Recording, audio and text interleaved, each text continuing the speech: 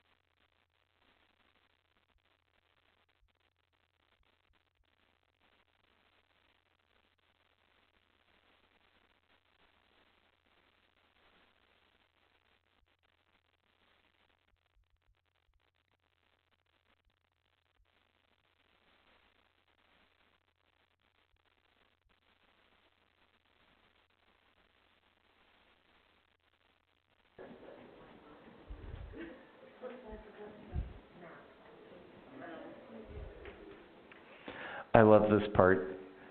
You know that part where you're in line for the ride and you've wandered all the way through all of the turnstiles and now you're next?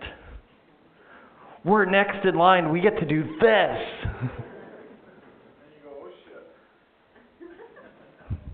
Well, yeah, there is that. Different if you're waiting for a roller coaster and you've been watching old people screaming before you. Yes, watching the old people scream. I don't know, maybe it's different for you. Or crying when they get off. Watching the kids scream is kind of interesting too.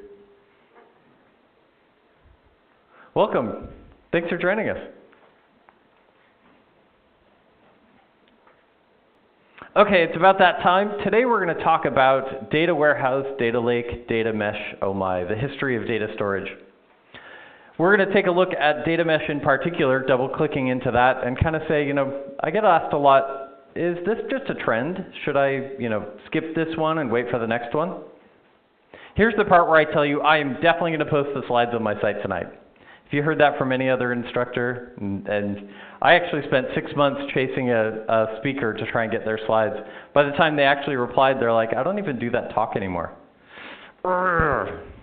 Which is why the slides are online right now. Let's head over to robrich.org, and we'll click on presentations here at the top. And here's data warehouse, data lake, data mesh, oh my. The slides are online right now. Yes? You're very loud. I am very loud. I don't know how to turn down the volume here. Don't feel like you have to project that. Okay, maybe I can turn down. Does that turn down the volume a little bit? Cool.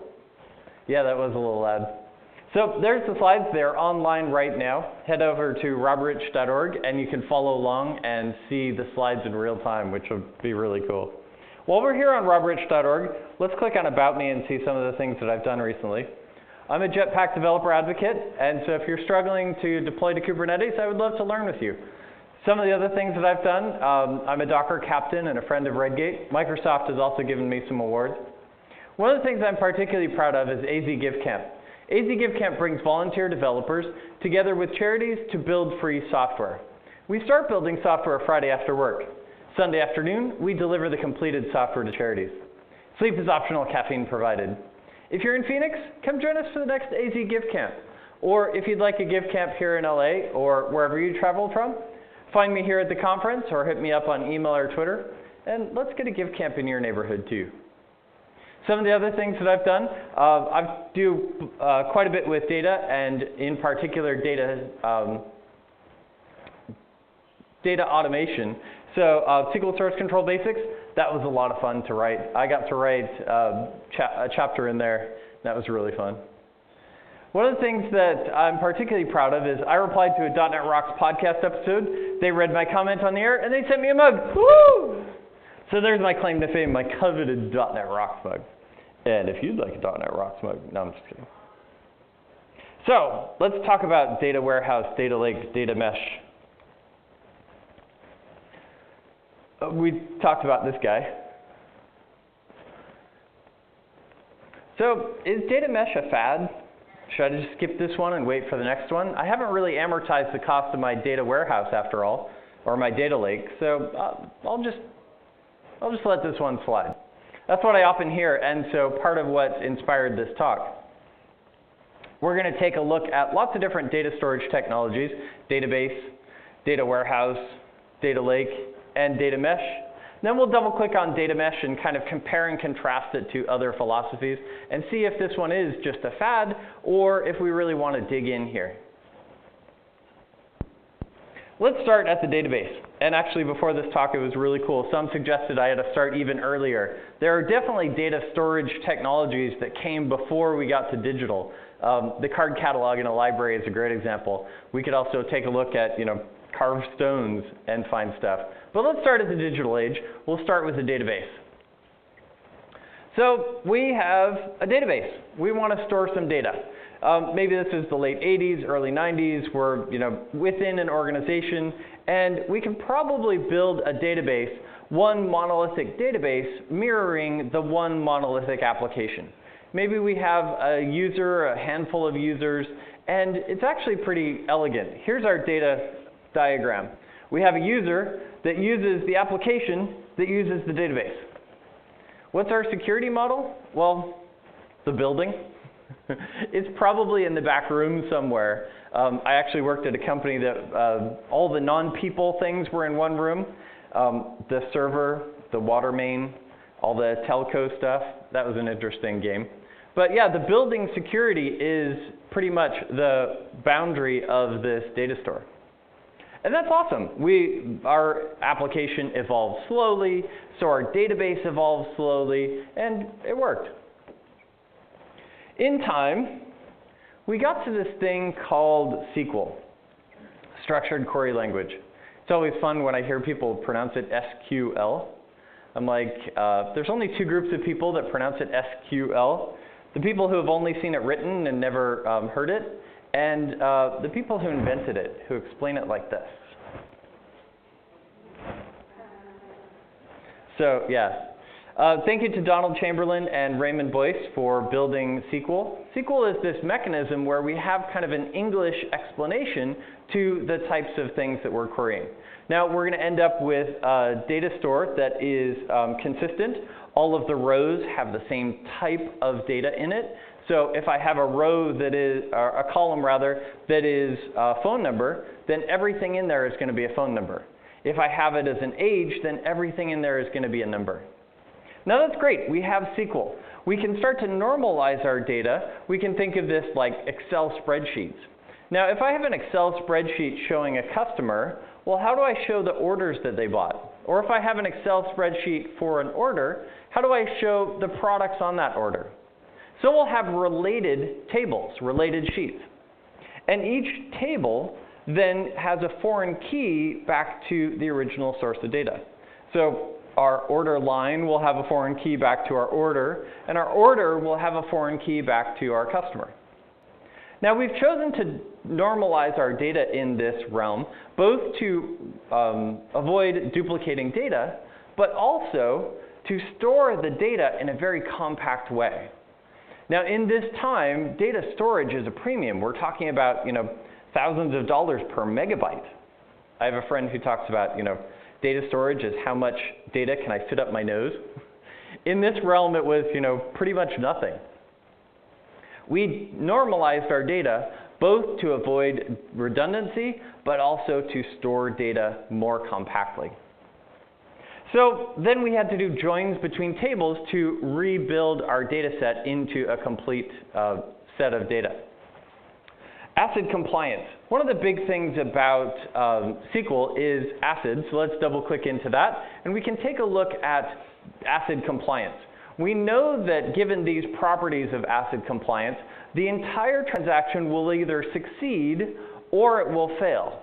We won't get some of the data in the database and some of it not committed. If we're going to do this, if we're going to update the data, all of it will get in or all of it will fail.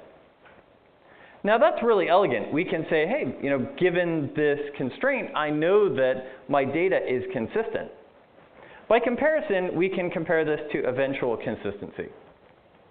I walk into Starbucks and I place my order. They're not going to hand me the cup and then pour stuff into it and then put the cream on. I don't know how coffee works, so there is that. And then finally put the lid on it. Instead, they'll give me a token, or I'll give them a token, in this case my name. And once the process is done, then they'll call me and deliver the finished product.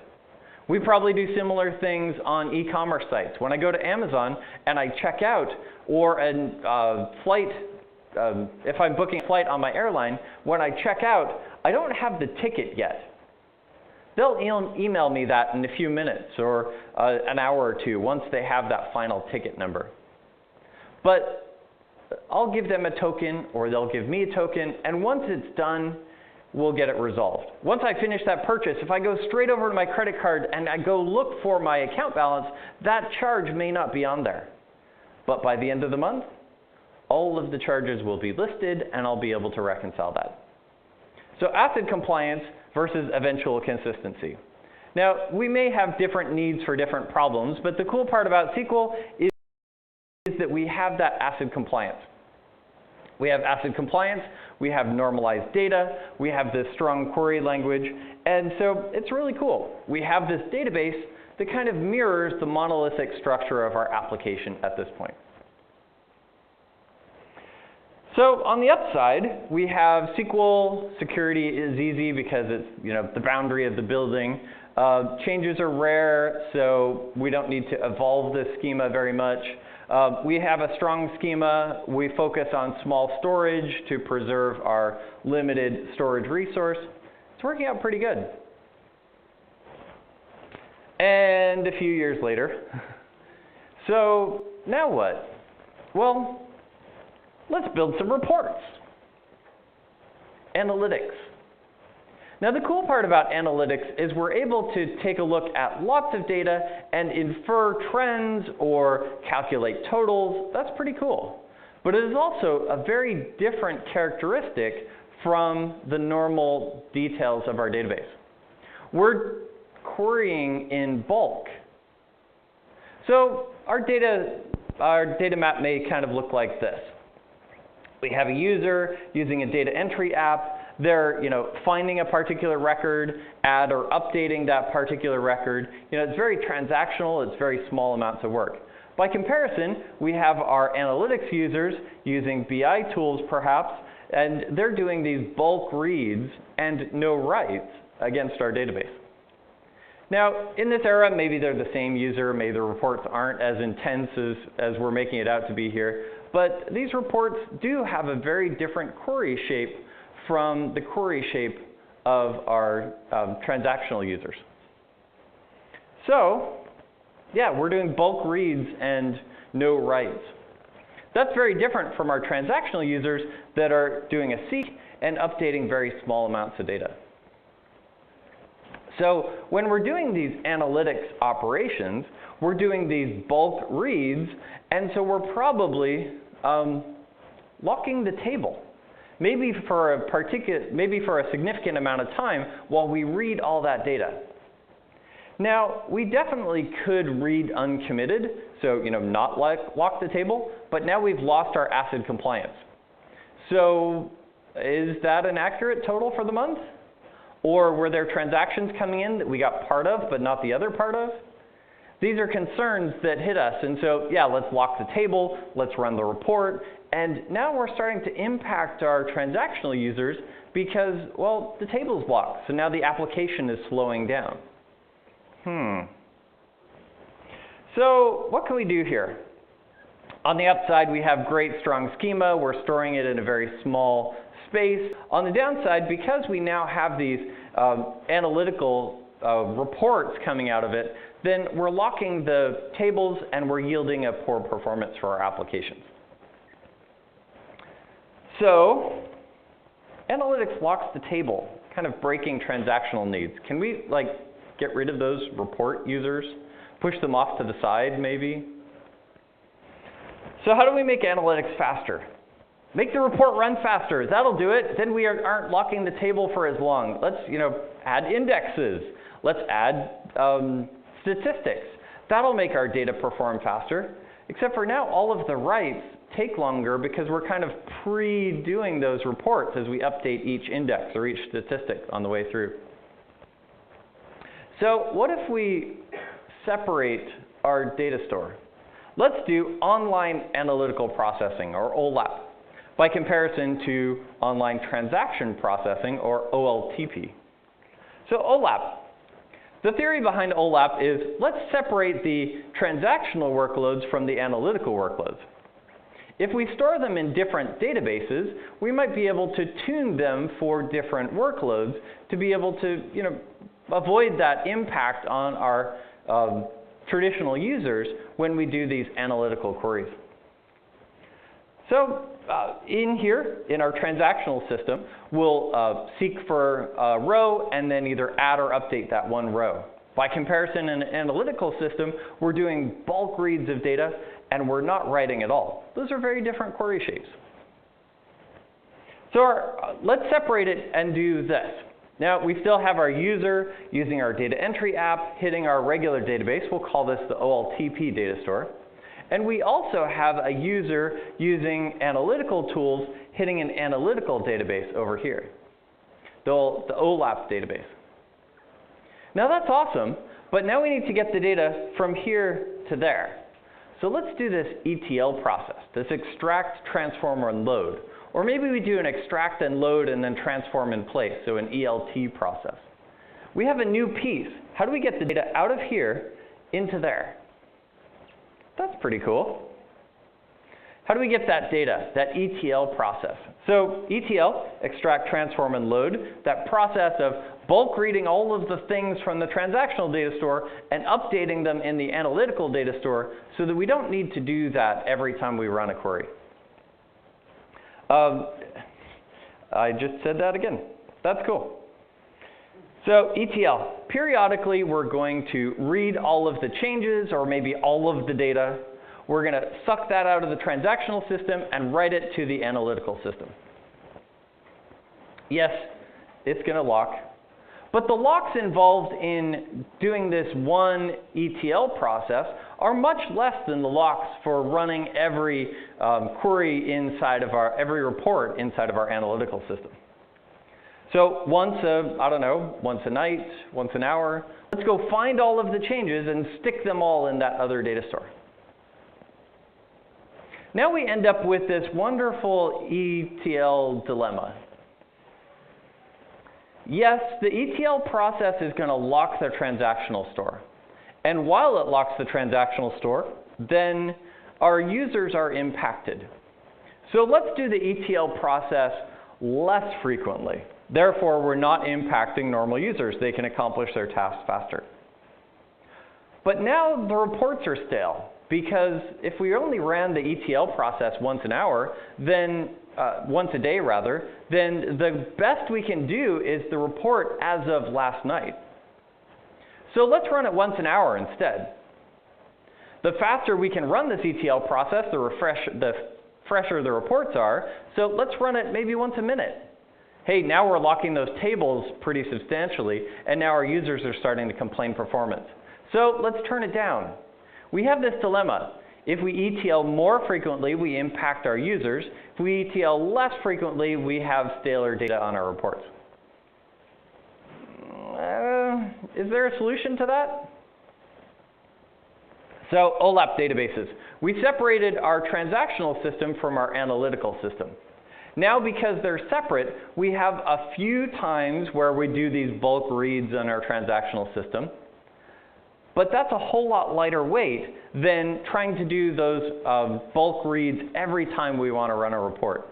These data stores are now separate, and so our analytical users can run all the reports that they need to based on those query shapes. And our transactional users can go find one row and add or update it really easily. That's cool. We ended up with this ETL scheduling dilemma, and that's kind of a bummer. Should we ETL faster or slower? Do we want to impact our users more, or do we want to make our reports fresher? So Olap databases. It requires that we do this ETL process, and the ETL process is by definition a compromise. So let's see what we can do with that. Olap databases, let's rename them, and we'll call them, let's tune the analytical database for queries. And let's focus in on kind of making this analytical database really focused in on that querying responsibility. And let's call it a data warehouse. Now, what's the difference between an Olap database and a data warehouse? The name. But now that we've kind of deemed it completely separate, let's start these experiments of making it more tuned to the bulk read type of scenario. So now that we have them separate, we can modify the analytical system without impacting our transactional users. So we still have the same data network diagram. We have a transactional system that facilitates our transactional users, and we have an analytical system that facilitates our BI users, and we have this ETL process that gets data from our database to our data warehouse. It runs periodically, but we're going to tune our data warehouse to make it more geared towards this analytical problem. So let's dig into some of the experiments we might do in this analytical system. How about we remove foreign keys?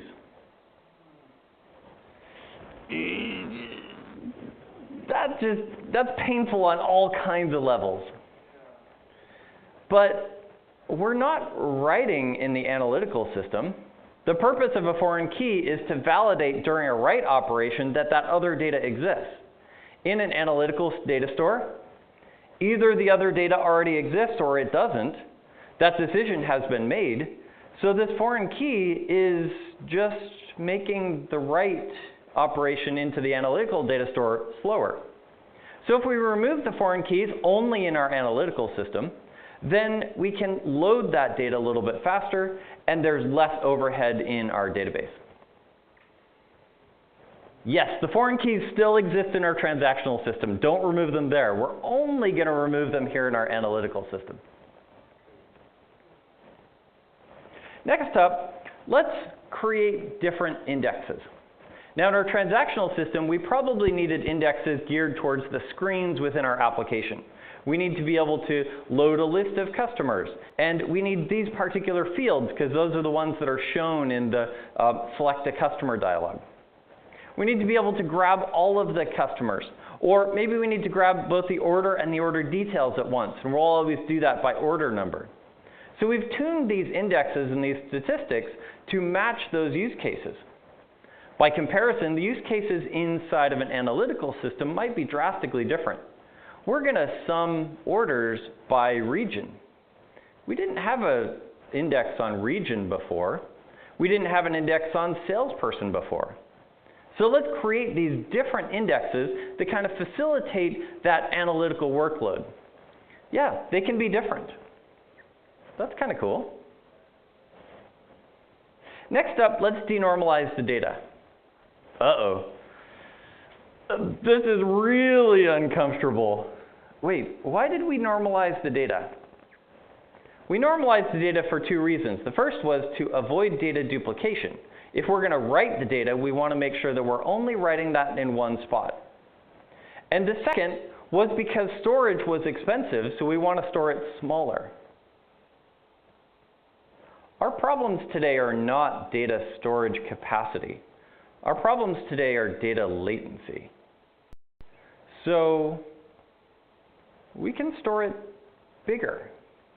My friend who talks about, how much data storage can I fit in my nose, he got a petabyte in his nose once, and I'm like, that is cool. Yeah, data storage is not our problem anymore. Data latency is our problem.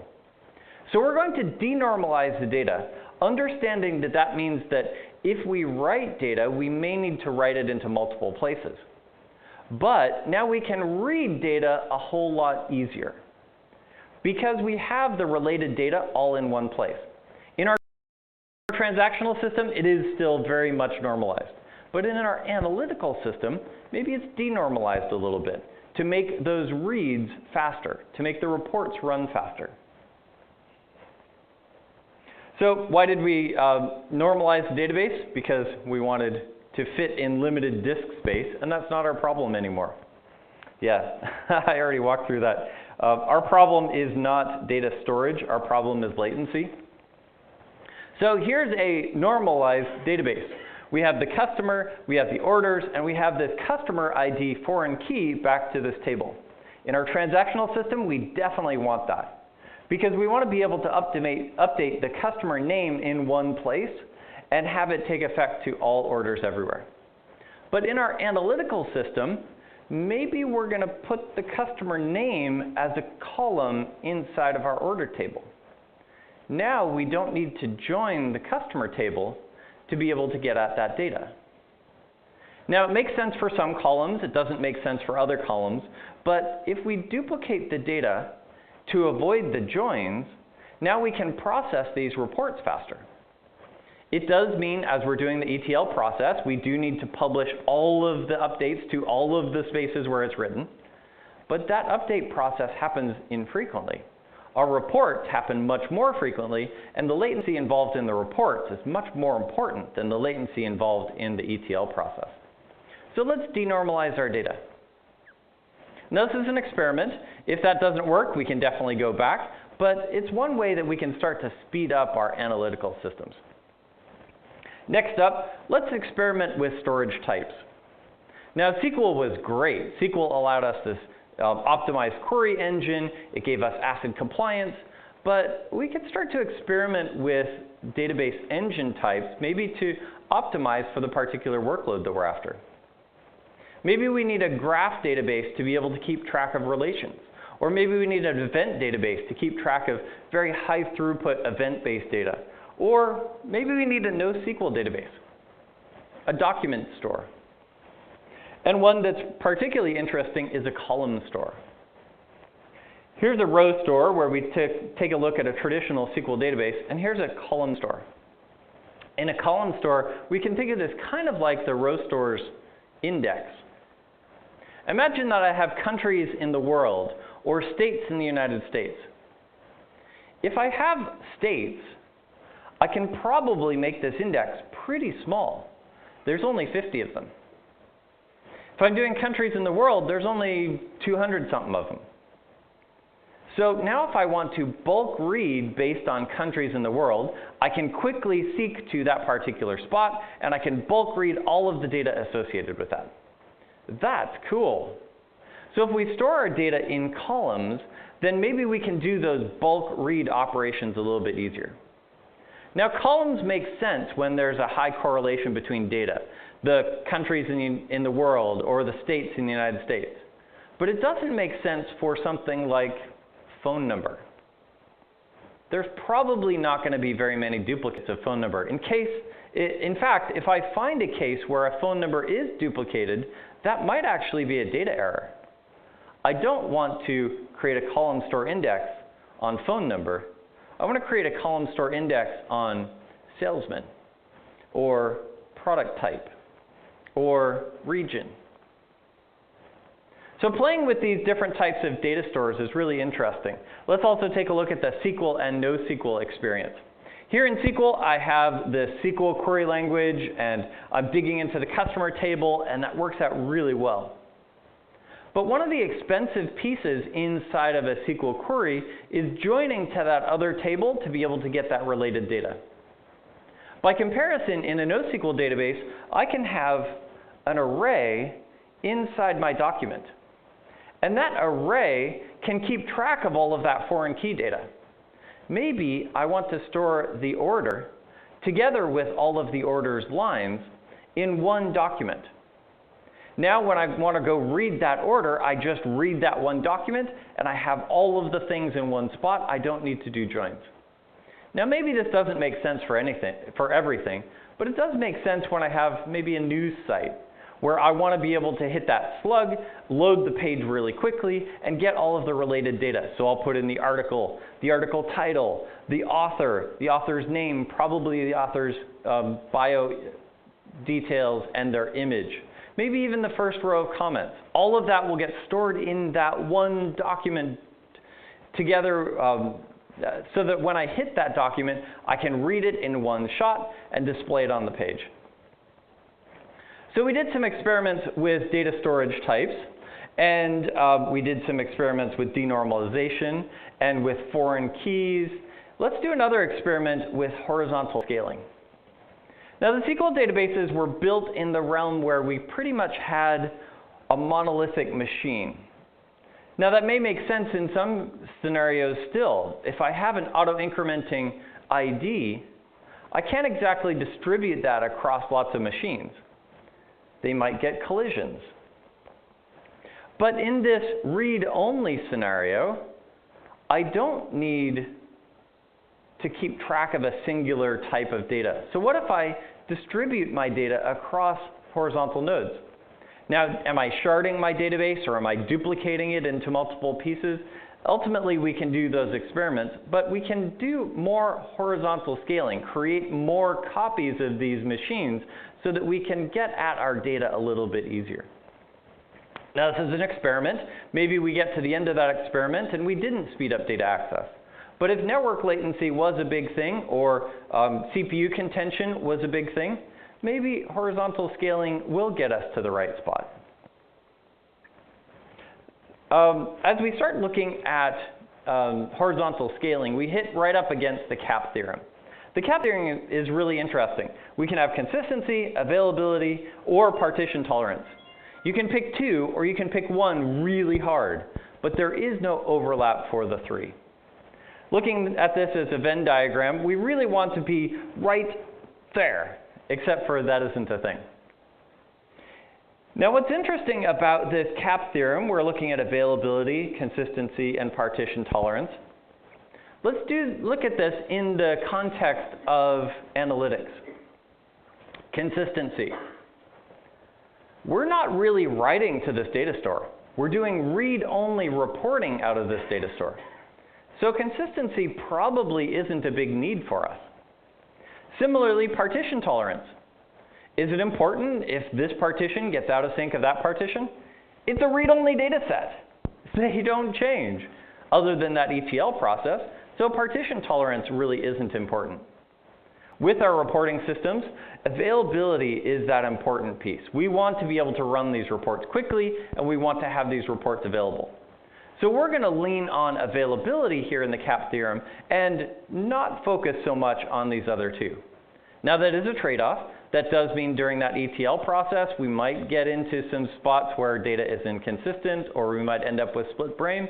But we're going to say that availability is more important, so we're going to understand that that's OK. So we did these experiments. Remove foreign keys, create different indexes, denormalize the data. We looked at other storage mechanisms, and we started playing with horizontal scaling. Now, all of these experiments are inside of our analytical system. Our transactional system is unchanged. But because our analytical system has different query shapes, we can do these types of experiments and yield maybe really effective results for the reports, for the bulk reads that we're trying to do here. That was cool. Our data warehouse is looking pretty awesome. We did some denormalization to make our analytics fast. Our schemas can evolve differently. So now our transactional system and our analytical system, the schemas may be significantly different because of that denormalization effort, or because of a different data engine that we're using. Cool, let's stop. We solved it, right? Well, we have all of these different data warehouses for different teams within our organization. How do we combine the data between those teams? I want an organization-wide view of all of the different things within all of the different data warehouses.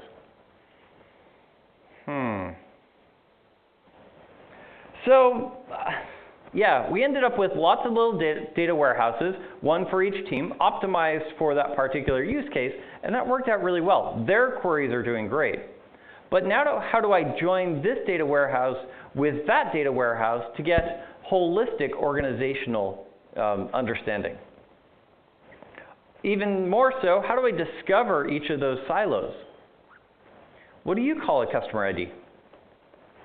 Can I use your customer ID and join it to their customer ID? Probably not. Is the account number the same? No. Maybe. Is the name the same? Probably not. How do we create these correlations now between these various silos? And that's the next problem that we want to take on. So on the upside, we were able to tune our queries to be able to optimize it for our particular use cases. That was great. On the downside, it was difficult to now join these between teams because each data warehouse was a silo. So maybe we could ETL between data warehouses.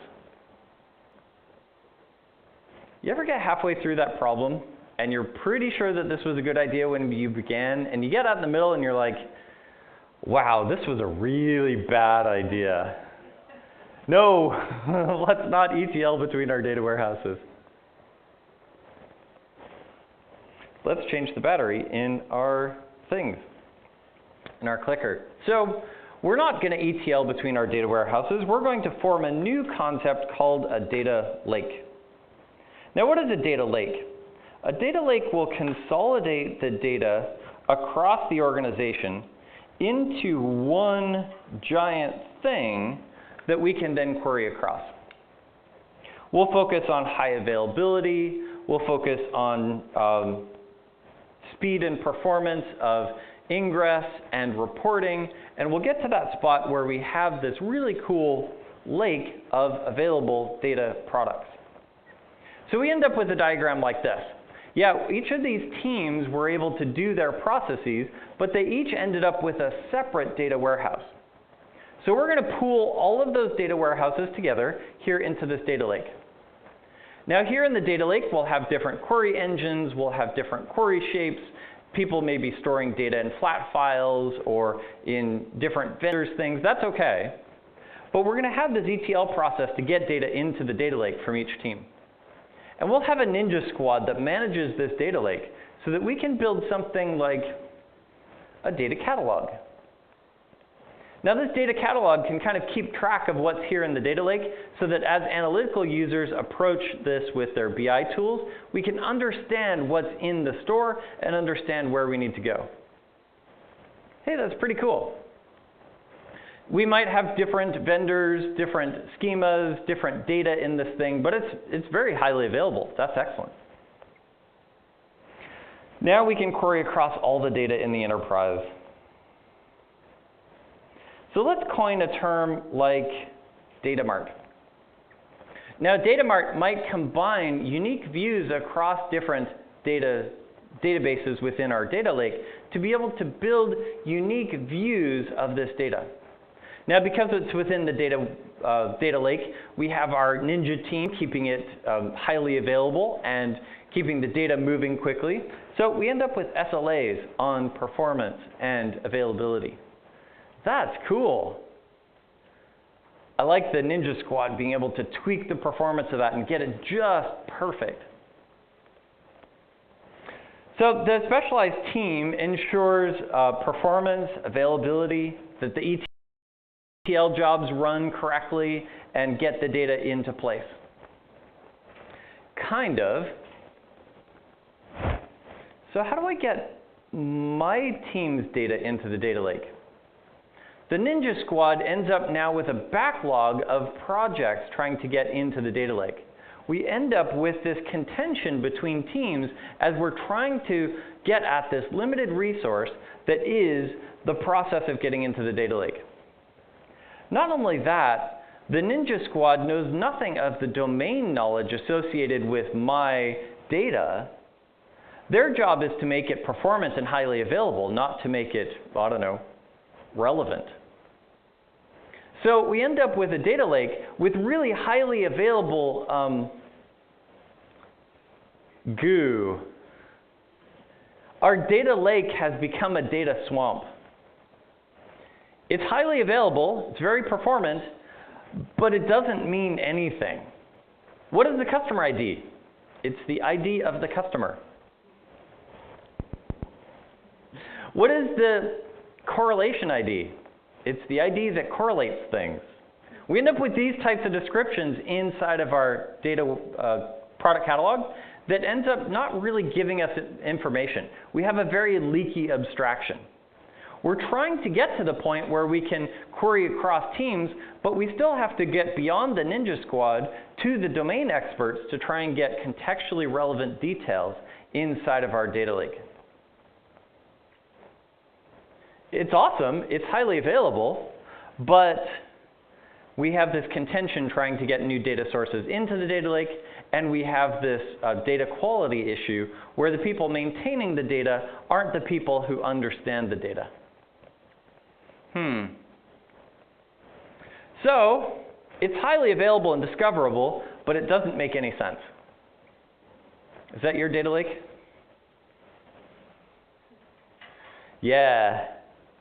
So a few years later, we're like, okay, so now what? Well, how do we avoid the swamp? How do we add that contextual relevance back into our data? How do we avoid the bottleneck that is the Ninja Squad keeping the system highly available and performant? Now, we chose to consolidate our data to be able to get at that performance and that availability. But we compromised domain knowledge and quality as we did so. Was that trade-off worth it? Maybe. Maybe not.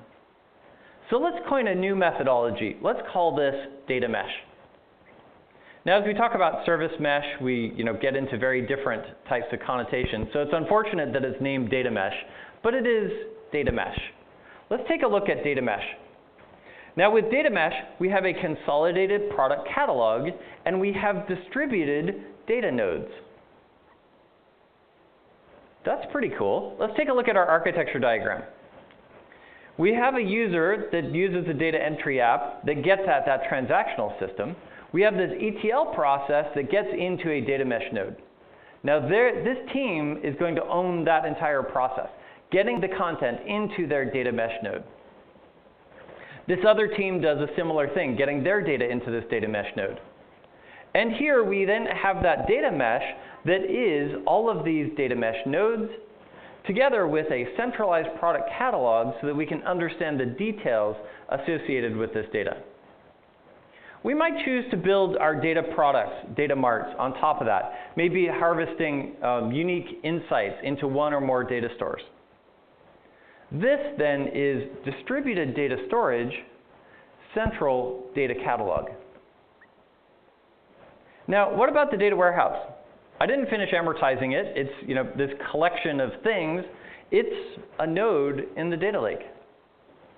Now, in time, we may choose to distribute it back to the teams that owned it, or we may just leave it as a data lake there, one of the nodes inside of our data mesh.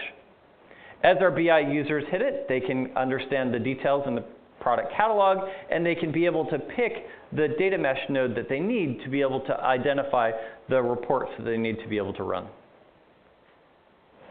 That's pretty cool. So our principles of data mesh.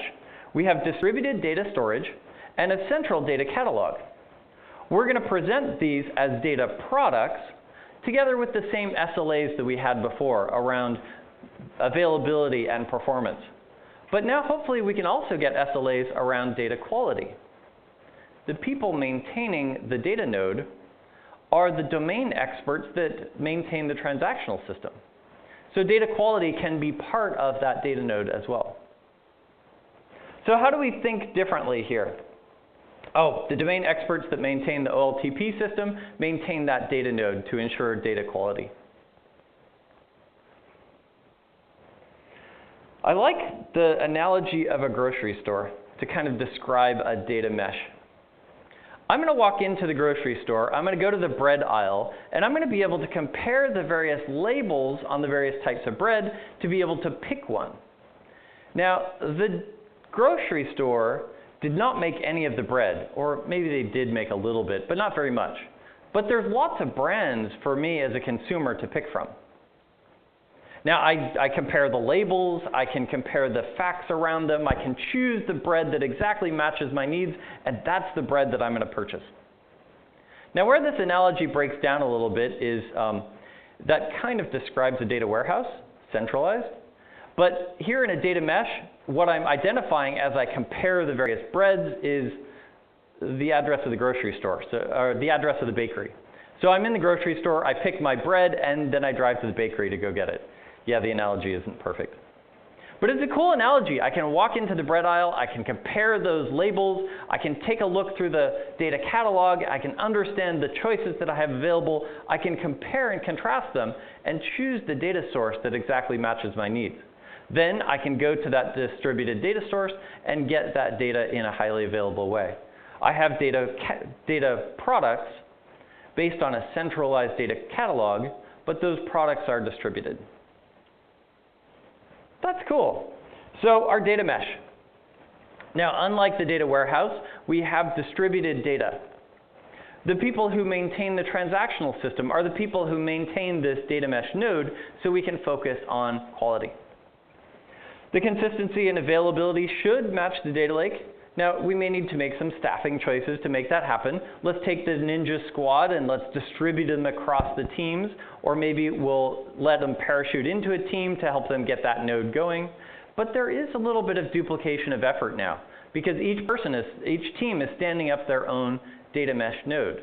So issues around availability and performance are a team's responsibility, and we need to find, a center of excellence to be able to share those skills and knowledge across the organization.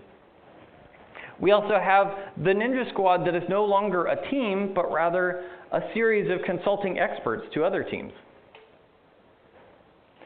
It was easy now to enroll new pieces into the product catalog because we just need to stand up a node with Ninja squad to prioritize it. But if a node doesn't get added to the product catalog, is it part of the data mesh? It might be possible to lose track of some of the silos within the organization because they didn't know how to enroll in the data catalog. So maybe they're part of the mesh, but they're not discoverable. So that's interesting. We have a very different paradigm from the data lake. The data lake, all of the data was centralized.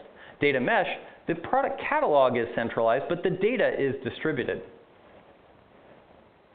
That's cool. Now, one of the interesting things is that data mesh is not a technology. I'm not going to buy a data mesh. Data mesh is a methodology. Well, that's kind of interesting. Let's compare this to other methodologies that we've found in tech. Let's compare data mesh and microservices. Now, why did we move towards microservices? Monolith was, kind of interesting. We could deploy it all at once. We could deploy it infrequently. We moved towards microservices so that we could distribute that problem and deploy small pieces as quickly as we needed to. By comparison, our data lake was this monolith, and we've chosen to distribute these microservices, these data mesh nodes, to be able to focus on agility of getting data into the mesh. A similar comparison, we can take a look at data mesh and DevOps. Now in DevOps, we pooled lots of different specialties to be able to get at the particular needs of that DevOps pipeline. Let's pull the software developers, let's pull operations, let's pull security, let's get them testing, let's get them into the same room, let's let them automate their processes. It's unfortunate now that we have DevOps engineers because it kind of breaks that paradigm, but DevOps as the methodology was a great cross-functional way to be able to get lots of people in the room to optimize this process, to deliver higher quality, and to deliver more quickly. Similarly with data mesh, we pool all of the different experts. We have the domain experts from the team. We have the Ninja squad that is able to comment on SLAs around performance and availability. And we can pool these users, perhaps maybe even with the BI users, to understand the needs of our data mesh node so that we can denormalize our data effectively and so that we can make those trade-offs with ETL around availability and freshness of data. We have this cross-functional team that comes together to make this possible, really similar to DevOps. So what about the data lake? Do I have to throw away my data lake because I've chosen data mesh? No. The data lake is one of the nodes inside the mesh. Now in time, we may choose to distribute the data lake back to the teams that owned it, let them own the ETL process, and now we avoid the Ninja squad caring for that centralized spot. But in the meantime, that data lake is doing just fine. Let's make it a node inside the data mesh, and if we can get out of data swamp mode, then maybe it's just one of the nodes there in the data mesh, and we can just let it be. We don't need to abandon our investment in data lake just because we want to move to this distributed methodology of data mesh. So, should I dump my tech and start over? I'm halfway through my startup experience. Should I just, flush the data lake and the data warehouse and start over? No. This is a methodology. This is a way of thinking about this data. We don't need to buy a data mesh. We don't need to fund a team of data mesh. Maybe we're taking that ninja squad and distributing it across the team, but probably that's the only major functional change within our organization. This is a methodology, not a product. So, in answer to my friend who asked me, should I skip this one and go to the next one? I don't think so.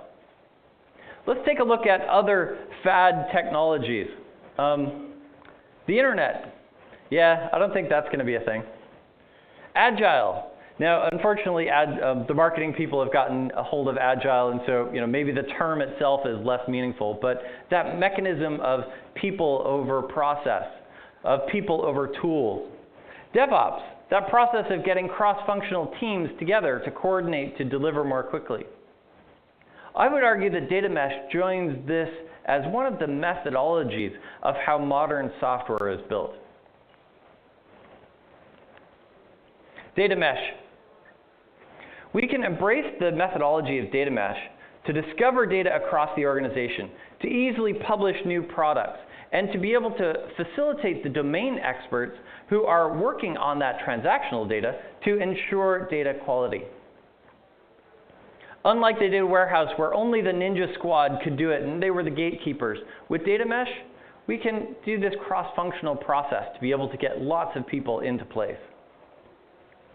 These slides are available right now on robrich.org, and if you find questions later or tomorrow, hit me up on Twitter at @rob_rich, and let's continue the conversation.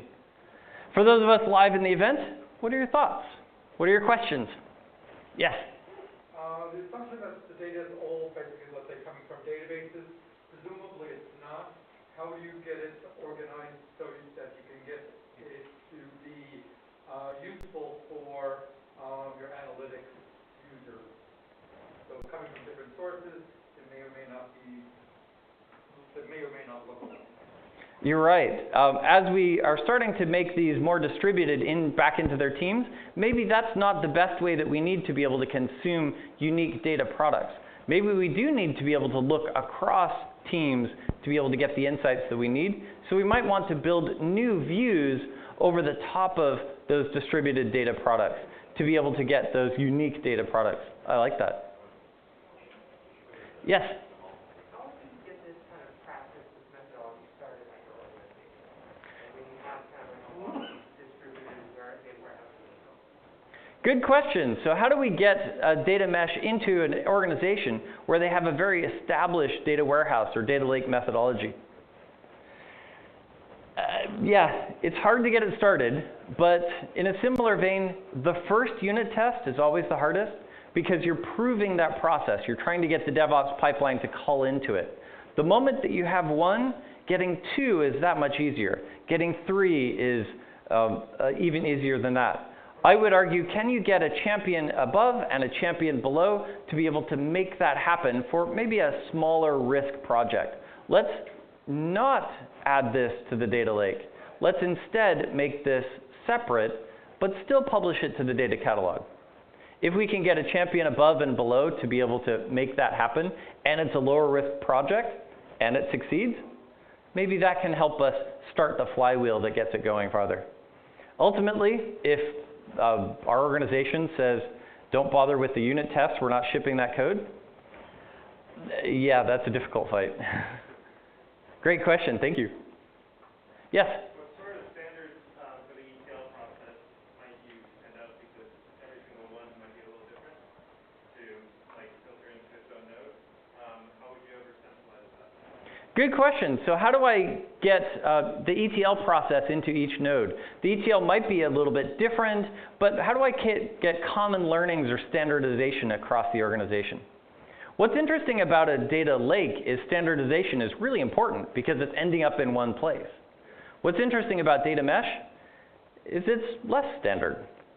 So I do want to have a center of excellence where I can take learnings around ETL and start to distribute it among lots of teams, but I don't necessarily want to legislate exacting similarities because that might lead to data quality issues or barriers to entry for getting more nodes into the organization. It is a delicate balance because I could definitely fall off the edge on either side. You know, overly standardize and now it's difficult to get data in, or don't standardize at all and now every team needs to reinvent the wheel. But let's find that careful balance where we can use each other's learnings but not be dependent on each other's assumptions.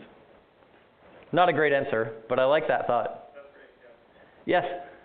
I know you talked about data mesh as a methodology, and I get that, but what are some like common products or common open source software that you would use to realize data mesh? Good question. So I've been very careful in avoiding mentioning products today. And can I step on the other side of the thing and start talking about what products we might use to get a data mesh? No? I mean, yeah, my goal is really not to pitch today, so I'm going to avoid mentioning products. I love that thought, though. And so, you know, find me over a beer, and let's definitely get really intense. Yeah, great question. Thank you. Yes?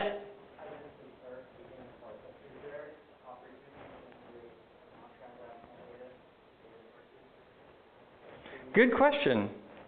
So I've got maybe some non-transactional data sources. Maybe I've got some data streaming. Can I get that in my data mesh as well? Yes, in the way that we get it into the data lake today, we can get it into the data mesh. So maybe streaming is the way to avoid that, you know, kind of transactional nature of an ETL process. Can we just pipe the transaction log from this through a stream and get it to pipe into our analytical system? Yes, it is fun. In the same way that you've done it in your data warehouse and data lake, you can do that in your data mesh as well. Well, this has been a lot of fun. Thanks for joining us today.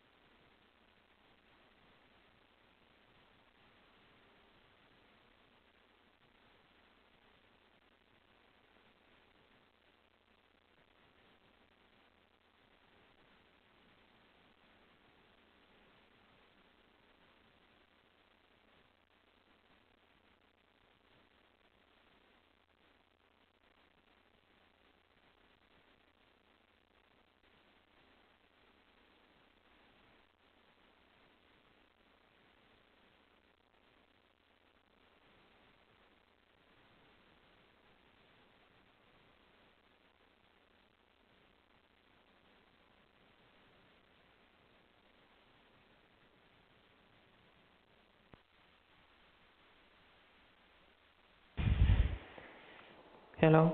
1, 2, 3.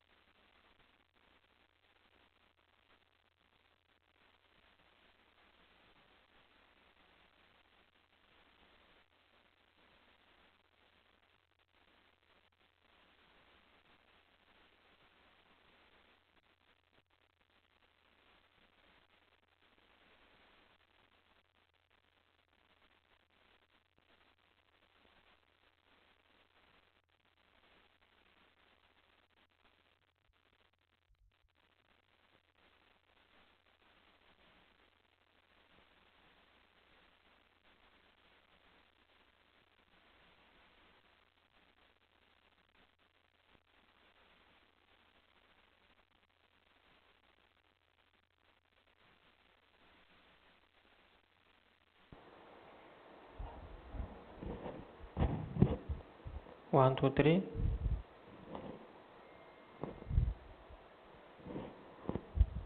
Okay. I think we can start.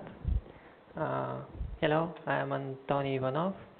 I am software engineer at VMware and technical lead of a new open source project in the data space, Verstal Data Kit.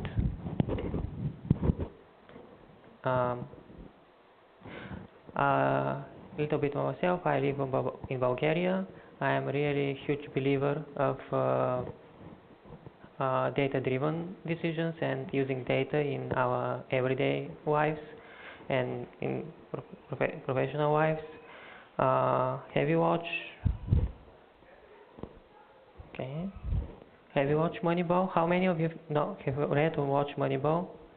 Yeah, it's a great movie. For those who have not watched it, it's about this Oakland Athletics baseball team and their general manager Billy Bean, who is played by Brad Pitt in the movie.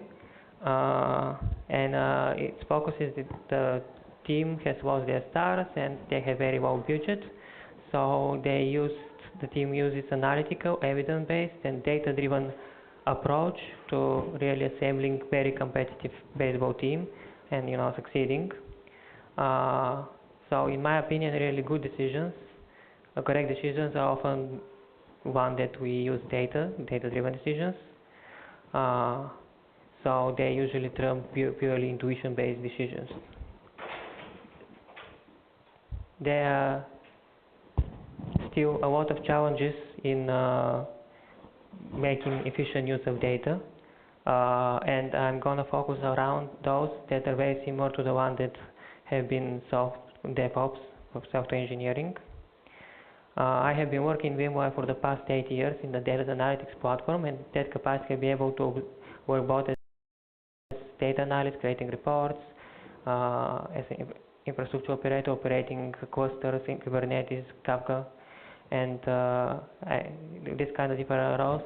The last 2-3 years, our focus has been how do we make efficient data engineering, how do we make it easy for data analytics engineers to be able to focus on SCaLE, modeling, creating bug dimensions, creating reports, ML models, and abstract away everything as much as possible. A quick sneak peek. So basically, we want to go from model where we have fragmented infrastructure, silos, and a lot of tension especially between infra and data teams, to a model where basically everybody can focus on work that they're really good at and they want to do.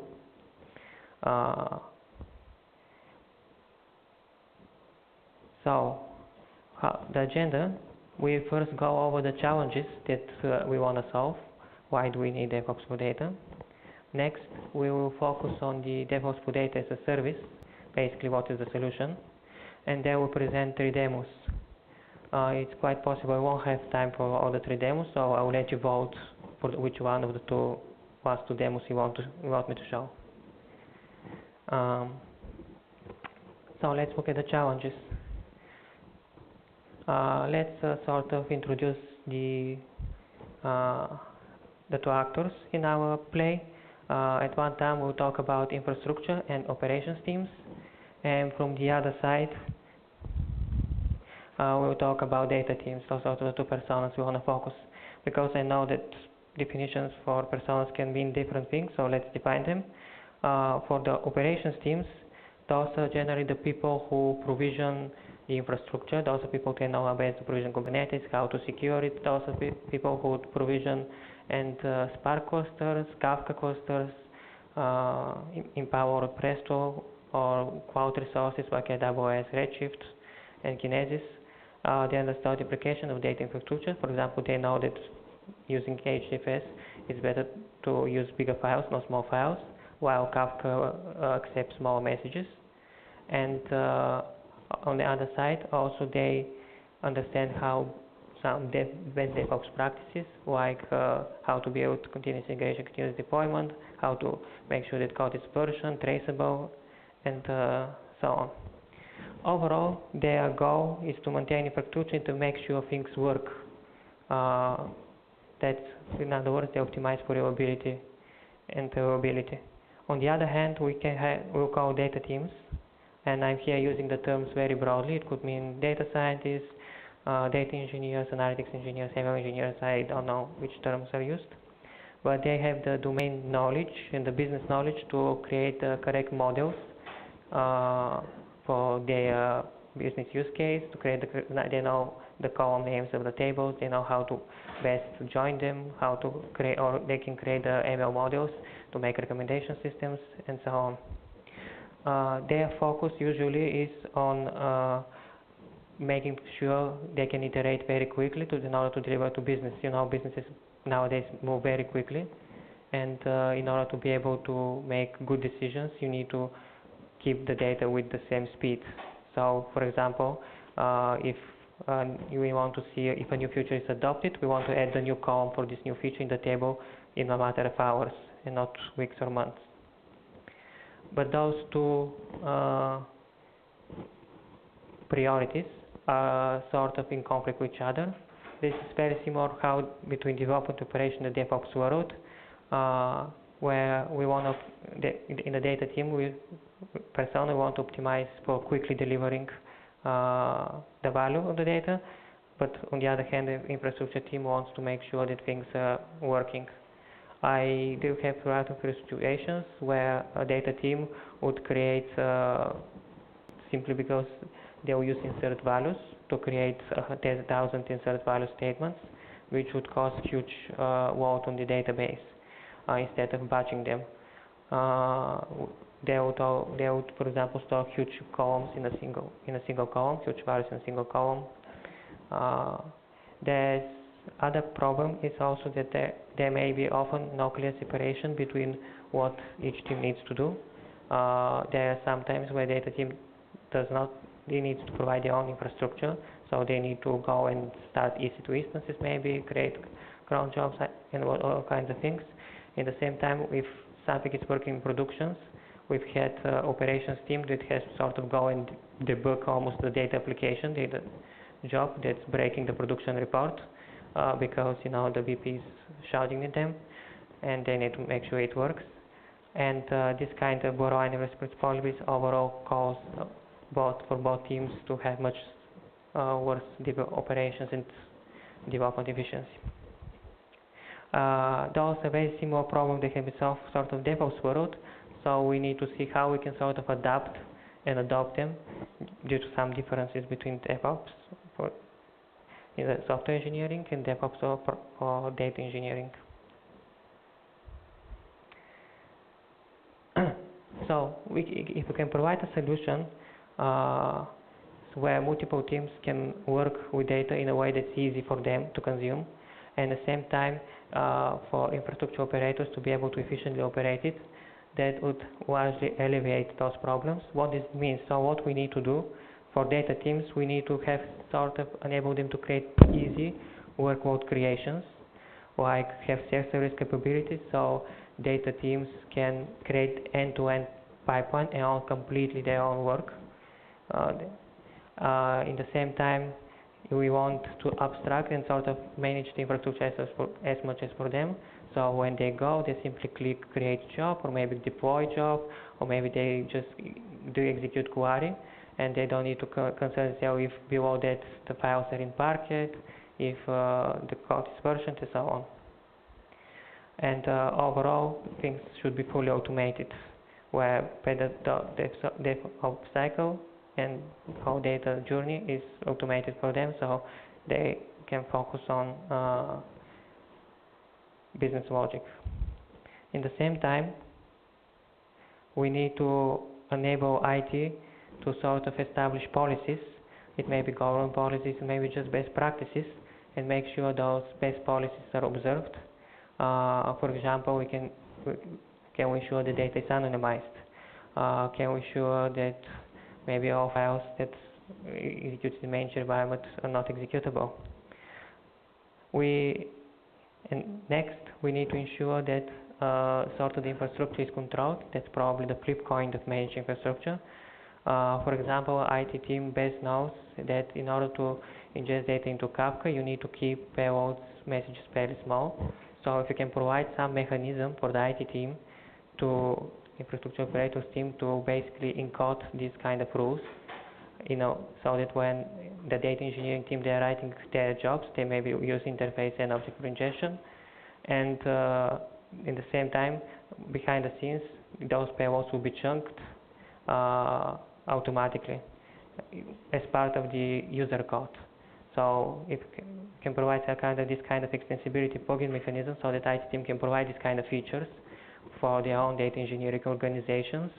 That would sort of alleviate a lot of those problems, because the infrastructure team, which knows what is the best way to ingest data or the best way to query data, they can encode those rules, and what the data team just would focus on sending data for ingestion or querying data. And that's what sort of the Verstal Data Kit project aims to do, solve those kind of needs for the data engineers and for the infrastructure people and operators.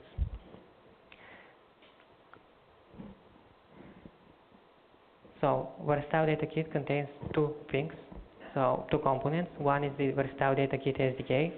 It's a Python-based application which enable data engineers to write any SQL or Python, enable them to their interfaces to help them to ingest data and to transform data. It has some goodies like clean engine quality, and importantly, it has Lego-like extensibility. So it enables exactly this, to basically sit between the data path and enable to establish those kind of best practices. And the other part is a Verstal Data Kit control service. It's a runtime for data jobs. It provides an REST API which sort of abstracts a lot of the DevOps cycle.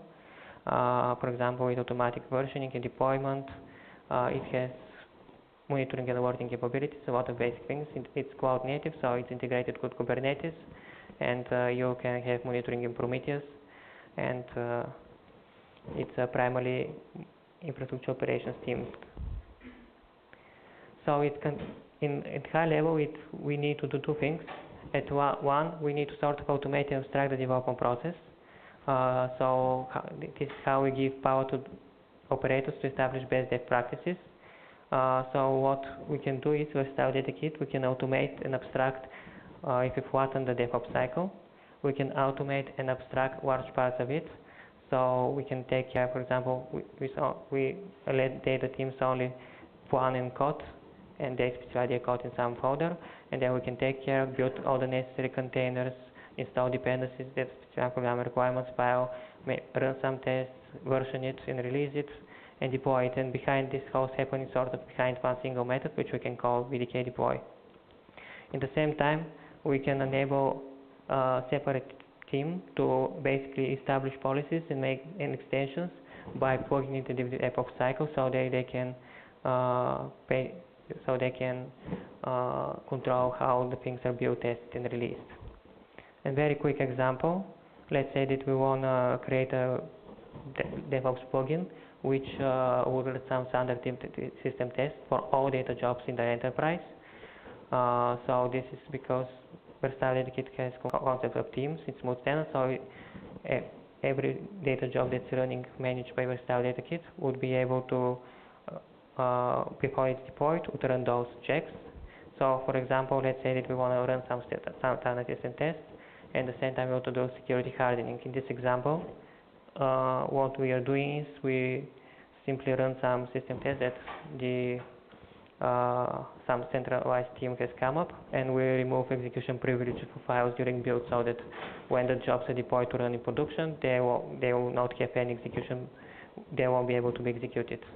This is an example taken from some use cases we had where we need to do some security hardening. This is basically a Docker image which is can be configured during installation. And the second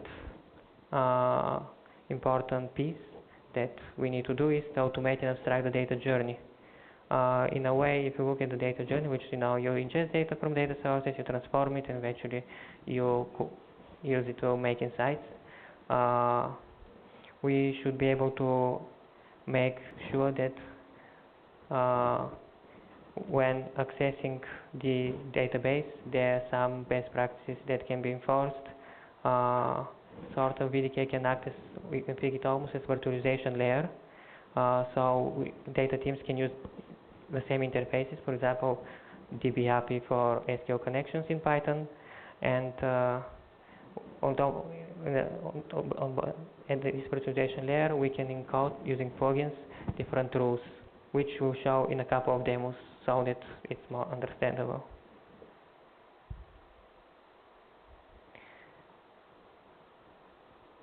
So if we circle back, basically we can say that in a way the SDK, though it's primarily used by data teams, so they use it to develop data jobs and to basically for them this enables us to abstract and automate their data journey, primarily abstract. In the same way, the control service primarily deals with automate abstracting the DevOps cycle.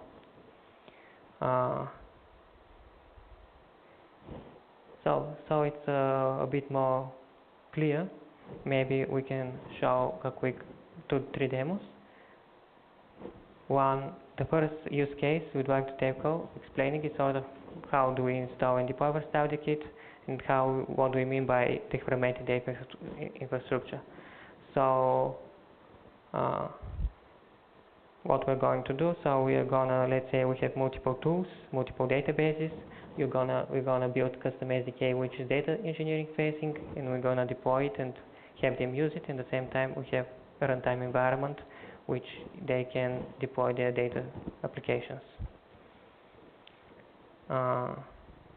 So first, we'll build our custom SDK, then we'll store Verstal Data Kit using that custom SDK, and then we'll see how this is used by data teams.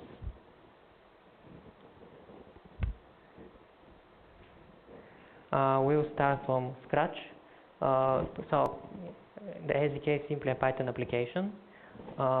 In our case, if you use Python, you find this very trivial. You can use, I'm using set of tools in this case, but we can use any kind of Python distribution package library. Which is here Lego-like, we mean we really can specify our dependencies. Not sure why it's so bored, but we can specify our dependencies, like we specify here VDK Postgres and VDK Snowflake. So let's say that our organization has dependencies to Postgres and Snowflake, and we want to ingest data using HTTP file. After that, we can specify a configuration plugin. So in a way, we don't have to, the data engineers which are using the SDK wouldn't need to worry about what are the best way to configure how to connect to the Postgres database. We can simply specify all the necessary configuration, and I guess we'll just leave user and password for them. And in a way that it's a Lego, we simply let it's a new Lego piece to our dependencies, basically the custom SDK that you want to build, which we've named my.org VDK.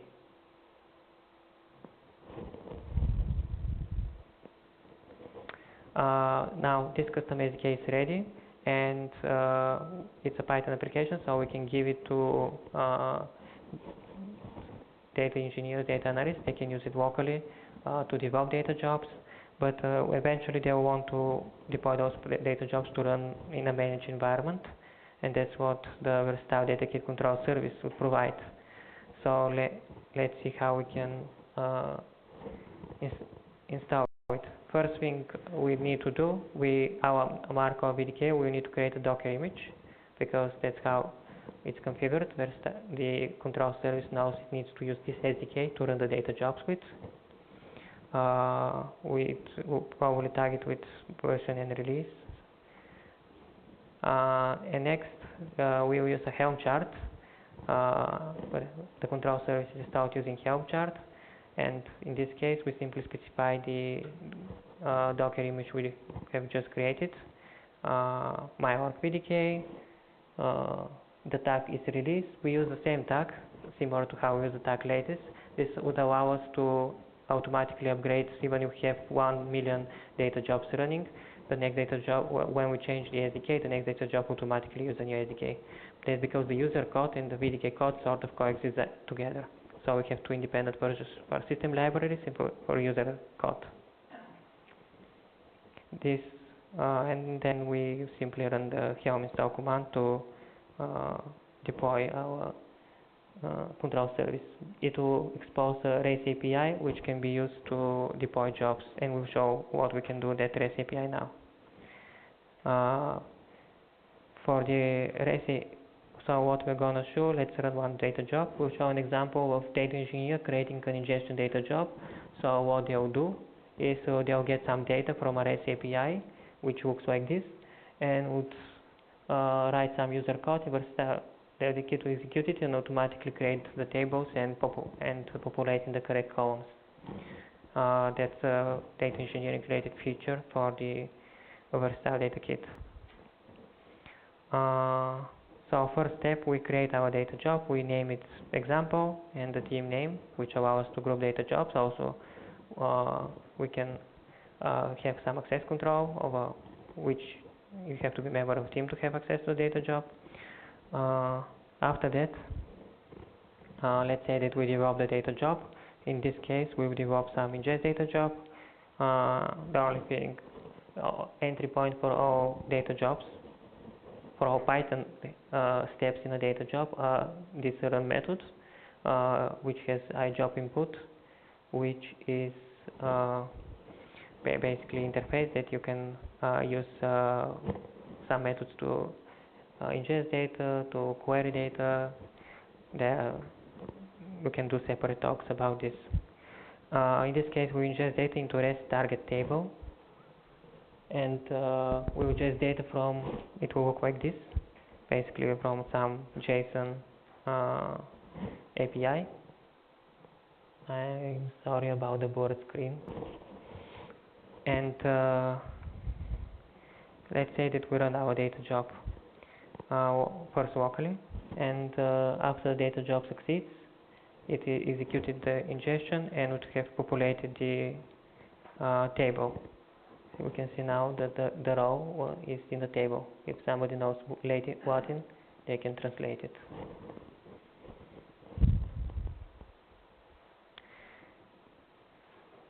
And as the next steps, we will deploy this data job.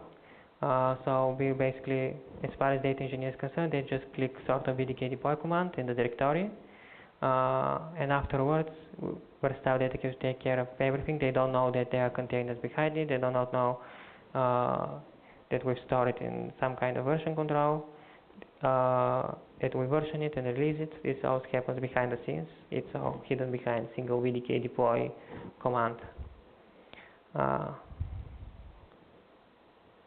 And that is how we sort of, for now, we already have analytics platform. So we have a platform for data engineers that they can start using immediately. They can incorporate their existing data jobs fairly easy, or they can start writing new data jobs using custom SDK. We configured the databases, so it immediately connected to the existing data infrastructure.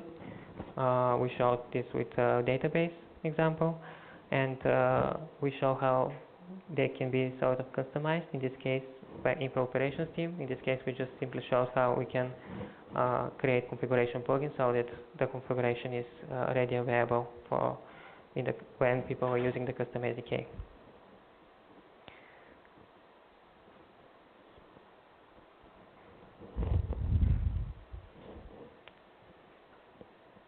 Okay. And not sure we have time for all three demos, so I'll let you choose which one we want to start with. The first one sort of will show how you can improve data infrastructure security by automatically anonymizing sensitive data. Like we'll show how we can have a plugin which, when installed, will the same data we saw there with configuration anonymize some of the columns without any changes in the existing data engineering code. And the second demo will show how we can sort of improve infrastructure stability by validating some beta SQL queries. We'll write the plugin itself because it's simple enough, and validate some use case for beta SQL queries. Which one do you want to show first? So raise hands for those who want to see use case one first. Okay. And can you raise hands if you want to see use case 2 first? Okay, there were more people for use case 1. Cool. So let's start with sensitive data. Improve data infrastructure security. This is sort of an example of how we can automate and abstract the data journey and hide complexity to data infrastructure for data teams. So what we are going to do is the same job that we showed in the demo, the first demo. We're gonna install an anonymization plugin, and it will automatically, based on configuration, anonymize the title field. But let's see. So let's first install the anonymization plugin. It's a POC plugin that I developed for the demo, but because it's currently I'm not going to show how it's developed. We just install it.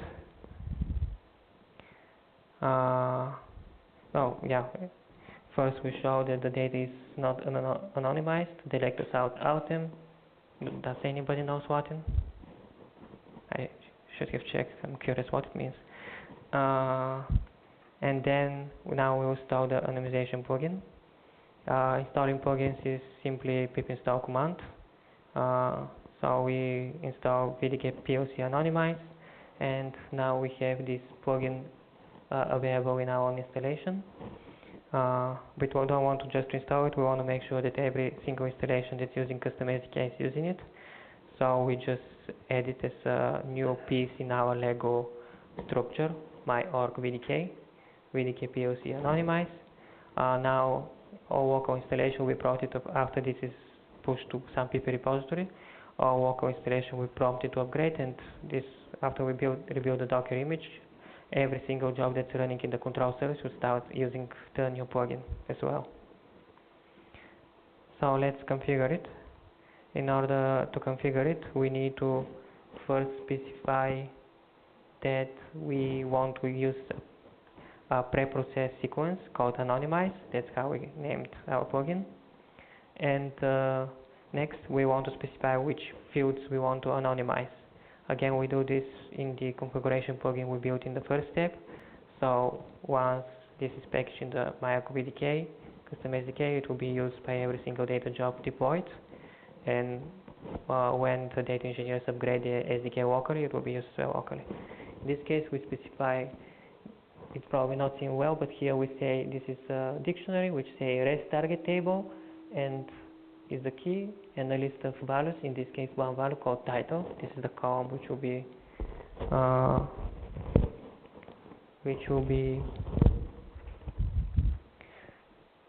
anonymized. Afterwards, we will show how this is going to be used by a data team. So let's rerun our data job, the same data job we run again before, after installing the plugin, and we can see that after querying the table, now the field is anonymized. You can play with the demo yourself. If you contact me, I can send you a link to where you can play with the demo by yourself. And that sort of showed our second demo. It showed how we can basically, by installing simply a plugin and adding some configuration without changing the existing data job, we can see it's the same one. Our data is starting to get anonymized.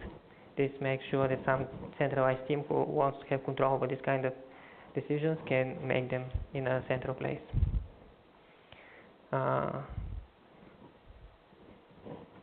So yeah, we showed how we can sort of enforce this kind of data security policies because it's applicable for all data jobs. You can do anonymization, because you basically can intercept what happens over the data when it's ingested. You can do all kinds of things. You can figure out, you can start sending telemetry about the size of the data. You can simply reject it if you don't want it, and so on. important things, there are really no changes on the data engineering code side. I guess we have time for the second demo. So I'll do it as well.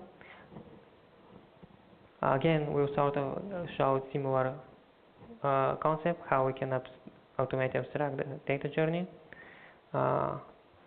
Any of you had a situation where any of you operated databases like Postgres, MySQL, Empower, Redshift, Snowflake? Do you have experience with this? I have had a situation where some customer user is doing something and all of a sudden the database is extremely slow or it's even crashing. And there are a lot of cases where we had to deal with these kind of things. One particular case I'm using as example is from time to time users were sort of decided to ingest data using insert value statement. And those insert value statements tend to be, well, you can imagine if you want to ingest 1 million rows, they can be megabytes to gigabytes. And the way we use Empower and the way database changes, usually you have master nodes and you have worker nodes. Worker nodes they have terabytes of memory, but the master nodes are much smaller. Also, they are not optimized for needing to parse 1 gigabyte of query, so they will tend to crash. The only thing we could do initially was we simply would bug the user and ask them to fix their query. But if you can do this much earlier, even during the development cycle, that would be much better. So what we next do, we sort of build VDK query validation plugin so that we can intercept query and decide if this query is too big or not. So let's build our plugin. First we'll build query plugin, then we'll register it as plugin in the control service in our custom SDK, so it's applicable for all data jobs. And finally, we'll see how it's used by data teams.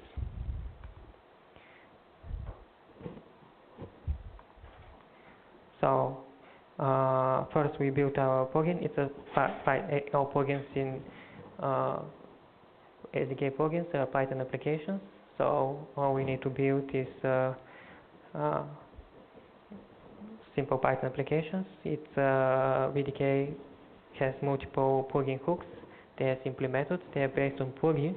If any of you are familiar with PyTest, it's very similar. Plugin is the same framework used by PyTest. So what we first did is we simply specify VDK configure hook, and we say, hey, we want a configuration called max query size. This basically be automatically injected from environment variables, configuration file, whatever, depending on how the environment is configured. That's why I do it. In the next step, we will basically just get the already populated value. And finally, we implement our database connection validate hook. It's the one that actually does the whole magic. It's a special hook. There are different DB connection hooks, but this one is called before operation is executed, any kind of operation, usually a SCaLE query. So what we do is simply calculate the size of the query. If the size of it's pretty simple, length operation plus parameters length. If bigger than the configured value, then we say no, not allowed. Next step, we need to register it as a plugin. In order to SDK to realize that it's a plugin, the only extra thing necessary on top of what you do in normal Python applications is defining this entry point called VDK plugin run, in which you specify the name of your plugin, VDK my plugin validation, and the package name, which is entry point for the plugin. After that, the next step is after we've released the pipe repository, we need to sort of edit our my.org VDK, our custom SDK that's used by our data engineers, data analysts in our organization to apply this plugin. So we specify VDK my validation, and after we deploy this, it will be used by everybody. And we can show now, let's in our example, I've pre-configured the max query length to be 10 characters, and we can see that after the data job executed, we have a query which exceeds those 10 characters, so it failed. This is locally, so they get the feedback that the query is too long before they reach production and the database crashes. So yeah, as a summary, what we did is we created this query validation plugin which intercepted queries and validated that they meet, in our case, some query length. In a way, we sort of simplify our operations by providing better service for our users and at the same time ensuring stability, and this reduces dependencies between different teams. As a summary, what we want to do with this DevOps for Data as a Service, we want to enable everyone to focus on work that require really their core skills. That could be different in different companies, so we need to allow them to decide what their core skills is for themselves. And in this way, maybe we can sort of allow infrastructure people to have control over how the infrastructure you use. Maybe DevOps people, they can allow them to implement some best DevOps CI/CD practices, and allow data engineers, data analysts to focus on creating reports, creating business logic transformations. There are a lot of more things. This is a new open source project, so our documentation is pretty poor, so I really suggest you contact us if you find anything interesting. You can find our contacts at Verstal Data Kit contacts. There is also Medium blog with some articles which you might find interesting. mediacom.com/Verstal Data Kit.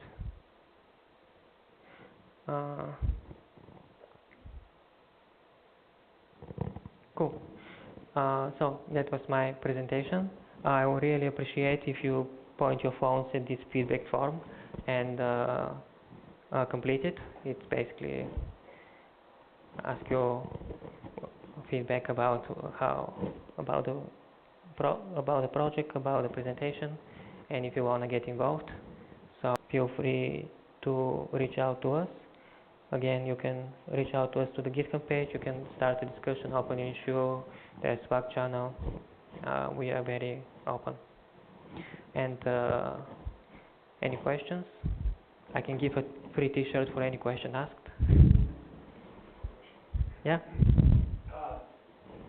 So how does this compare, or what are the instead of like say Airflow, G Flight, and many other data orchestration frameworks that are also kind of plugins and ostensibly do something very smart. So what's the sort of comparative advantage? So yeah. So how does it compare with Airflow, Flight, and similar tools? So in a way, Airflow and Flight and Prefect, they're more like process orchestration. You then don't actually, you have for Airflow you have operator, but the Airflow itself does not know what happens inside the operator. VDK is more of a data orchestration because it's more like virtualization layer, where when you use normal DB interface like DB API, PEP 249 for connecting, but we sort of manage it like we add virtualization layer between before the query being executed to the database, so we can add all these kind of things that we showed. For example, you cannot, with Airflow, there's no way to write an anonymization plugin which will be applicable for all jobs running in Airflow.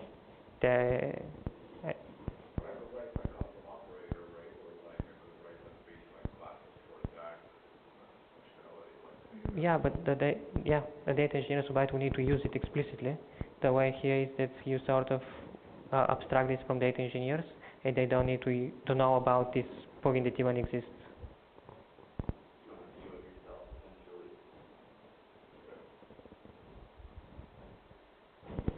And a T-shirt.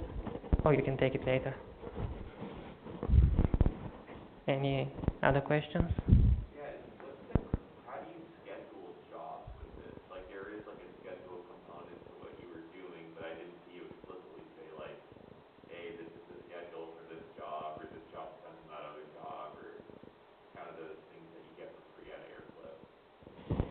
So you can schedule jobs with cron expression, but we don't actually do workflow orchestration. So the workflow itself, we have integration with Airflow, so you can actually use data jobs PDK standalone, but eventually if you hit enough complexity, you want to sort of manage your workflows and have them depend with each other and define those dependencies.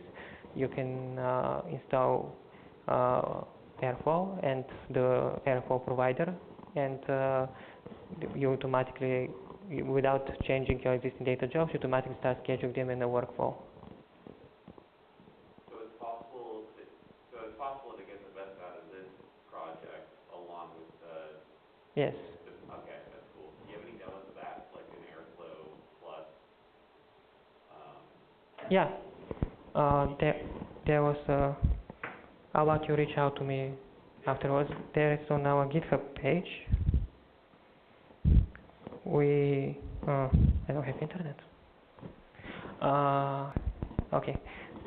I'll go check it out. We had recently a community meeting, which this integration is very new to Airflow, like a month or two old.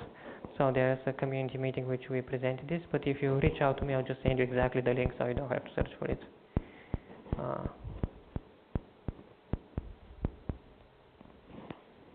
Any other questions? Okay. Thank you very much for attending the presentation, and I hope you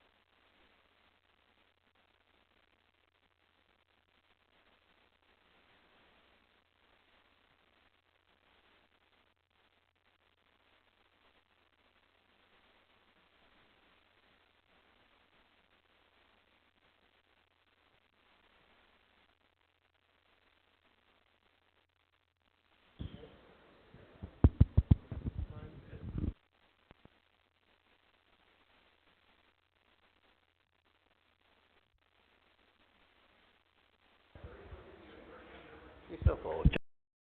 Check 2, 1, or, ooh, little hot, test. All right.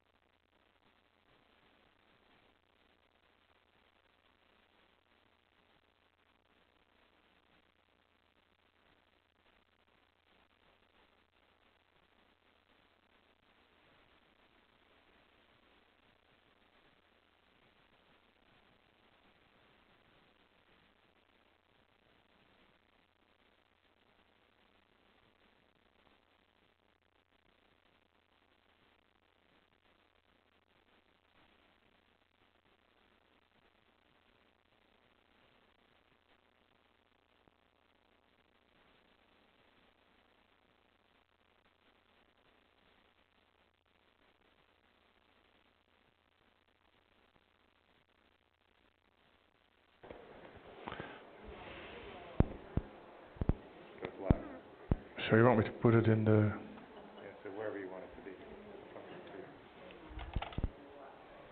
And this is the switch on the top. It's off.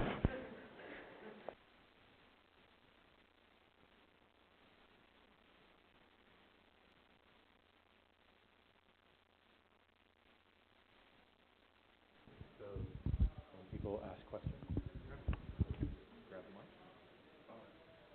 And then, like I said, I got to go to my other track.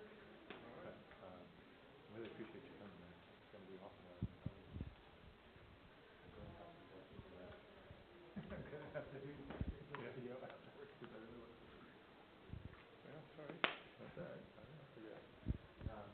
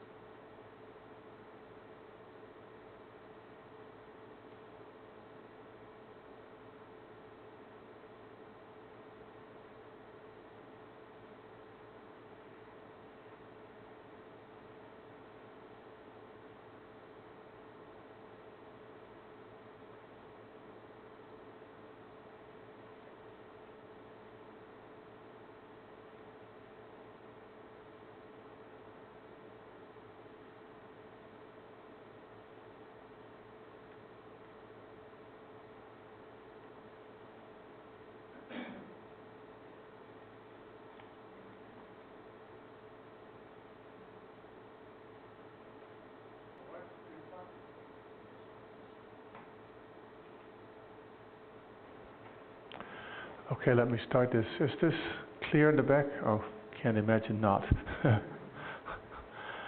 All right, so I'm going to give a talk about JSON-LD for linked open data and knowledge graphs.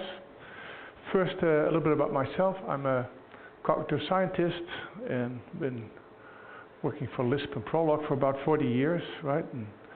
But recently I'm the CEO of a company in the Bay Area called France Inc. It's a Lisp compiler company, but for the last 12, 13 years we've been totally focused on a graph database called Allegro Graph, right? It's a graph database like most others, except we're a semantic graph database.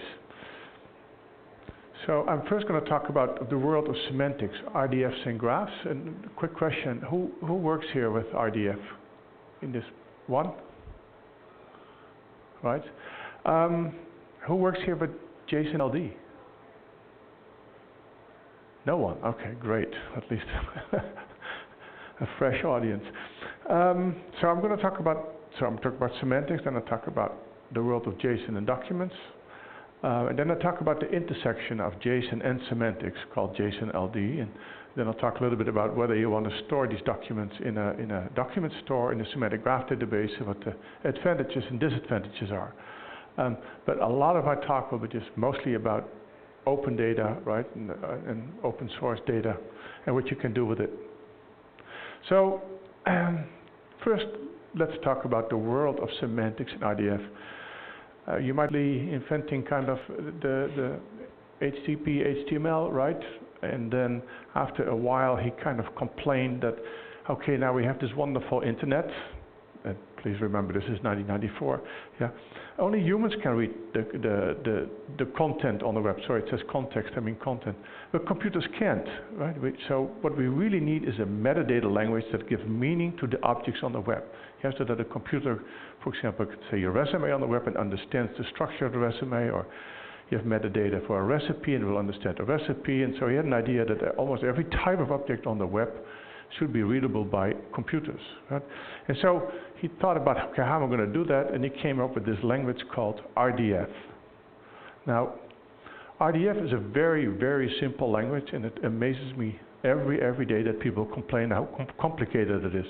And at the end of the talk, I will ask you guys, do you still think it's very complicated? Or maybe you never thought it was complicated, or maybe you never even thought about it, right? But okay, so what is RDF? At the core is this idea that every object in the universe needs to have a unique identifier, yes? And the identifier should be an IRI, right?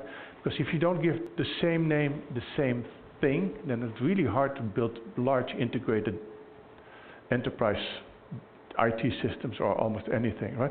So the first principle of RDF is give every unique thing a unique name.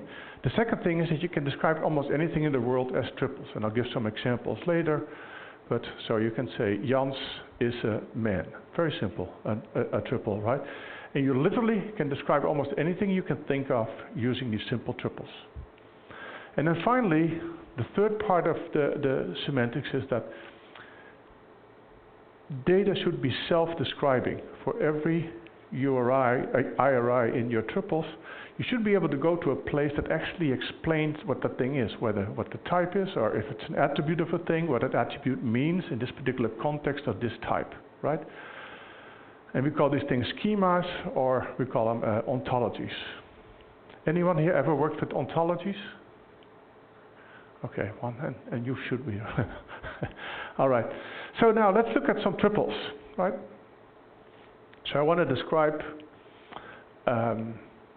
that there's a person born in 1958 with the first name Jans, last name Aasman, who lives in a place with the name Moraga that is part of the state California, right, in the population of these places. Well, the way computers really like to get these triples in is in a format called n triples, right? So you have a person 1, so it's got a unique URI. Person 1 has a first name Jans, right? So now that's one triple.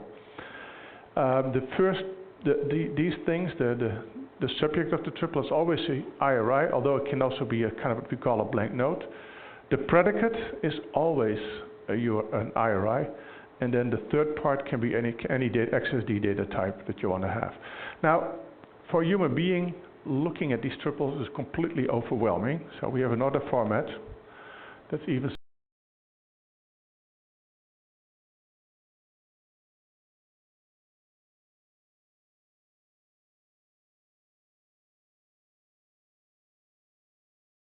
example code, right? So here we have the same information that we just saw here, right? And I can literally show this to any person on the street, right? So, okay, what does that mean? And the person will instantly tell you that there's a person, that is a thing with it, that is a person, right?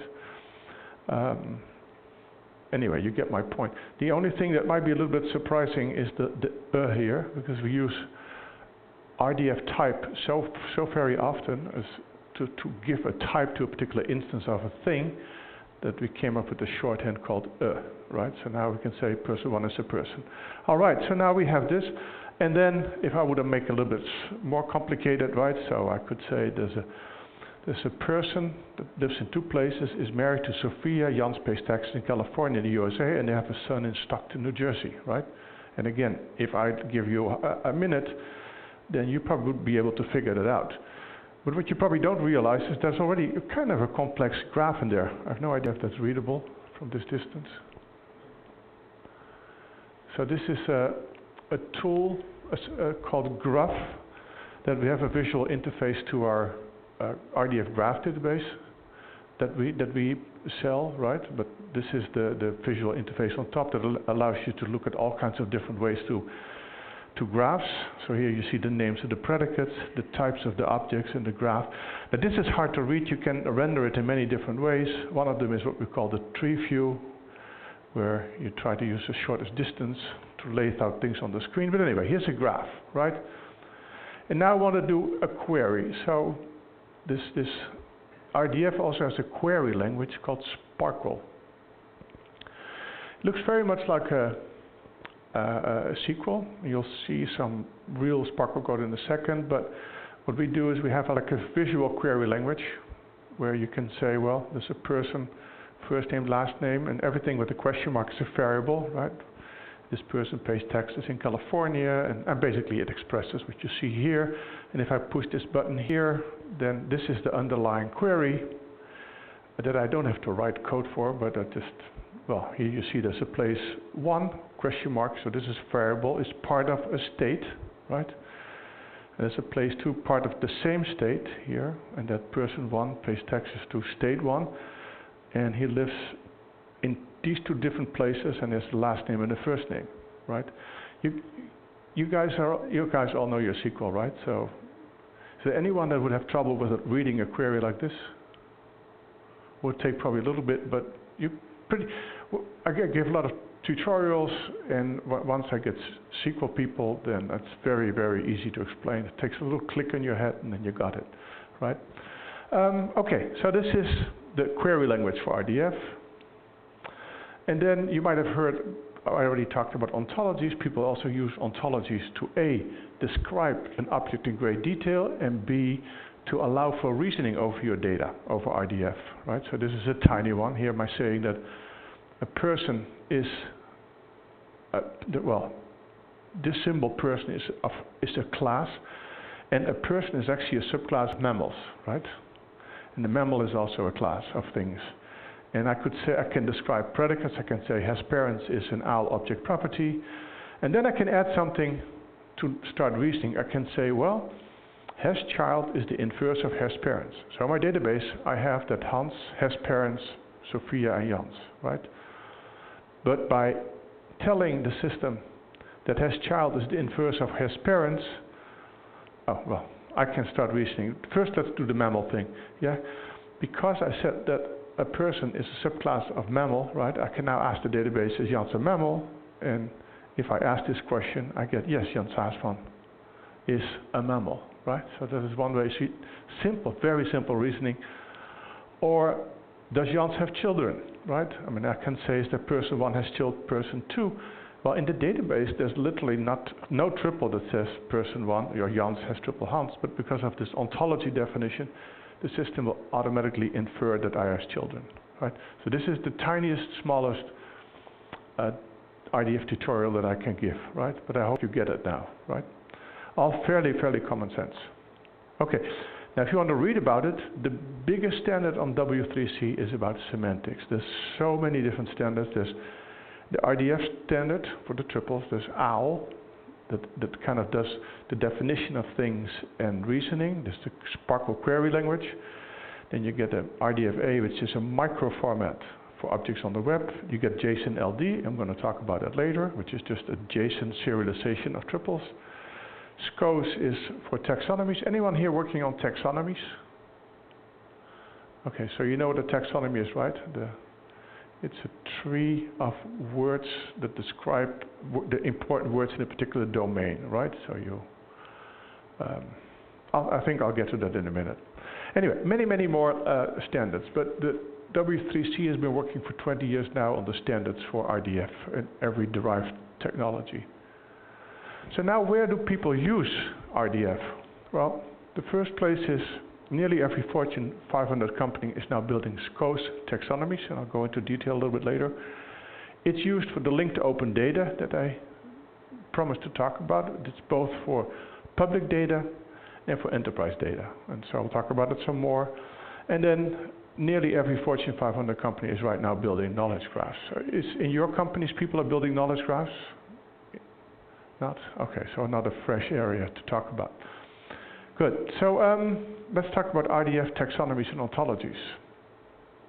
So as I just said, all these companies are now building taxonomies, and all of them are RDF based. And basically, for example, in healthcare, right, there's a taxonomy that describes every concept that is, for hospital, taxonomies for hospital. People have built a complete massive system of words that are important in the context of a hospital. So every medical term will be in there, right? But there's always hierarchies between words. So basically you always think of a hierarchy of words in a particular domain. And I said words, but actually I'm wrong. We talk about concepts, because a concept is also just a IRI, and then you can have a pref label, like lung cancer, right? An alt label, all the variations of how people talk about a particular lung cancer, right? But lung cancer itself is like a subtype of cancer in general, right? But also a subtype of lung diseases, right? And so taxonomies can be very complex trees and graphs of how a bunch of words hang together. And maybe you've heard of WordNet, right, created by Princeton, to describe all the words in the English language. It's kind of an overall general taxonomy of important words. Anyway, so people build these taxonomies, and they do it for many different reasons, yeah, to improve search over documents, right? Because if you have chosen, say, you have a concept for lung cancer with the Latin terms and maybe terms in many different, with a pref label, so you have a concept for lung cancer, right? So that's just an IRI. It will say that lung cancer has pref label lung cancer. It will have alternative terms. And so now what I can do when I can search for any synonym of the word lung cancer, right? But modern search system will still find it because they linked all the meanings of lung cancer together, right? You can improve your NLP process, basically the same thing. Some of you guys must have been doing entity extraction from text, right? Where you try to find all the important words out of a text. But again, you don't, if there's a big document and there's 5 ways that people refer to lung cancer, you really only want to have that concept, right? You don't care how the text refers to it, you just want to know what the ultimate concept was that was in the text. So people use it for that. People use it to harmonize documents, databases, processes, and then we use it to build knowledge graphs. Where knowledge graphs are basically applications of graph databases where you try to collect everything you want to know about a particular entity that you're interested in and the relationship of that entity to everything else in your company, right? So those are knowledge graphs, and I'll talk about it later a little bit more.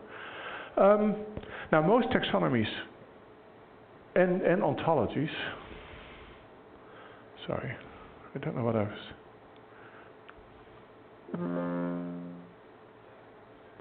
are meant to be,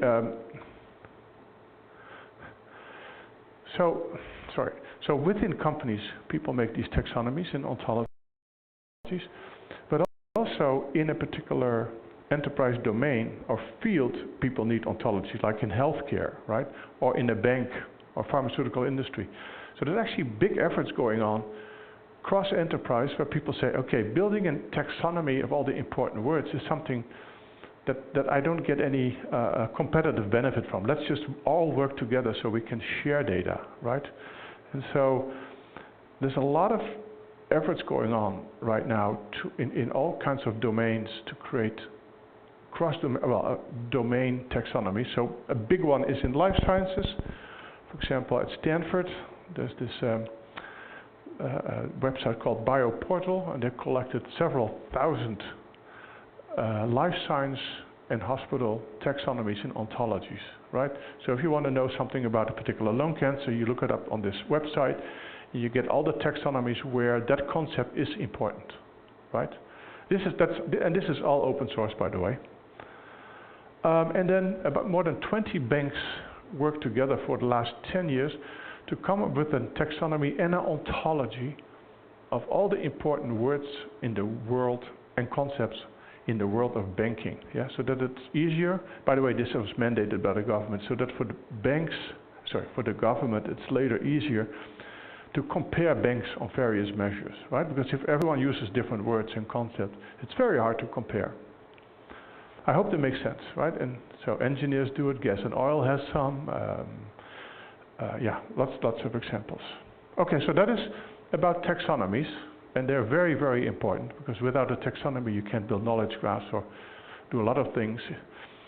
The other thing is linked open data, and there's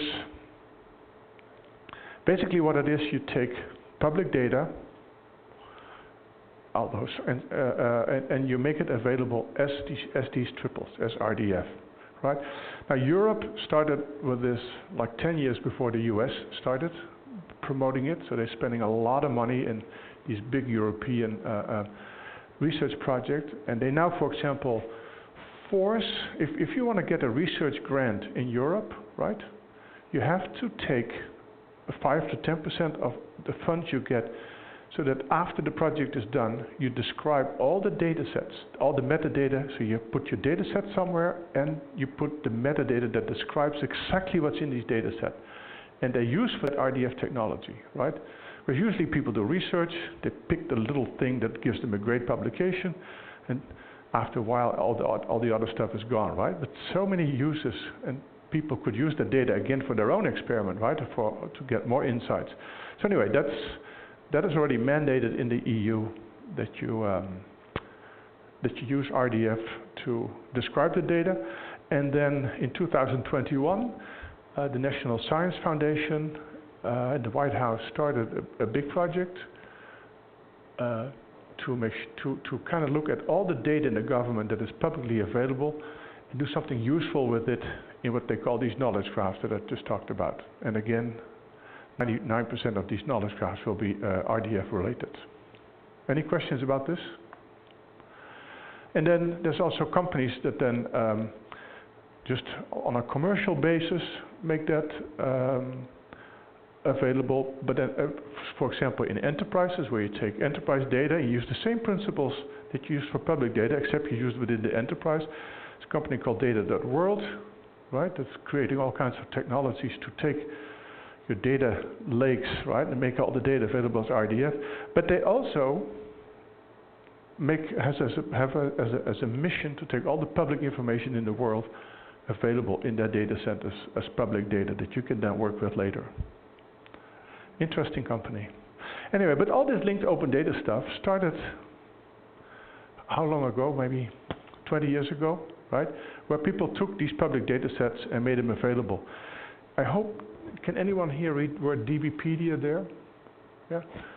So DBpedia is basically all the info boxes in a Wikipedia page made available as triples, right? So this is an enormous amount of triples by now. It's like, I don't know, 15 billion triples, right? But literally everything in the Wikipedia, you now can just do a Sparkle query to find a concept or article and all the relationships to other articles. And that's why it's in the middle, because this is probably the most important one. But then there's some other ones. Here is linked clinical trials. This is 350,000 clinical trials made available as triples, and I'm going to do a little demo. I'll show you something about that. Something like GeoNames. Maybe you've heard of that. It's a database of 7 million places on Earth with all kinds of metadata. And it's also available as an RDF triple store. And there's a little story here. I don't even know half of them, though I probably know half of them, right? Very interesting data sets that you can download from somewhere and then play with and do useful things with. Now this was the linked Open Data Cloud in 2009. This is the one in 2022. It's become absolutely, completely, totally unreadable. So now you still can go to this cloud, but then you'll go to the top here, and you say, okay, I want government. And this is not interactive, but you would click on government, and then you see a much more reduced cloud, right? That is specific to the government, right? So it's kind of exploded a number of interesting data sets that you can do something with. And it's very active in the in Europe, but I'm beginning to see the same thing in the United States. Okay, so you have all that linked data, right? So now what can you do with it? You have that open data. Here's a thing that I usually demo. I'm not going to demo it today. I'm just going to talk about it. But for example, you want to know what was the median income of the area where Barack Obama was born, right? Well, when you do a Sparkle query to do that, then you first say, well, in the DBpedia, find the birthplace of Barack Obama, and then find the GeoNames ID of that birthplace, right? So now I have the GeoNames ID, right, where Barack Obama was born. Then you go to the GeoNames database, and you find all the GeoName IDs within 10 miles of that thing, using some geospatial capabilities that almost every semantic graph database has. And then you have now a bunch of GeoNames, and now you go to the census database that's also available as a triple file, and then you find the median income, right? Does that make sense? And so you can do a query, and I'm not going to explain that even today, but this is the query. What I just did in English, right, is in Sparkle, and I find the 4 places within 10 miles of where Barack Obama was born, right? But just think about it. Three groups of people worked on their data set, right, in a completely independent places, but because they really believed in the principle of giving a unique name to unique things, right, you kind of can automatically integrate these data sets and do very interesting things with them, right? I always make the joke that to talk about the importance of a unique name for a unique thing is that in our semantic community, well, let me start the other way around. If you ask a developer, in a company to ask a new application that needs a relational database, right? That person that makes that application, there's not a single neuron in that person's head that thinks about how's my database going to work with every other database in my company, right? Doesn't happen, ever, never, right? In our community, when we make a data set, the only thing we think about is, okay, my data only becomes more important if I can share it with everyone, right? And I can link it with everyone. Otherwise, I make a very pathetic little silo thingy here, right? So it's a huge, almost cultural difference between the people in this world of regular modeling and the semantic community. The semantic community, data sharing is the most important thing, right? Because that makes your data way more useful than if it's only for that one application that you're trying to solve. Okay, so now I talked about taxonomies, I talked about linked open data. Now let's talk about knowledge graphs. So again, this is a fresh audience with respect to knowledge graphs, right? You haven't done much with them, I'm guessing. So, you know that what Gartner does, they say what's most important, but basically they do that by looking at what's happening in the world, right? So what they noticed is that in their hype cycle that hey, knowledge graphs are important, right? That happened in 2018, and before you knew it, right, in 2019 it's here, and actually in the latest version that I couldn't find, it's already over the top, right? So many people are doing it that it's for Gartner, it's become boring, right? I mean, you just make knowledge graphs. Now, why do people make knowledge graphs? Well, I'm sorry, not. So a lot of companies are doing it. This is the conference, the last conference before we had the lockdown, right? I was there, and I got this overview of the little conference that we went to, and what you see here is all the big companies are literally building their knowledge graph. There's Goldman Sachs, Capital One, Wells Fargo, there's Google, there's AstraZeneca, Amazon, Accenture. Literally everyone is building knowledge graphs, right? Where knowledge graphs are, again, this thing where you have entities that you're interested in, and you gather all the knowledge you can find about these entities, and you add them to that entity. And then, of course, you link it to other entities, right? Here's some commercial slides that I like to show. Now, people always build knowledge graph for almost one reason, and that is to get rid of silos, right? I mean, in every enterprise, some of you work in big enterprises, you literally have tens of thousands of databases, right? And none of them can talk to each other unless you spend a lot of money to make them talk to each other. And then data science, everyone wants to do data science nowadays, but data scientists are expensive and waste 90% of their time on data engineering, right? Getting the data clean and preparing it, right? And then most solutions, most ETL solutions, data lake things, master data management, they only make it worse. So that's why people believe that knowledge graphs are a solution to removing silos, but also to make knowledge graphs can make artificial intelligence way more intelligent, because if you do, you say, some people, data scientists here, right? Some of them, you get your tables, you clean up your data, so now you do some interesting data science work on the tables that you got, and now you learned something, right? But what do you with the stuff that you learned? You put it in a report, you send it in an email, and said, oh great, I found a new prediction, right? Maybe you made even a pipeline, but it's only a very isolated, siloed insight. With knowledge graphs, what you do is when you learn, you actually say, oh, I learned something about this patient. Then you put what you learned back in the knowledge graph. So now you enrich your knowledge graph, say, about patients with things you learned in your machine learning. Does that make sense? So by taking the output of your machine learning and put it back in the system where it came from, you create learning systems. So we're working on that. And the market is growing fast. At least, well, I hope it's good for us that it's going so fast, in the predictions at least, right? But even more important is when a lot of people, when they talk about knowledge graph, there's a new word that comes up. It's called data fabric. Are you guys working on, or familiar with data fabrics? Basically, think of it as a mature version of your IT infrastructure, sorry, where, how do I say that? Where you make sure that all the data that is all over the place is cataloged, right? So to begin with, you catalog every database that you have, all the tables and columns, but also the metadata, like what applications are using it, from what application it's getting data, what are the people that are maintaining it, what business line, what is the purpose of this, and then how does it link to my enterprise ontology of all the important concept in my enterprise, right? So you kind of get a maturity level on top of what you already have. So it doesn't change in your IT infrastructure, but it adds a little bit knowledge and intelligence to what you have. That's what they call data fabrics. And knowledge graphs are an important component. And let me just go here. So this is a slide from Gartner. Knowledge graphs are the key to data fabrics. And basically, knowledge graphs can bridge all data and metadata silos for seamless data integration and management. And they make your systems way more intelligent by integrating rule-based reasoning and machine learning in one data infrastructure. Okay, some commercial slides. Now go back. So an example of a knowledge graph, and I can't go too much in detail. And how much time do I have?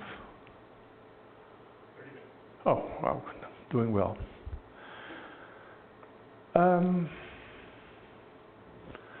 So one example of a knowledge graph is something we built for a long COVID researcher, right? So you know, long COVID is a really, really big problem, and people are starting to research it. But in order to study that, you need to look at the many different information types. So So if you want to know about, say you want to say something about the phenomenon of long COVID, you really want to look at all the clinical trials that have been done, right? So we took the open source data, actually from the FDA, the clinical trial data. You have to sign some kind of agreement, but literally everyone can get that data, right? So they just want to know who's using the data. And then you turn it into triples, and there's all kinds of variations that you can download, or you can make it yourself. Then there is the Pubmed, right? So every day there's 2,000 new medical articles. No human being can ever read it again. I mean, 200 years ago, you probably still had a chance to read enough of it, but now it's impossible. And so we have this system called Pubmed, right? Abstracts in the article itself. And some people made a selection that was all COVID related. They call it Course 19, and it's a massive collection of documents that have something to do with COVID. Then we have the VAERS database, which is the adverse vaccine reactions for all the different COVID shots that you could get, right? And then we have medical records, but for our demo purposes, we're using a system, open source system from MIT called Synthia, where you can generate patient data that's actually based on a lot of machine learning on real people. But of course, for the real work that we do, we have actual patient data. But for an open source knowledge graph that we make available, we use synthetic data. Anyway, so you have all these data sets, but all these data sets use slightly different words, right? So we also have a thing called UMLS, which is published by the National Library of Medicine, and by NIH, right? And it's a massive collection of life science taxonomies. And again, many different research groups have turned that data into an RDF taxonomy. So that's for us the thing in the middle. And then we use natural language processing and basically just concept matching to take the important words in clinical trials and harmonize them. We do analytics of the data in Pubmed, all the text, and take the important concepts out. We harmonize the side effects in VAERS, right? And then we have the electronic medical records. And now suddenly we can do research that spans all these different data sets, right? And all open source except the medical records. And so here, and I apologize, it's probably too small, right? I came in this morning here to look at the room, and I saw that this thing was way too small, so I blew up every slide I had, but this, I didn't do this one. Okay, so let me just explain what you see here. So this is a picture of an object from each of these 4 data sets. So we have a medical record, so there's a person, Rodi, that is from Lewiston, Maine, non-Hispanic, female, is on some asthma self-management program, and she had an encounter, yeah, that is paid for by Blue Cross, and she has acute viral pharyngitis, right? So this is a concept, a name, which is then linked to the ICD-10 name, which is the billing code that hospitals send around between hospitals and insurance companies. Anyway, this thing is then related to the UMLS I just talked about, right? So this looks the same name, except this one is in SNOMED and the Metathesaurus, a taxonomy system. And this thing is a more specialized version of an acute upper respiratory infection, which is has another manifestation, which is the common cold, right? But then anyway, what you see here is some terms from the UMLS, and then what you see here is the clinical trials. And clinical trials, here you see 2 clinical trials that talk about pain and sore throat and pharyngitis, and you see how that links up to the UMLS that you saw here. Then you see here 2 papers from the course that link information from these things to hypersensitivity in the sore throat, and then you see here VAERS. Now, right, this goes way too fast, but for researchers this is fantastic, right? They can now take information from all these different data sources and use one simple query language, right, to start doing their analytics. And any questions about this? Does it intuitively make sense what I'm showing you here? All right, that's good enough. So now onto JSON LD, right? So knowledge graphs are getting popular very fast, but developers are really a little bit scared to learn the W3C semantic stack. They think it's hard. I think it's bogus, but a lot of people say, oh no, I'm not going to learn all that. I just want to stay with JSON, right? So how do you make it as easy as working with MongoDB to add data to a knowledge graph, to retrieve data from a knowledge graph, and to validate the data in a knowledge graph, right? How do you do that?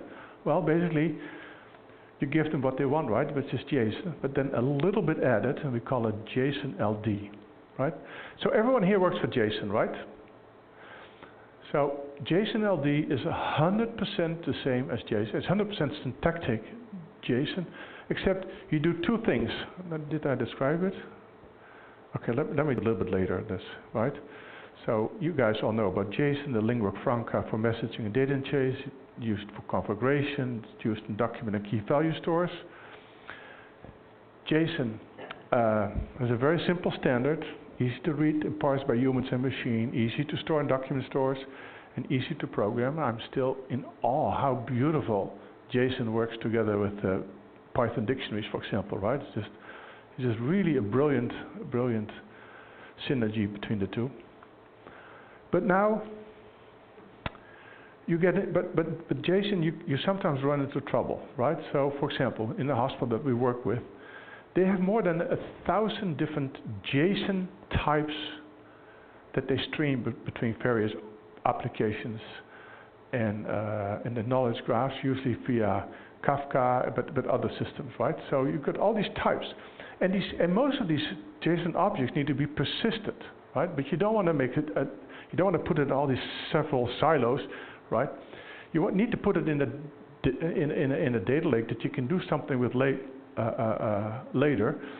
But the problem right now is if you look at any random JSON object, you literally have to go to the code to figure out, okay, how do I deal with this particular data type, right? If you make something with 5 different JSON objects, it doesn't matter. If you have more than 1,000, you're in trouble, right?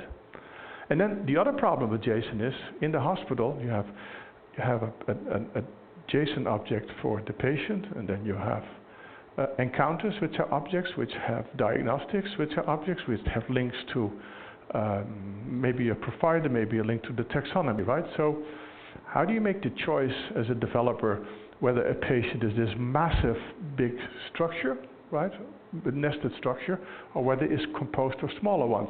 But JSON doesn't really have a standard for pointing from one object to the other, right? So what you really want from JSON is to have semantics, right? And what I mean by that is that every JSON object that you think is important needs an identity that other objects can point to, right? So you want, that's why, and the only very simple thing you have to do, by the way, is you just take your JSON object and you use as an attribute @ID, right? Which is a JSON LD attribute, 100% valid JSON, and you give it an IRI. And because you could have a default namespace, right? So it still can be a very simple name.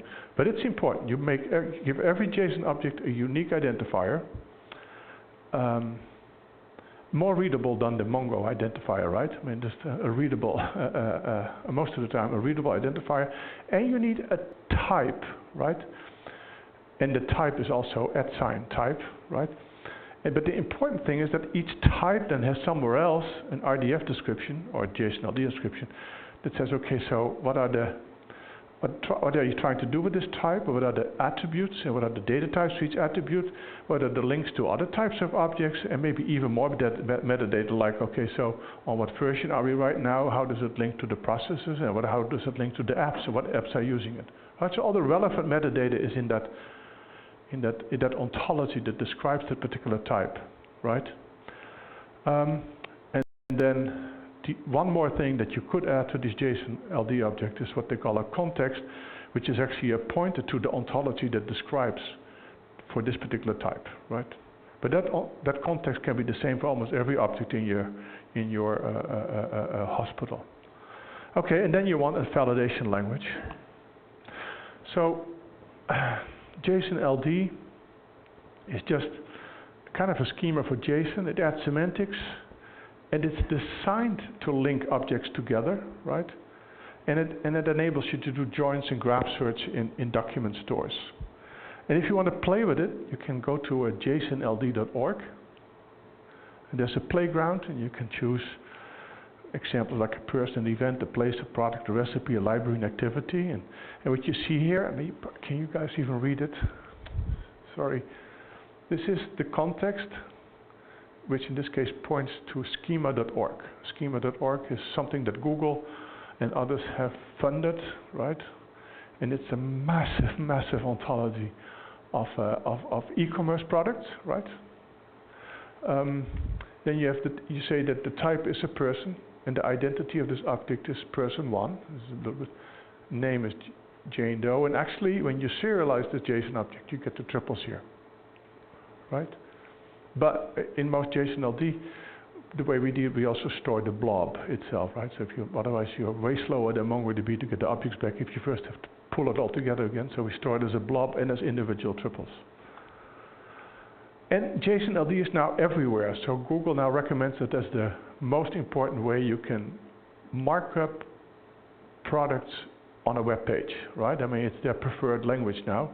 So if you take Mad Hippie Oil, right? You look at the source, and what you see somewhere in there is JSON LD, and you see then this whole object stuck in your page.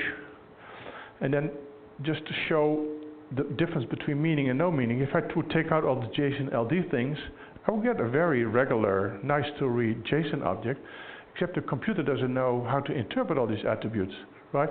But if you add the fact that it's from schema.org and this is of type product, and there's also an aggregate rating linked to it, now Google can read this and they know what it means and they can do interesting things with it, right? And I already talked about it, so if you want to look at schema.org, there's a whole website just to look at the ontology of every product and thing you can have on the web.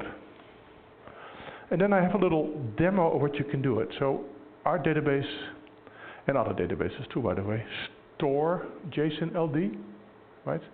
So you can use it as a document store, but you can also look at it as a graph and do very, very complex graph analytics or complicated joins on your data.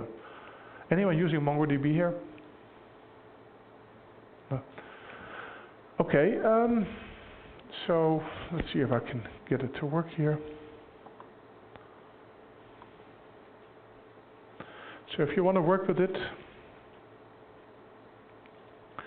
then here's a Jupyter notebook that we make available. So you can find it on our website if you just want to play with JSON LD and add objects to the database. And so you could make a database, a new database, and then with 0 objects in it. And here's some objects from the JSON playground that you can play with. And here you see that they are represented as JSON, as dictionaries in Python. But let's just go to the main. Let me go here to the main thing. Let's open. Actually, now I want to do a demo, and then I'm going to do this. How many more minutes do I have? Yeah. So I want to show you a little bit about how you can read JSON LD and represent it as a graph, right? And still have JSON LD. So here, what I've taken is a data set that's openly available. It was published by Crunchbase in 2014, I believe. It was a while back. And I use it for demo purposes. And basically, it's about all the startups that got a funding event. And it's also about all the VCs and big buyers in the United States, right? And you can get the data available as JSON LD or pure RDF. And so, for example, we want to look at MongoDB, and here's MongoDB. Right, and I can look at that and let's see. And so MongoDB had various rounds of investments, right?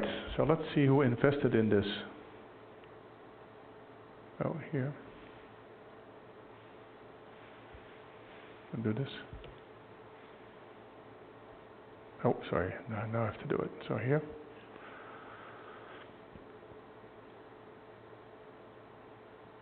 So here we see, and let's look at it over time, right? So here, so what happened is, at some point in time, Union Square Ventures put $1.5 million in MongoDB, and then after a while, Union Square and Flybridge put a little bit more money in, and then Sequoia Capital got involved, and then let's see, they did a follow-up round. Then Intel Capital and Incutel got interested, and before you knew it, you get who was it? Salesforce putting in $150 million, right? So this is the first part, and I can actually look at MongoDB here, and you see here the JSON LD object, but you also see that the whole thing is published as triples. For example, what was the category for this thing? In what city was it done? By the way, I talked about RDF. I can push a button here, and you see all the underlying URIs, the IRIs, right, for these predicates and for the values. But I usually like to look at this way. Or I could look at a particular venture fund, right? And I can see all the investors, the investee, how much money, when it happened, etc. And so this is MongoDB, and of course, at some point we also had Couchbase, right? Couchbase, which was a competitor, right? We can look at who put money in them. And the thing I always find interesting is, well, let me first look at these. Oh. Okay, well, that's fine. So here are the people that put money in Couchbase. And I always find it interesting to see how two groups of investors both are trying to push a document store, right? So first you got an investment there, more investment, and then Northbit Ventures and the others said, hey, we need to invest in a store too. And they got more money, and then they got more money. And so you can see how investors were fighting against each other, right, to be the first to get the biggest store.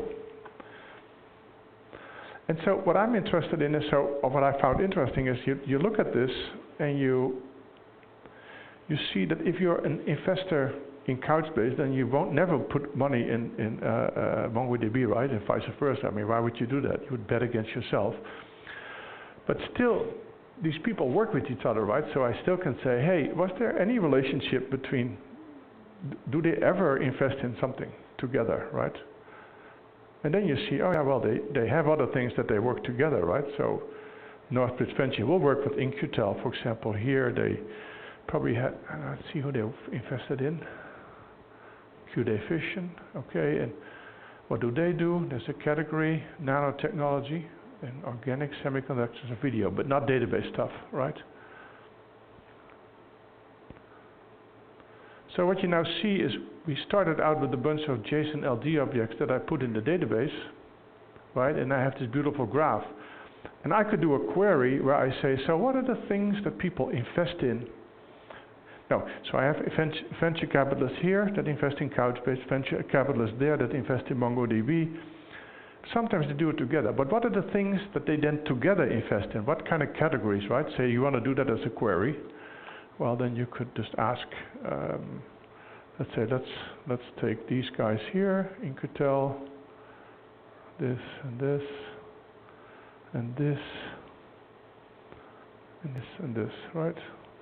So this is a trace that I have in my graph, right, that I saw here. And, oh, no, I forgot one thing. I also wanted to know what the category was. Okay, now I can copy it here. Now all I want to do is do a query where I figure out what are the things you're invested in. And here I would do this. I turn these things into variable nodes, so I don't have to write any code. I just look at the graph that I want to use as a query, and here, let's say, convert a variable node, new node variable. Let's make it a category, although it can be any word, right? And then if I run the query, what you see is this. It writes the Sparkle query, and you get these results, but you probably want to do a little bit of aggregation. I didn't want to write that while I was doing this. Let's see here. So this is the same query, but with a little bit of aggregation. Select category and count category as count, right? And so they invest together enterprise software, mobile, analytics, finance, advertising, blah, blah, right? So this is a complex query that you wouldn't do in MongoDB, or you would write a whole, say a Python program or whatever program, right, to do the complex joins. And so that's why I wanted to show you this demo, but maybe, because you guys believe me, right, that you can do this in Python, etc. So let's have a discussion what you guys think of this, why you think it's not useful for the things you do, or maybe the stuff that you think you can use this for.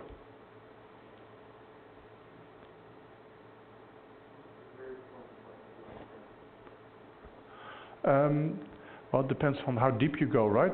We have a recent test where we load about 17 billion triples from all of Wikidata data. There's a researcher that makes a query set available with 850 queries, and 90% of the queries can be done within 200 milliseconds, right? But I can write a simple cross-product query, and it takes very long to get back, right? So it depends totally on the nature of the query that you have, and whether the database is warm, and whether you have enough memory. And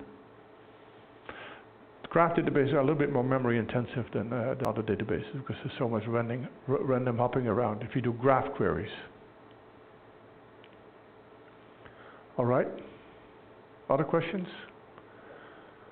I'm trying to build a Slack AI chatbot, QA answer chatbot. I'm plugging to OpenAI GPT-3 for topic extraction. I got 5 years worth of Slack archive, which I can export to JSON.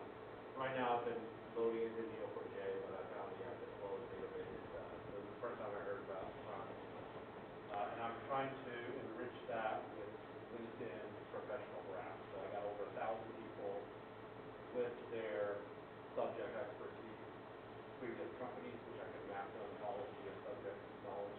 I want to map that, do a GPT-3 extraction of their 5-year worth history of conversations, questions and answers, formal knowledge. You're going to train it on those Slack articles. You want to train GPT-3 on those Slack articles. I'm not training. Right now I'm just using GPT-3 to do topic extraction. Okay. Well, yeah. It seems right now everyone is getting into that, right? We're doing a lot of work with it too. So is this something that Allegro DB is more helpful in doing this Slack archive to LinkedIn join, if you will, than Newport? Well, so in your case, I really would build a taxonomy of, for example, all the skills that people have, right? And there are skills taxonomies that you probably can find in RDF, but as soon as things get, and once you have a taxonomy, right, you can use the taxonomy for entity extraction. If you don't use a taxonomy, you basically get a bag of words, right, without much structure, no tools to help you with that. If you have a taxonomy, you have a structured set of concepts with their synonyms or what have you, right, to analyze. LinkedIn, by the way, I know the people at LinkedIn pretty good. They have taxonomies, right, of your skill and type of work that people do and type of company and all of that. And they have their own new graph database that they're thinking of making open source called Liquid.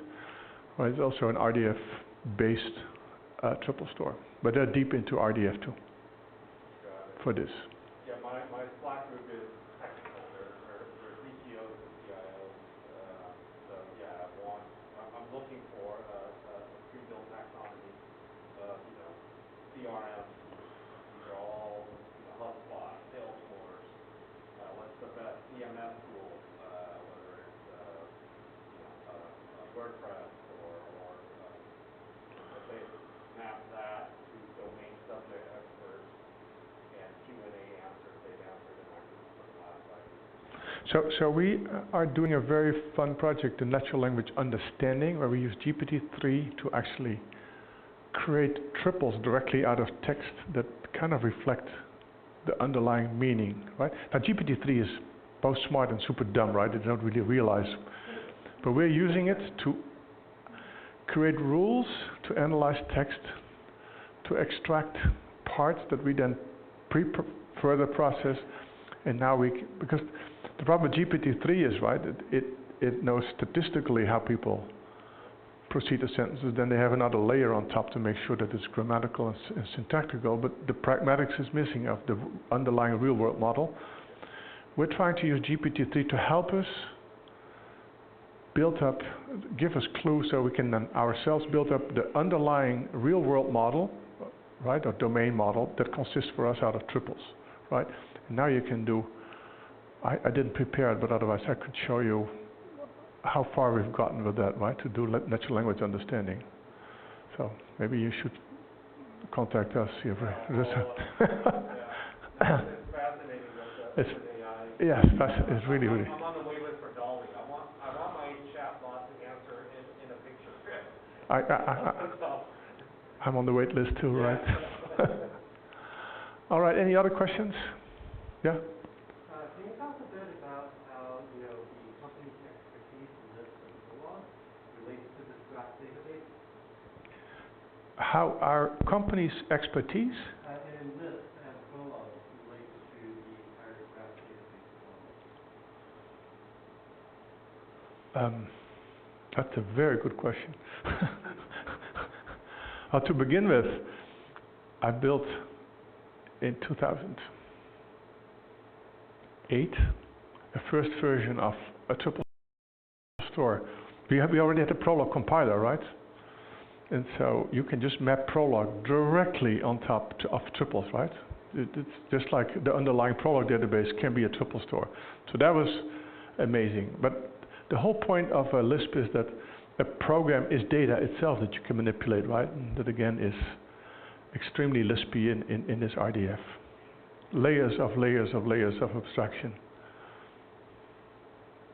So I could talk endlessly about that part, but a great question. All right. Oh, sorry. Underneath, are you starting to handle like shape expressions using Shack or anything? We use SCaLE. SCaLE? Yeah. I didn't know how much. Well, I knew how much time in it, but I thought I would never get there. But in the demo that I have, we actually literally have these up. I can show you here. We do JSON-LD. So here's the SCaLE context that you add to an object. All the important parts of SCaLE declarations. But let's not do it here. Okay, here. Here is a SCaLE, a JSON-LD expression, which basically validates a funding round, right? So we use JSON-LD to specify to your answer to the lispiness of this, right? So we use JSON-LD to validate JSON-LD. So we say that the ID of this SCaLE shape is a funding round shape, the type it's a node shape, and the class that we're trying to validate with this shape is a funding round that I just showed you, right? And then it says that if you have a funding event, you can have only one.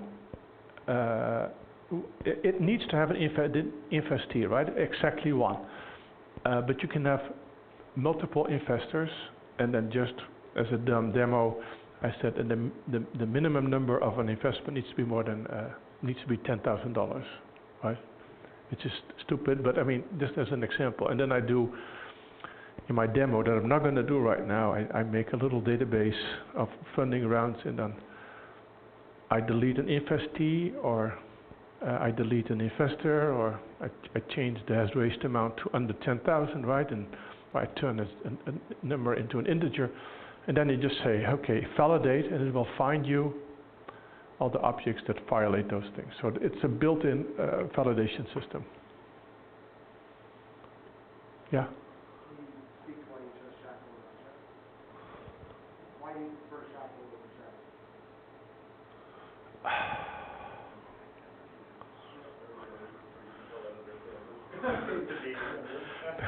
because as a Is this one that we have to over up here and we're going to do as a company, you first try to deny that they want a new feature from you, right? And at some point you can't deny it anymore. Then you try to find someone to finance it. And so we finally had a customer said, no, I really want SCaLE, right, for Allegograph. And so that's why we did it. And because we had to see the commercial value, right? But now everyone has it as a checklist, SCaLE. And no one asks about checks. So. Would you be interested in participating in an IEEE standard for checks?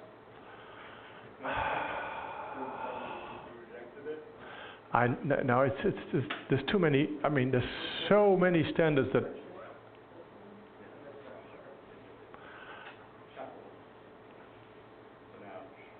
We're right now in the middle of a thing called Rdf star. We're in the middle of Rdf star, where you can use metadata statements about other triples, right? So that is. This is a reason of you did all smart business choices. It's a very Yeah. inside baseball war. All right. Okay. Well, thanks very much for your attention, then.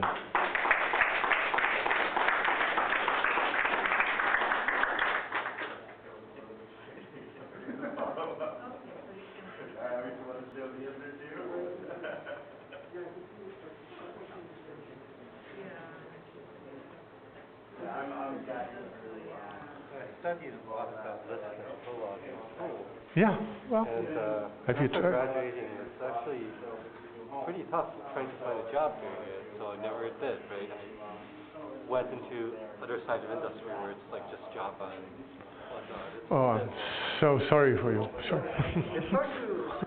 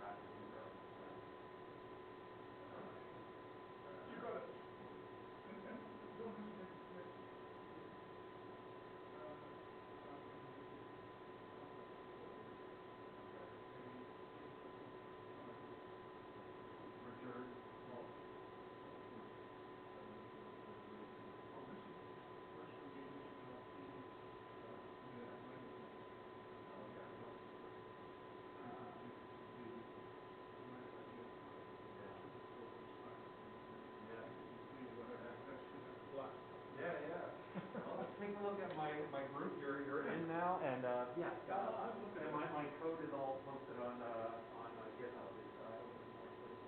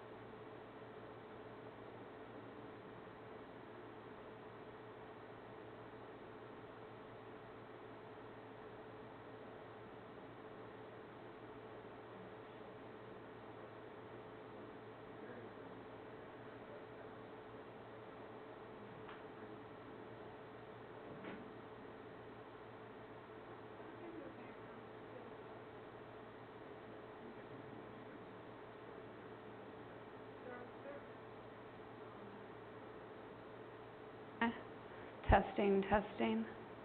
That's me whispering. This is the normal voice. Should we turn the volume down? Turn it down, take it away.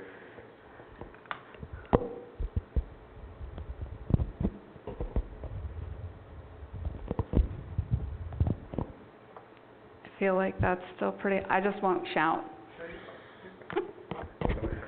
Okay. Hello? Microphone is also on, so if you want to ask questions, so we'll record it.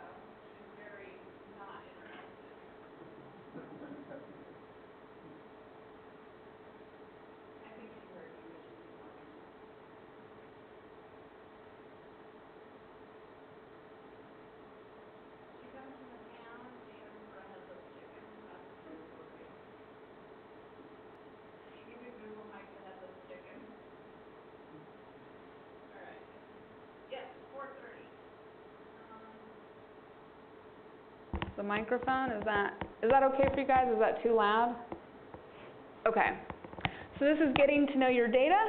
An SCaLE prerequisite. SCaLE is the acronym used for search processing language. People think it's Splunk something language. Doesn't matter. I'm Mary Cordova, and I'm going to help you figure out what's going on. I think.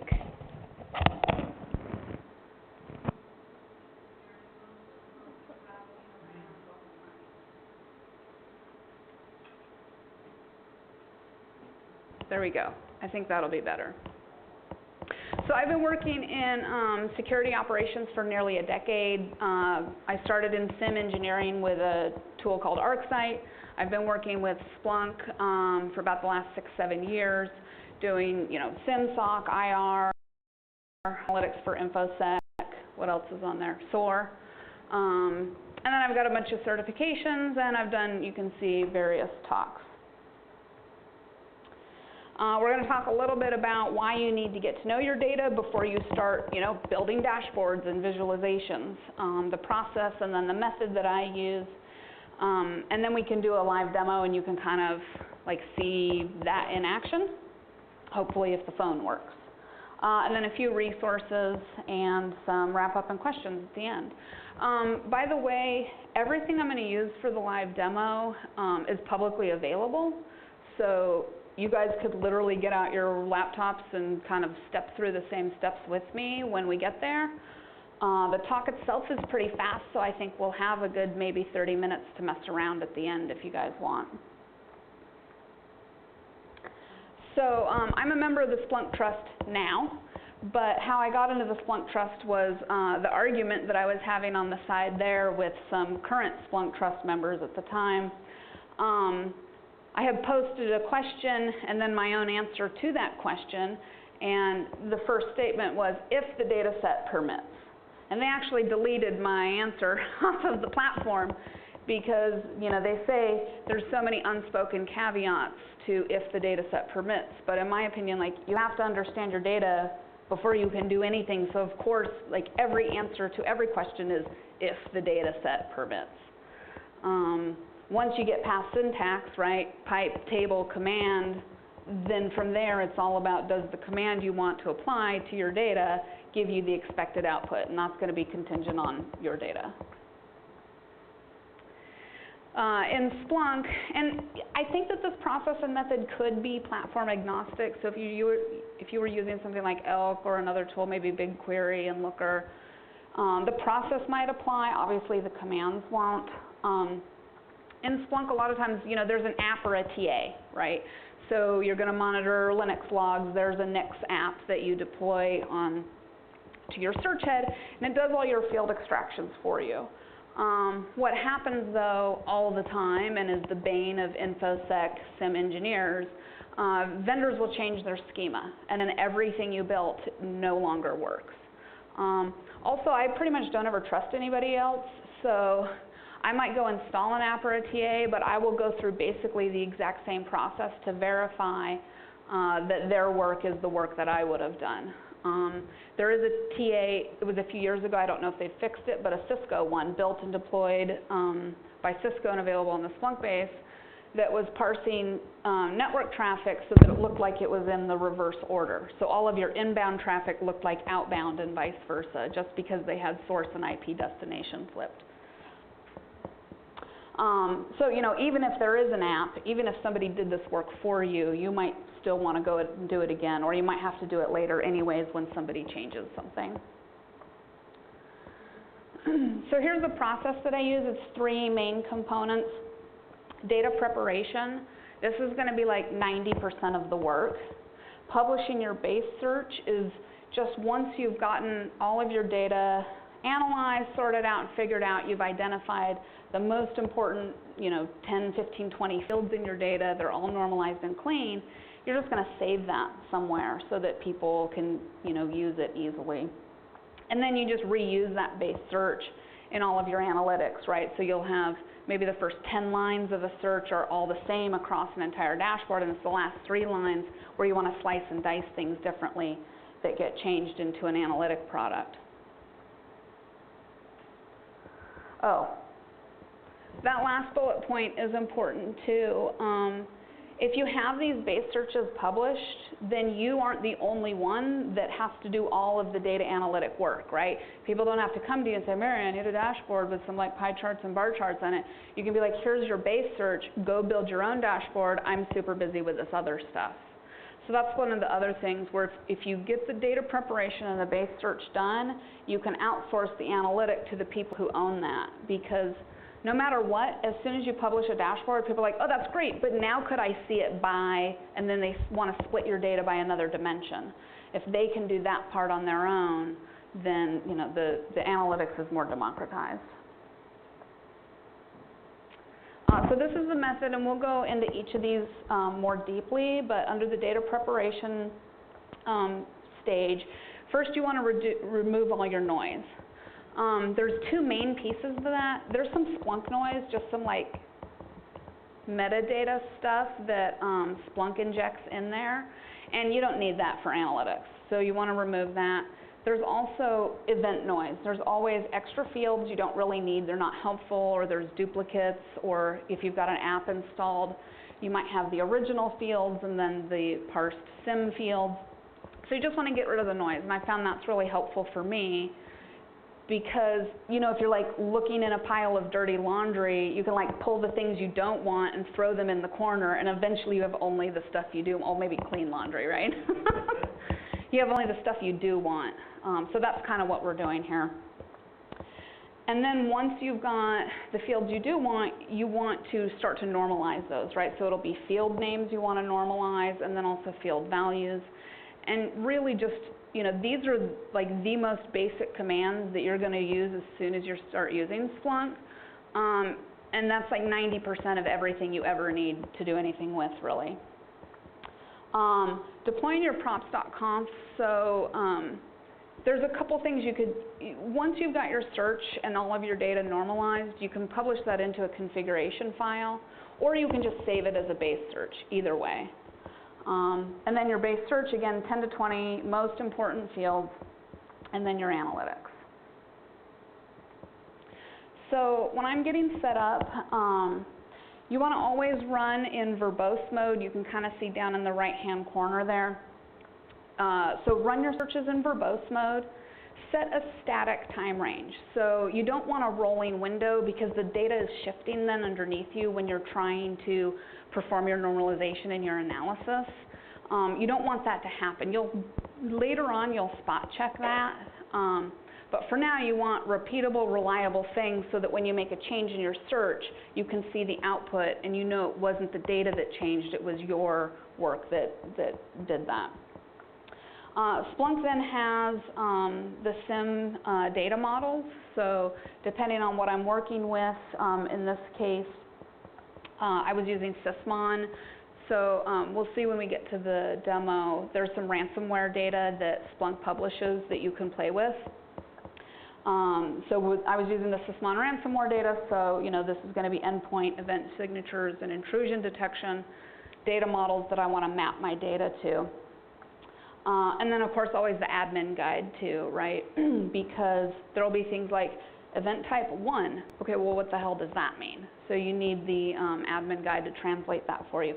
You can then build those translations into Splunk, but without the admin guide you won't know. All right, so removing the Splunk noise. So when I get started with a brand new data set, I'm going to assume you already know where your data lives. And by that I mean your index and your source type.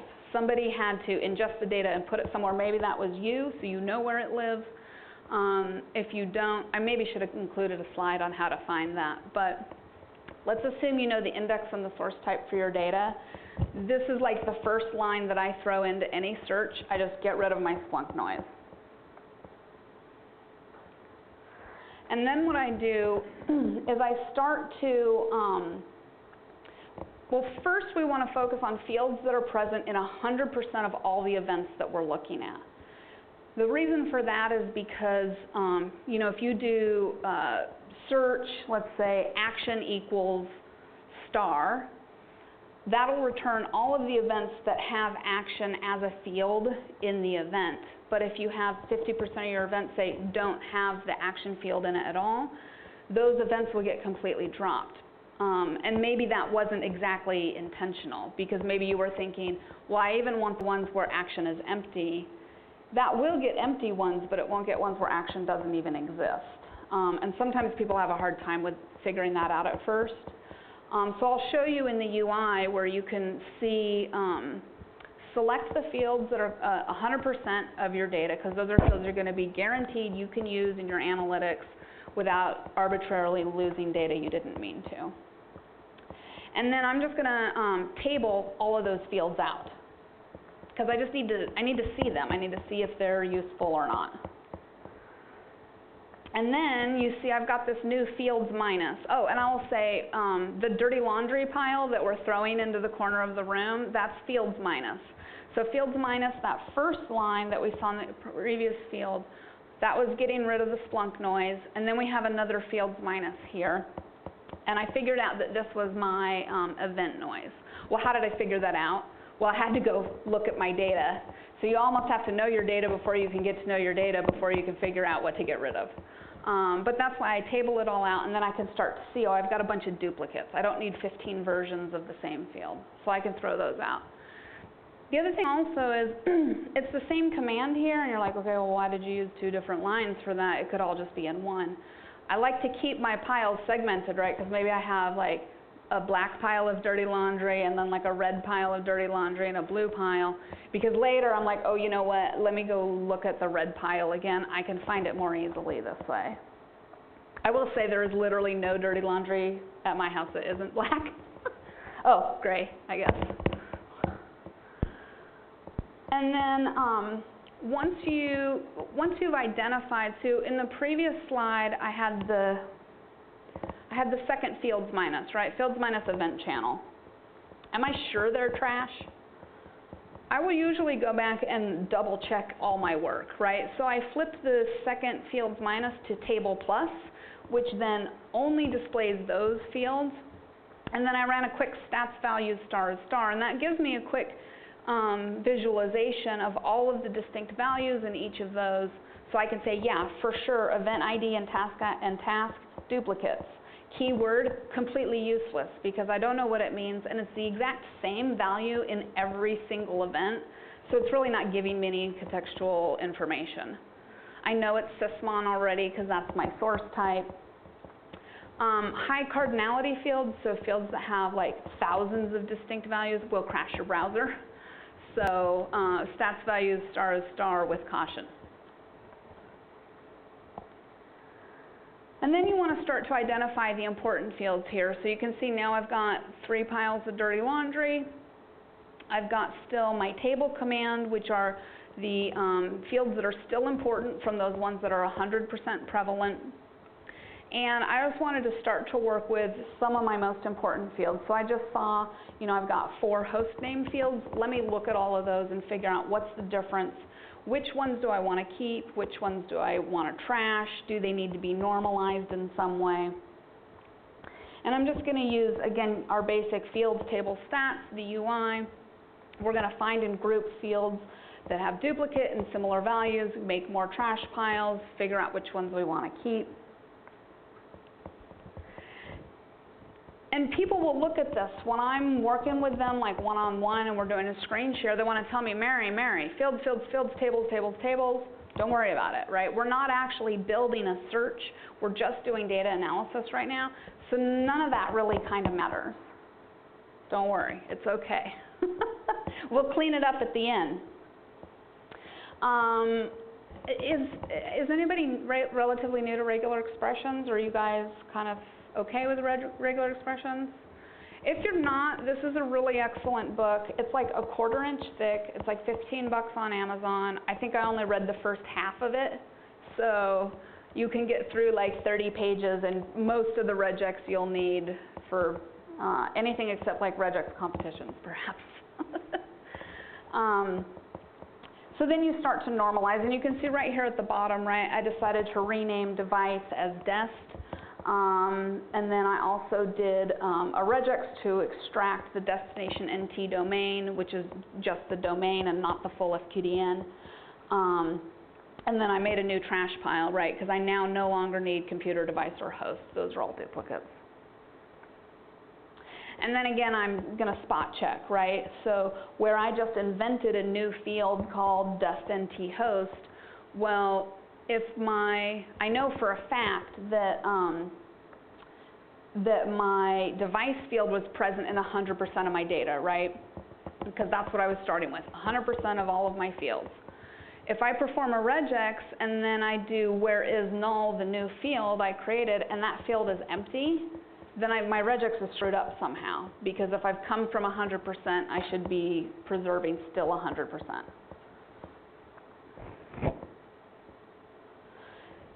It's also a little bit of art and science. I know that like a sim schema should be, like the sim schema is the sim schema, right? But you know, why did I use dest instead of device? Turns out, after I worked with this data set for about 4 days building this talk originally, I ended up not doing this at the end. I went back to the original device and destination. But when you know, day one, I was like, device, I hate device. It's like this weird intermediary thing that isn't exactly clear if it's the source or the destination.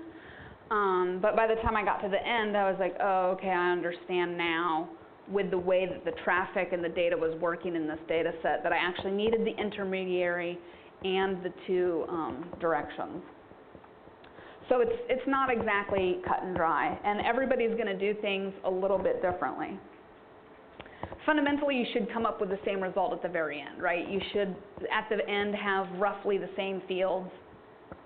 It's normalized roughly the same. And then you just iterate, right? We walk through all of this again, and then we start to look at fields with 90% coverage and then 50% coverage. Because a lot of times those 100% coverage fields, it's going to be like the host name, the IP, whatever, but it might not really be the real contextual information about what is occurring in that event data. So you almost always have to go down into 90%, probably 50%. Anything less than 50%, you might actually be building a very specific use case as opposed to a more generic like base search that's going to cover your 80%. And then, so here we've got, you know, fields, fields, fields, tables, tables. At the very end, then you clean that up, right? I actually don't need the fields minus anymore because I already know what's trash. I've already figured out now my table command at the bottom. These are all the things that I've normalized and I want to keep. And I've just got my evals and regexes and renames, et cetera, up top. And then this right here.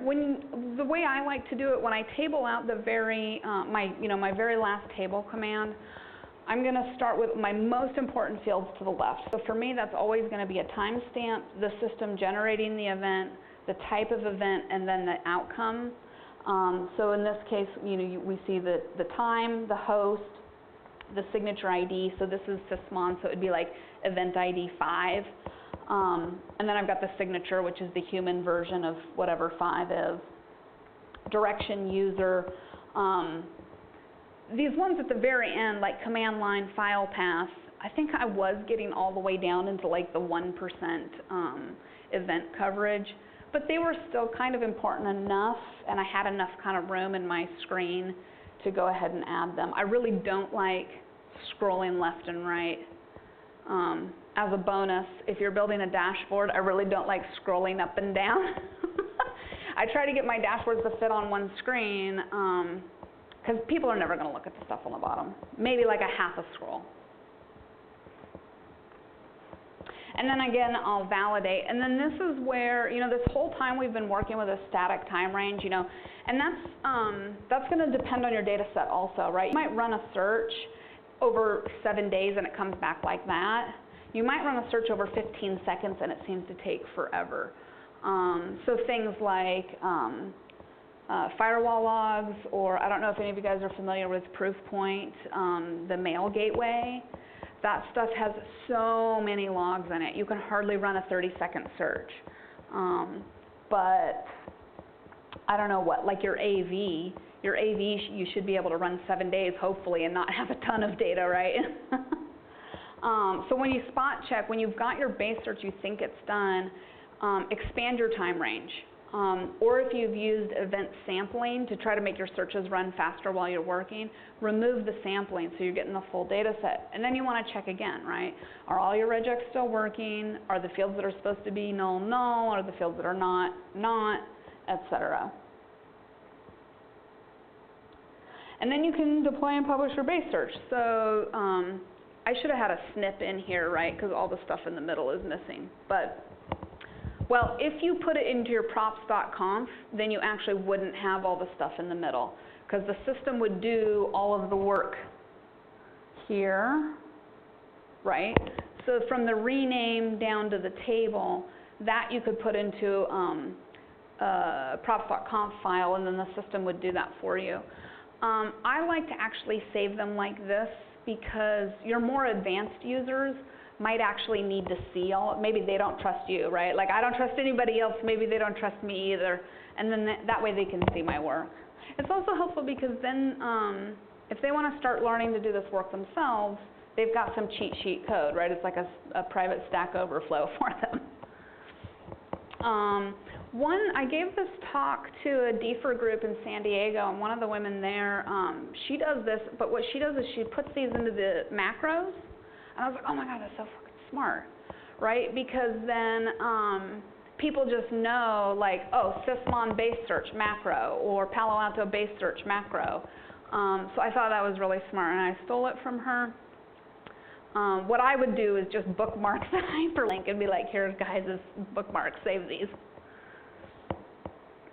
But then that's where you can actually start to do some analytics, right? Now you've got your base search. So this one here, we can actually craft a command that will, or craft a search that will show us which system was getting ransomware at the time, put in some thresholds, build an alert, and if something like flipped over that alert, which this system would have, and that's sort of how you start to do your detection engineering. Okay. So, 4:53, does that mean I've been talking 23 minutes? Let's do this first. So here are my resources. Now, again, if you go to Splunk, their .conf, the conference Watch Online, this talk is from last year. It is recorded, and they have the PDF of this also. So you can get all these hyperlinks that are clickable if you go there. Otherwise, you can take a picture as well. You can like Google this stuff. Although I made these friendly so you don't see the real URL. But these are clickable if you go get the PDF off of Splunk's online recordings. Again, this whole talk is recorded there as well too, so you can like replay it if you want. So maybe let's do some questions, and then anybody who wants to leave, obviously could have left whenever you wanted to. So we could do some questions, and then we can do some demo of some of this if you guys want. Questions? Yes? So you threw out two thresholds, 90%, 2%, from like statistical analysis of like what is also. Yeah, so we can show that in the demo for sure. Would you ever shift this? It's built into the UI that way, so. Yeah, sorry, I'm not familiar with Yeah, no. Okay. You guys just want to look at a little bit of a demo? Okay.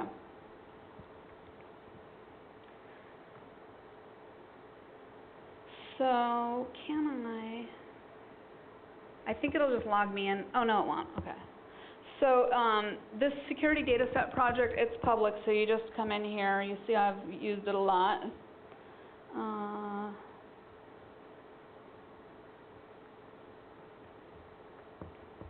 This is actually pretty cool. So I don't know if any of you guys are familiar with, Splunk does a Boss of the SOC competition, so it's like a blue team capture the flag. This data set is from their bots version 2. You know what else is really cool? Did I have it on the slide deck? Oh, why did I close my slide deck? That was dumb.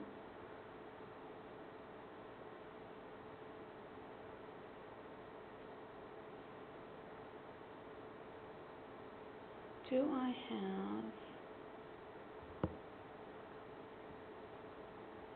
Yes. So you can actually, this is free as well. You just log in, sign up, and you can actually go do the capture the flag on the older versions of the data set. It's pretty cool. Will it take very long to sign in?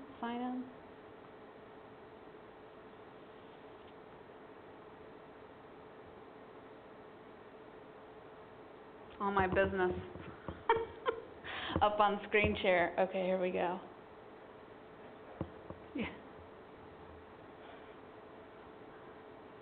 Oh, here we go. So, continue. Yeah, so you get the challenge questions and you can go through. So it's really pretty cool, actually. So that's freely available. All right. So this is the actual data set project, and if you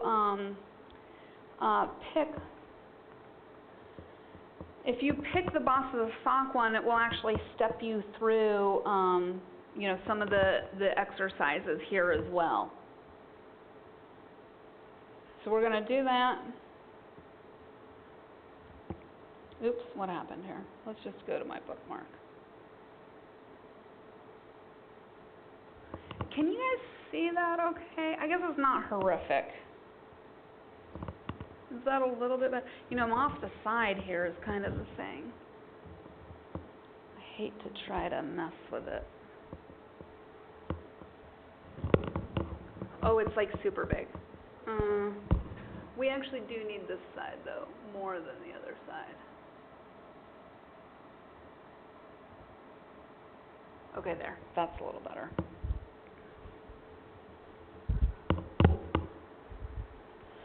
Okay, so here I've got my index and my source type, right? And you should pretty much never ever use all time, but I'm going to use it right now only because this is a demo site, and I just want to show you like how I go about, you know, if I'm going to be like iterating this command over and over and over again, I don't want to sit here and wait for it, right? But I need a good representative data set, a good sample of my data to work with, because if I'm, you know, if I'm only working with 5% of my data that's all similar, then all the work I do isn't going to match. But this looks promising, right? Oh wait, I was going to pick that big spike. We'll pick this one. So we can zoom to the selection there. And then this will help us get something that'll run more quickly. And again, I'm running in verbose mode. What that does is that gives me all of these native field extractions here. If we run it, and I'll just show you guys since we have time, right? If we run it in fast mode, which is what they'll tell you in like Splunk trainings, right? Because they already know the data. What they're trying to teach you is how to use the commands. But you don't get all those field extractions out here. Well, if you already know, you know, what fields, then you don't necessarily need them. But that was one of the things that always kind of left me feeling confused when I first started taking the Splunk trainings. I'm like, well, how do you know it's access combined equals 502 or whatever? All right, so verbose mode. This is still kind of running a long time, so I'm just going to zoom in again. And you can see, you know, we've got this static time range here. We're not using a 30-second window or the last 15 minutes, which, right, if we ran it a minute later, it would be a different data set. We'll zoom into this one, and then hopefully this should run pretty quickly. My phone is holding up pretty well. Okay, this looks pretty good. What I'm going to do, I almost never ever use this, but just to get this to run a little more quickly, I'm going to use this event sampling, which will just give us 1 out of every 100 events. So that came pretty fast. Okay, so index source type, we've got verbose mode, we've got our static time range. There's a whole ton of fields over here. So what are the important ones? I don't know. But what we can do, first thing, right, you guys don't actually have to watch me type because I saved all these. Right, here's our Splunk noise. This I could probably type almost by memory really fast, but, right? That gets a whole bunch of the noise out of here that we don't need. Perfect. Now what? Now I want to focus on 100% of my field prevalence. So I'm going to go down here to all fields, and you've got this filter here, right? So if we go to all, you can see there's, 0.12%, 100, 67. We'll want to work with these, probably these 30s down here. But let's just flip it to 100%. And this is kind of tedious, but honestly, it's like the best way I've figured out how to do it. I just copy and paste this. Table. And then you do have to go through here and be like, no. No. I won't make you watch. You guys get the point. So there we go.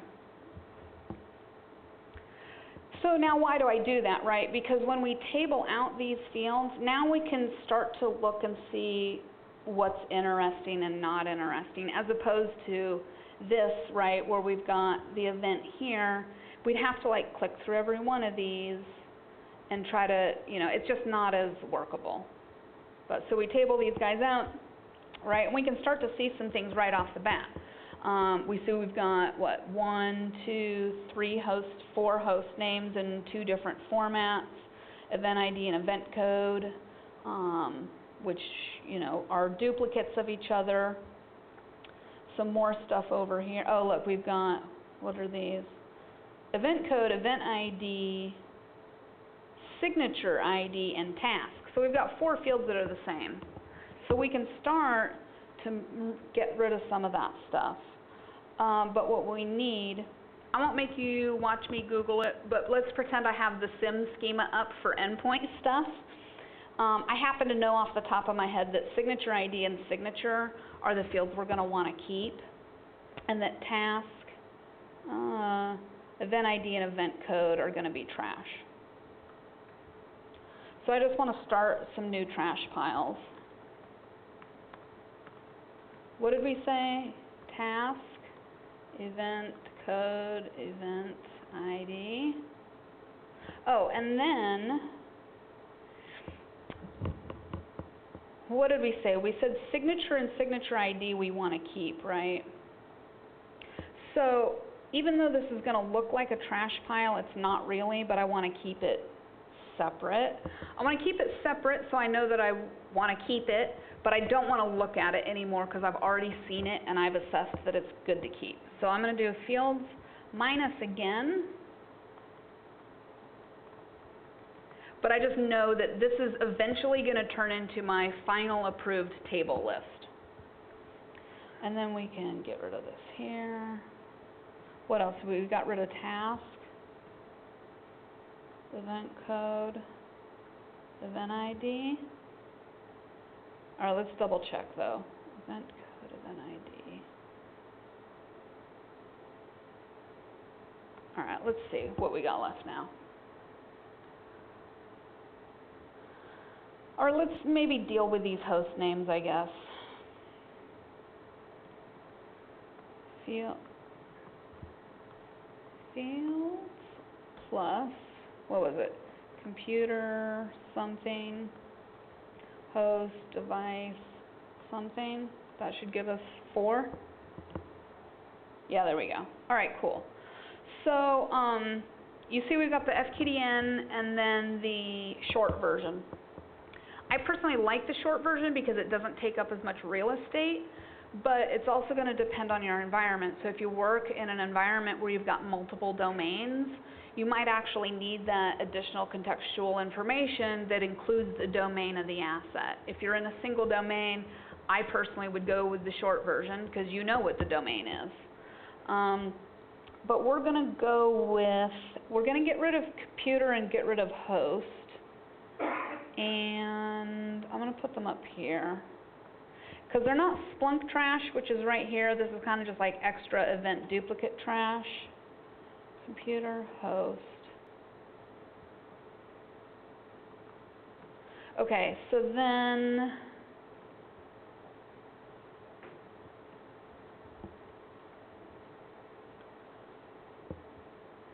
but do I need 2 fields for this, or do I just want the domain? Like maybe I just keep the host name, maybe I want 2 fields. Maybe I want host name and domain, or maybe I want 1 field that's just the FQDN. I don't know, what do you guys vote for? You want 2 fields?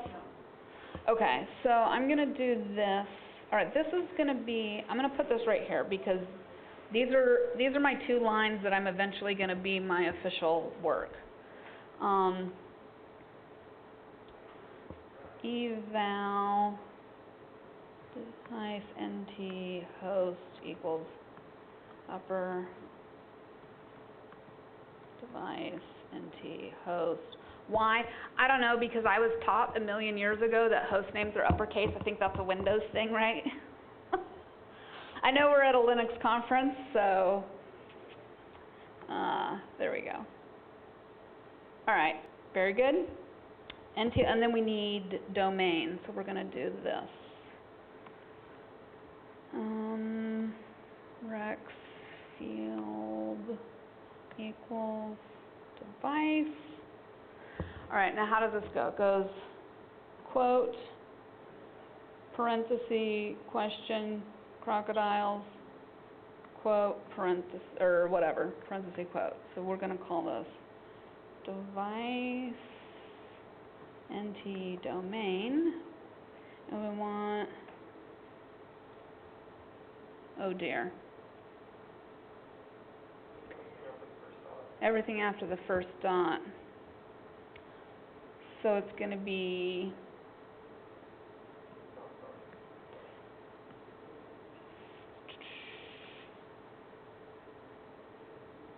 oh my gosh, regex live in front of an audience.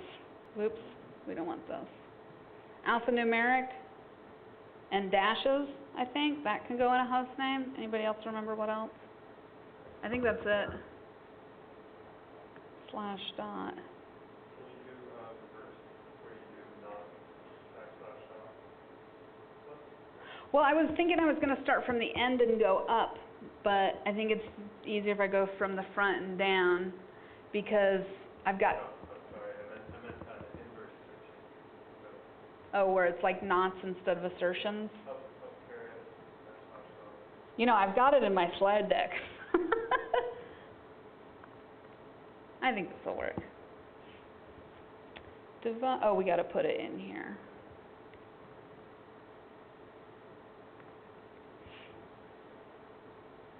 There we go. And then I actually I'm sort of neurotic about the order of my commands too. You guys obviously don't have to be this neurotic. But if I'm going to do one upper, I'm going to put the other upper next to it. So eval, actually I want to do it like this.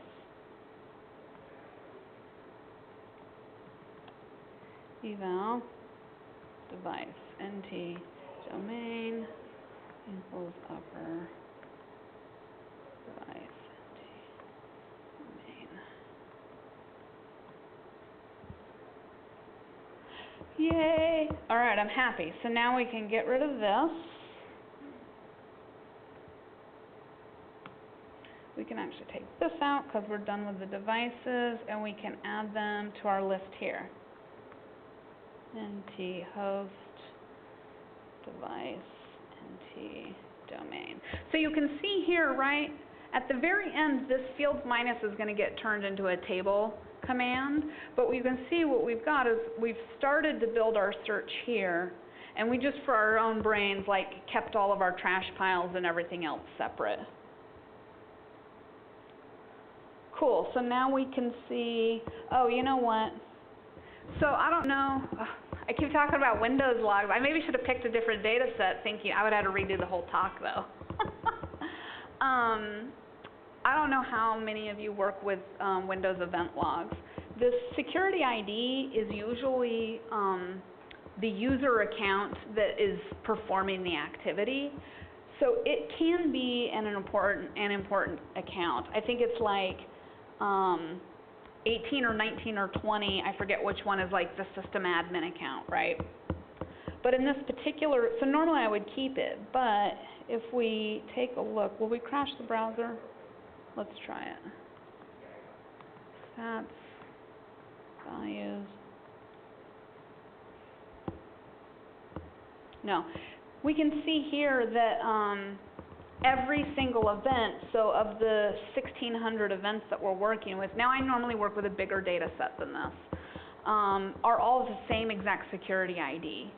So it's the same user account. What that means is this is actually the account that is running Sysmon, which is collecting the event data. It's not actually the account that's performing the action that Sysmon is collecting the events from. So because of that, it's actually a useless field that I don't need cluttering up my UI. So if this were a different data set, right, if this was still Windows, but it wasn't Sysmon, it wasn't this ransomware, well, forget I said ransomware. If it wasn't Sysmon, right, that would actually be a field we'd probably want to keep. We also see right here we've got 2 timestamp fields. Now when you do a stats value star, oh, and I don't have it in here, underscore time. Underscore time is the field that Splunk uses to mark the timestamp for an event. I didn't have it here in the UI, but I can see right then I don't need these extra time fields, right? So we can put them again up here in the trash. We don't need our, well, we can keep our stats values. So we don't need, so event channel, same as our source type, we can get rid of that. We like the event description. This is actually helpful, although, didn't we see that? You know what, we did see that already, I think. Let's get rid of event channel first. And let's give us back our signature fields.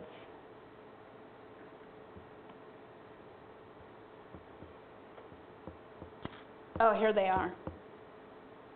So, what's interesting, okay, this is a good example. Does signature have more things, or does it just look longer? Driver load, file create, image, network, oh no, it's the same. It was just longer because it's a shorter field. Okay, great. So we can get rid of event description. That's a duplicate also. And we can put our signatures back up here.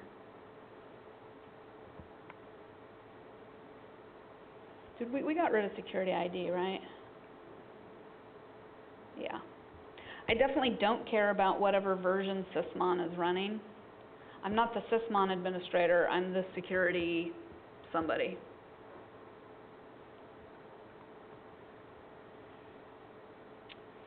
Record ID, I don't know.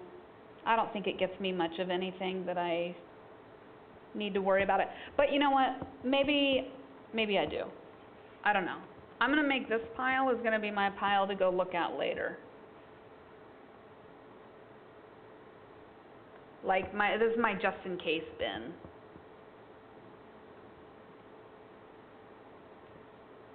Oh, keywords, useless. Again, it might be something that we want to translate later, but even if this was like a really interesting piece of information, if it's the same piece in literally every single event, which it is because we only have one value, like how valuable can that actually be? You could literally put it as the title of your chart, and then like you don't need that field. We'll save it right here anyway. All right, keywords, where are we at now?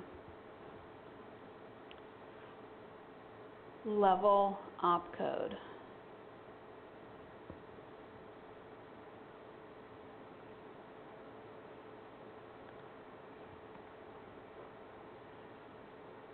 Action, good. Direction, good. Process, great. So if we took this down here now,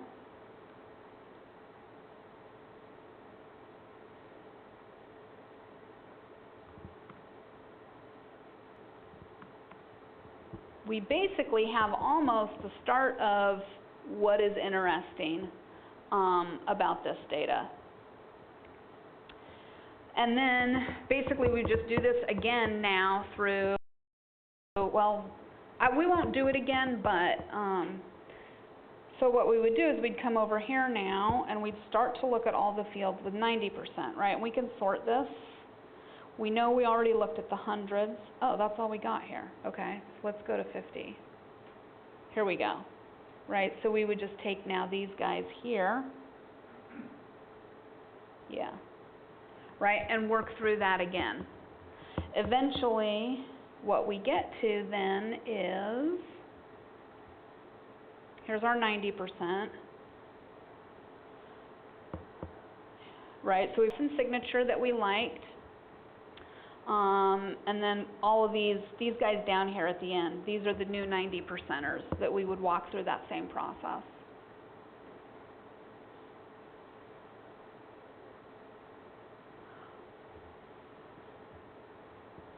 What we get eventually is, so here is the actual base search I ended up creating. You can see I did filter some things out, like I don't care about sysmon monitoring Splunk. That's not useful to me as a security person. I mean, I guess maybe if I was monitoring, like, did Splunk get shut down? I figured out this Acronis. I think this is like backup software. Tenable, I don't need that, right?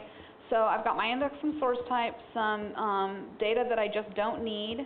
I've got my renames here, so I named image loaded to the sim normalized. I don't even think this is actually a sim field, but at the very least it's lower snake case. This would drive me completely crazy, like even if image loaded wasn't a sim field, if you left it in camel case down here in the table command with all of the lower snake cases, I would be very sad. So, and then, right, we want to remove our sampling. What I did find out when I was looking at this, do we have it? This one, no. Here, process. If is null app, return process, else return app. Turned out in like the 100 some odd, 200,000 events in this data set, there were 5 that did not have a process field once I was done with all my normalization, and I went and checked every field, right? Every single field, I was like, where is null? And then I looked, oh, it's null. It's not supposed to be there, it's fine, okay? Go look at the next one. Where it's empty, an empty string, is it null? Is there a value there? Does the value match? Is it lowercase? Is it uppercase? Whatever. What I found were 4 events out of like 200,000 that did not have a process. When I looked at them, what it actually was sysmon starting at boot time. So it had the process, but it was in a different field, monitoring itself at boot or something. But that just goes to show like the level of neuroses that I'm at when I'm like validating this kind of thing. So I'm sure nobody else would have cried about those 4 events. All right, so now, should we try to find the system that was triggering that was being ransomware? So we've got, what do we have? Let's do, what time is it? 5:19, 10 minutes. Maybe we can come up with something for ransomware real quick. I think what we want is stats, count,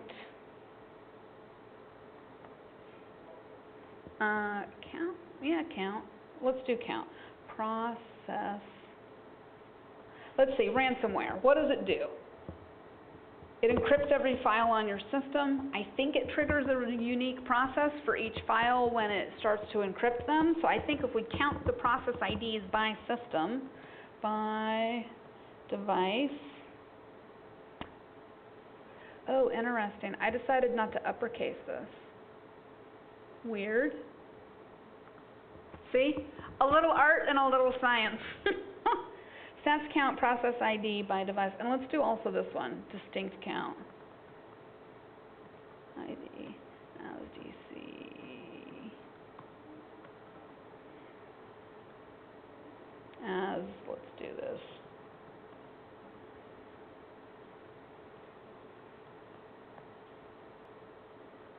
Okay.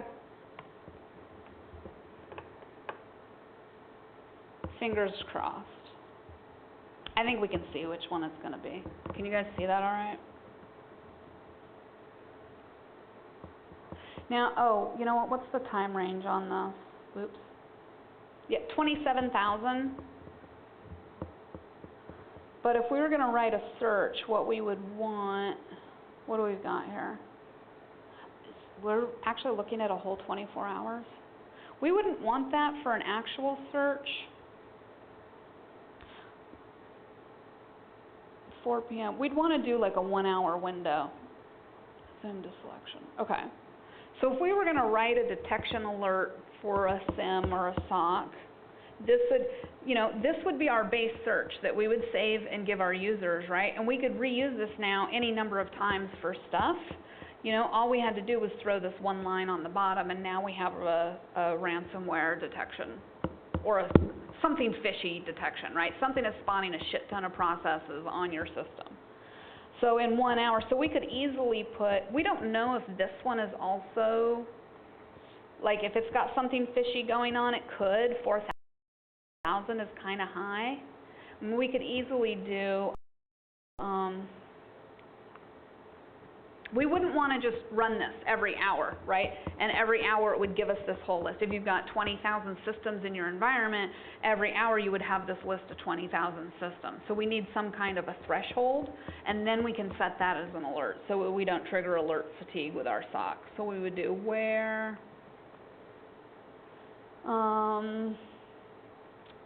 PID greater than 1,000. 5,000. We need a better data set, or not a better data, a larger data set in order to pick an appropriate threshold. Right now we're just looking at 3 hosts in an environment. You would look in your environment, hopefully you don't have active ransomware going on, and you would be able to see what's normal. There might be like servers, web servers that are really busy, so they might get their own alert because the threshold might need to be 10,000 as normal. But with your user endpoints, the threshold could be 5,000 or whatever, right? Where PID greater than 5,000. And then we don't need, we do, yeah, distinct was not. That's interesting.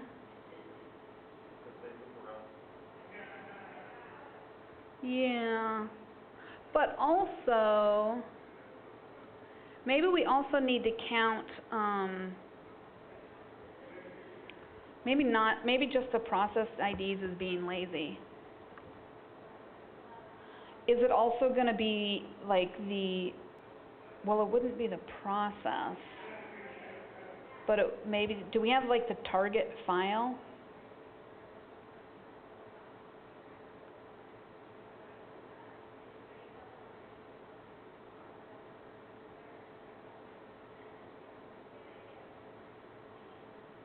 Let's also do that.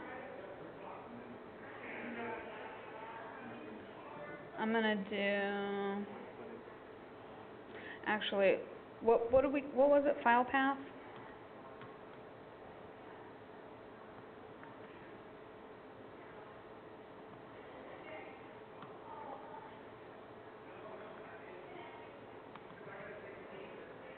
And then I also want to do this because I want to see values, file, path, file, path. Okay. Oops.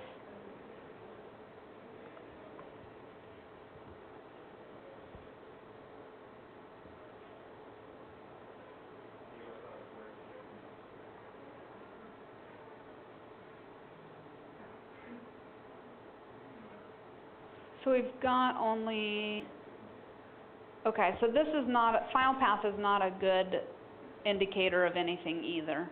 So maybe PID is the only thing, right? Maybe this isn't the best alert, but I mean, it definitely does, I'll guarantee you that's the host that got ransomware. But you just have to kind of like poke around through it and figure out, like, what does the data have that's interesting that you could use. The thing about security detection engineering, like, nothing is ever like, hey, I'm bad. It's like all normal activity that's just abnormal. And that's the hard part, is figuring out, no matter what search you write, it's always kind of like a judgment call. What's the appropriate threshold, right? You don't want to blast your SOC with like 1,000 alerts a day of just trash that they got to look at, but it's inevitable that at least half of the things they do look at, they're going to be like, oh, it's normal, right? And you just can't suppress and whitelist everything. But that's pretty good. There you go. We caught a ransomware. All right, I think that's it. Comments, questions? Oh, wait. Hang on. I forgot one last slide. Lydia's favorite slide. Here we go. There we go. Thank you. All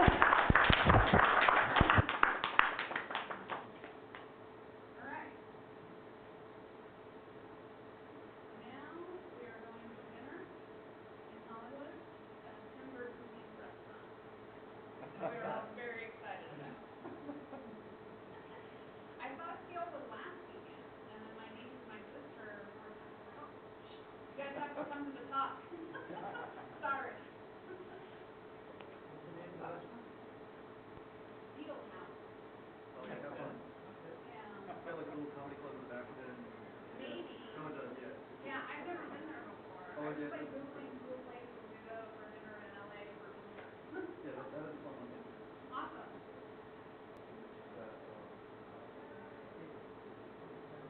I think so, right? Because it's like even though the commands are even gonna come up with a field minus table this, enter whatever the command will be in stack or experience or the sort of method is still the same, right? Like throw the dirty laundry in the corner so you can like focus on what you actually want to work on.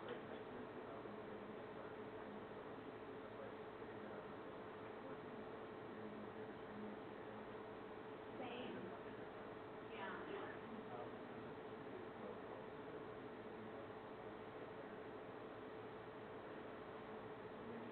Well, that's the trick, right? Because especially when you're writing alerts, alert isn't supposed to fire unless something bad is happening. But then if it never fires, is it because it doesn't actually get better?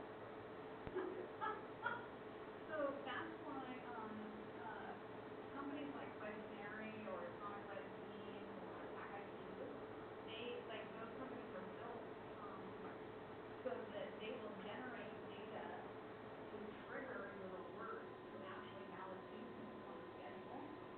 But, you know, you probably should proactively at least manually go through. And what you can do, like for example, the ransomware alert that we just wrote, if we take the last 2 lines off of that and run it, we will get data back. So we can verify then our base purge, and just by removing the security filter at the end that sort of suppresses all the extra noise. But yeah, you absolutely have to, but again, this is the judgment call, right? You're like, oh, my alert hasn't triggered in a month. Is it because nothing bad is happening or is everything broken? Windows is a good data set, right? Windows is not going to change. Cisco network's not going to change. Probably not Palo Alto. But anything that's an API based data, just the API changes all the time, right? So AWS is a good one. That's pretty common, but like Microsoft, or not Microsoft, yeah, Microsoft, like all of their Azure APIs, I don't know how all of that stuff is yet. Yeah, yeah. Oh, that's great. Thanks so much. Yeah. Did you learn anything? Did you hear me? I gave a shout out to you twice. I was like, everybody, this is my niece, Lydia. She smiled. I wasn't paying attention. She smiled. You heard it. I turned around, she was smiling. Oh, yeah, you were listening to me? Yeah, Oh, wait, where's everybody was at that point. Yeah, the whole room was looking at you. Well, I didn't know. I was on the phone. Hang on, let me get my mask now that I'm done talking.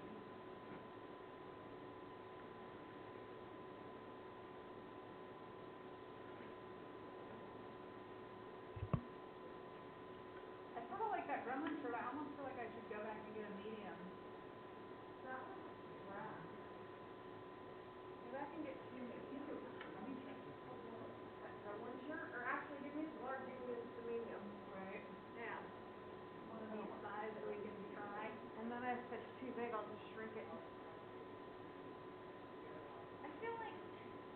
some things actually shrink and then other things, like big things Yeah. just shrink once. I know. Well, that went pretty well.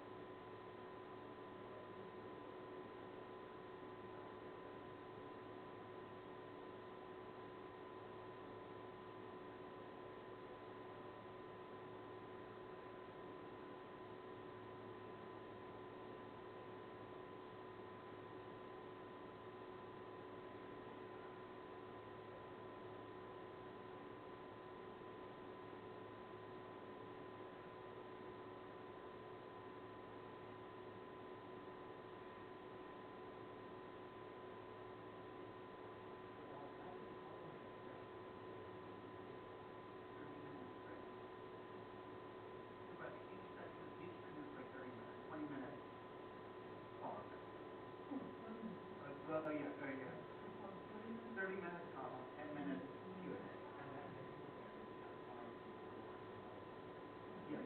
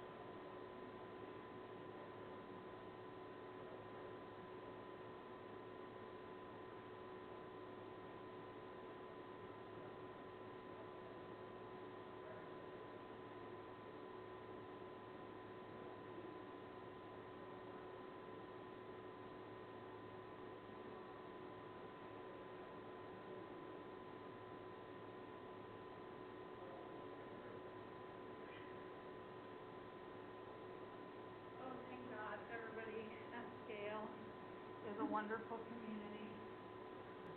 We were wondering why they left the laptop for people. Because they were flustered after their talk and forgot it. It happens.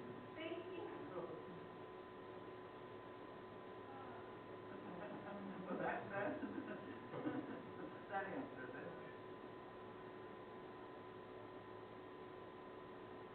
Yeah. Let me go back to Mart.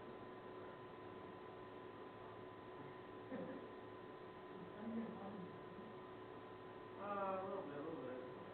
Well, like here's the thing. Do you know an Asha? Asha, same last name? Your family name? You know? Okay, so someone I know does a lot of data stuff. Asha do that. So I was like, I wonder. There's a lot of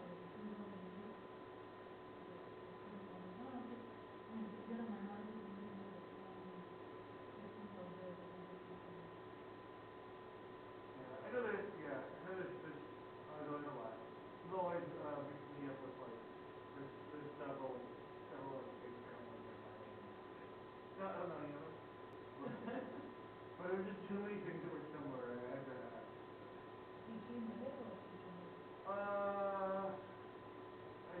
I know her family's here. I forget where she's based out of, but she used to be here. I had her help me out with a couple things, help me with the customers. I knew that like people that would be in this area that would be interested in doing the conference and have like data in the background. It's the same thing.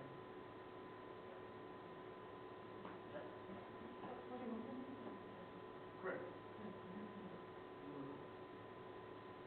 Which count state? All.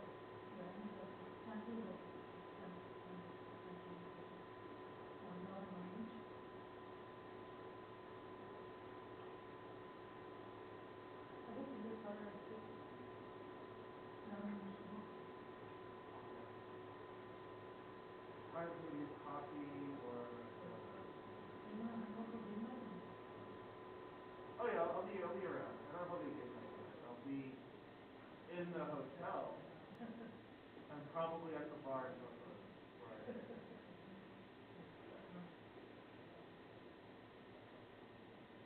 Yeah, I always stay in the hotel for these things. Like, at least like coffee drinks. You know, if you want to be having a nice conversation, you don't want to necessarily interrupt it, but you got like 2 hour drive home. Just stay.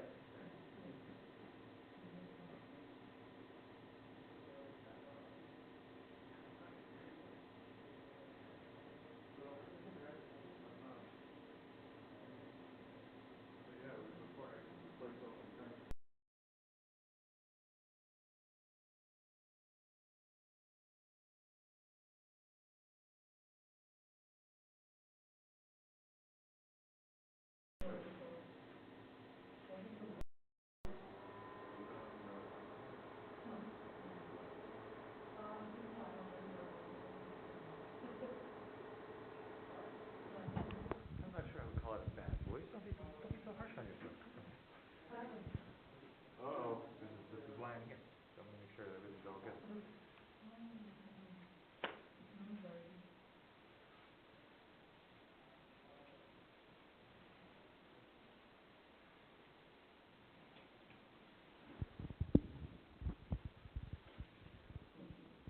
Well, I guess I'll go talk to the AV guys. Should I unplug and plug in? That's a good idea. Give that a shot.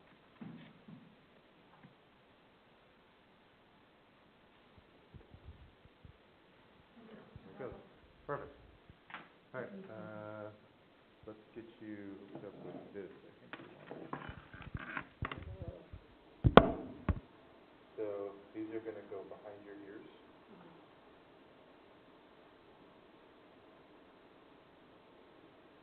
And then you can move. It should be, I think they call it memory metal. You should be able to warp the metal if you see fit.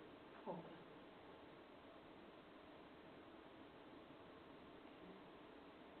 I often wonder The mic, you can put it closer to your mouth if you want it. how big an outrageous contraption you get somebody to do it.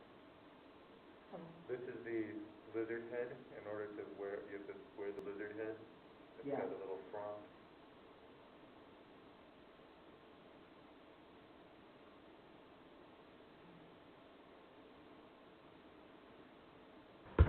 Hello? Okay. Hello? Can you guys hear me? Yeah. Okay, perfect. Yeah, I think you actually mean okay. Sure.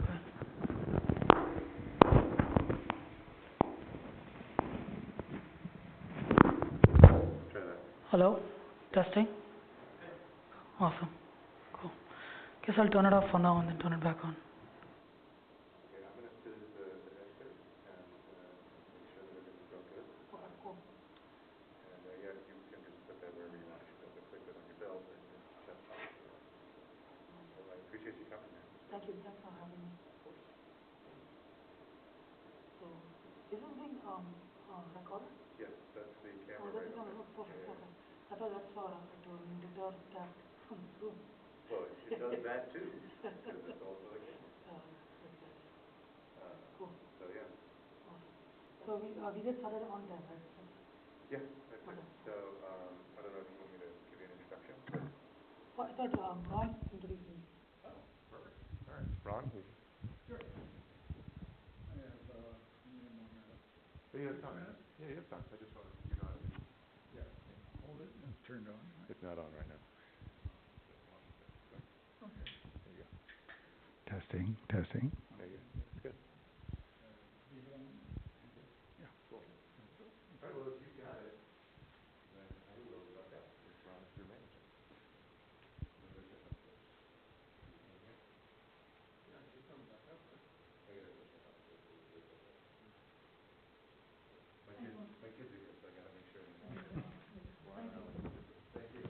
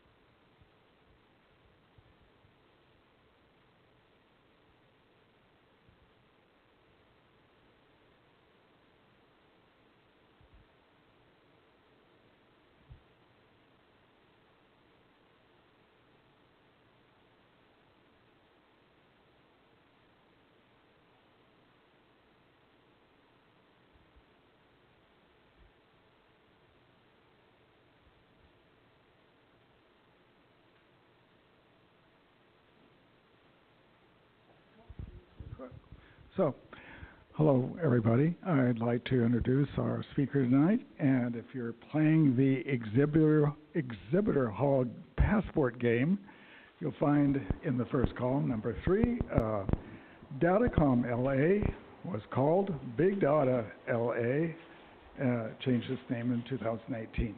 The conference, that wonderful conference, is happening on the USC campus in about 2 weeks from now. I'm sure I've attended that conference and it's fantastic.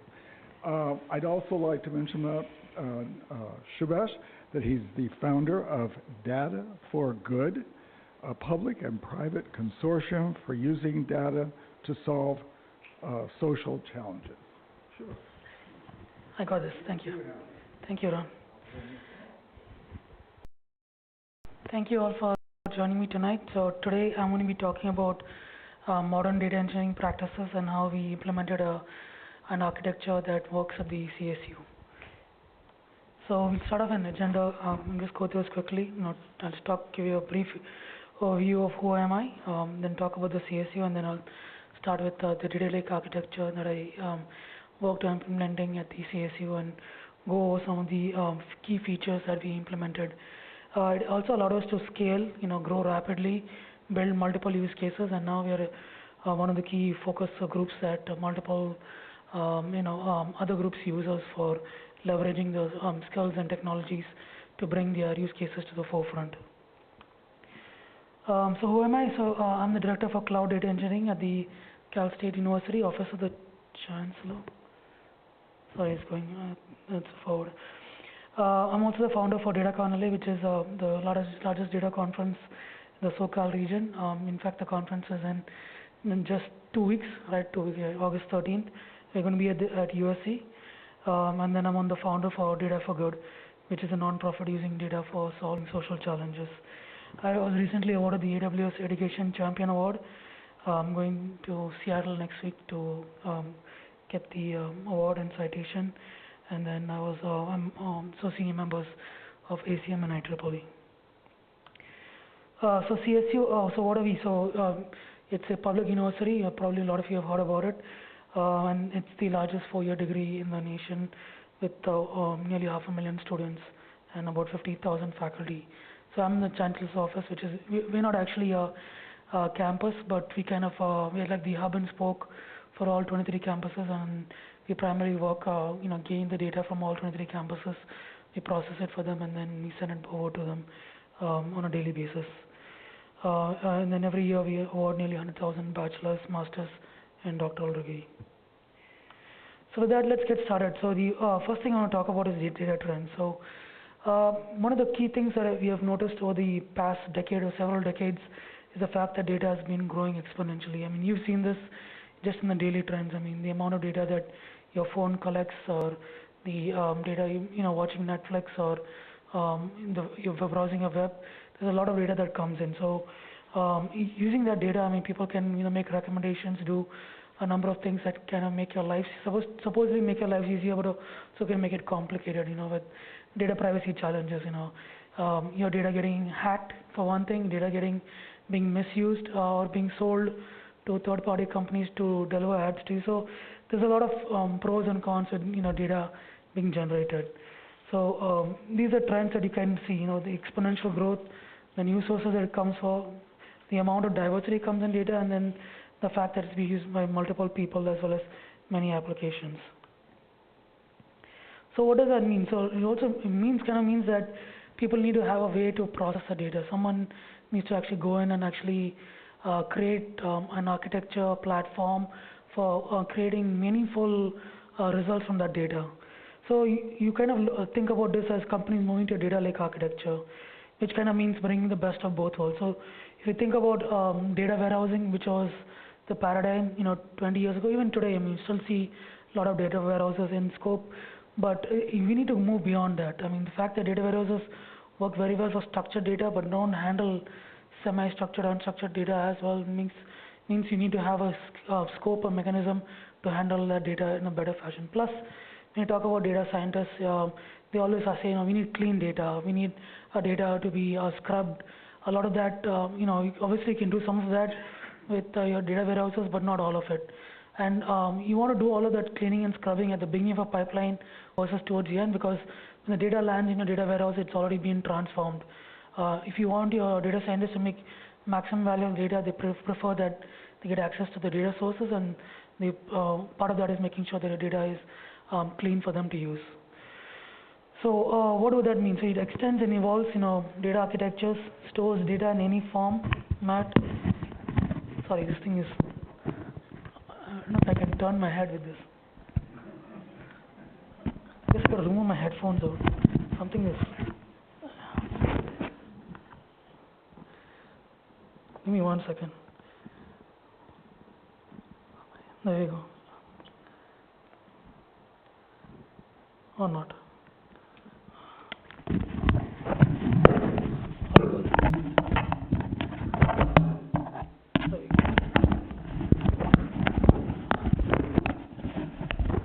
Can you hear me now? Oh, sorry about that. Too many things around my neck.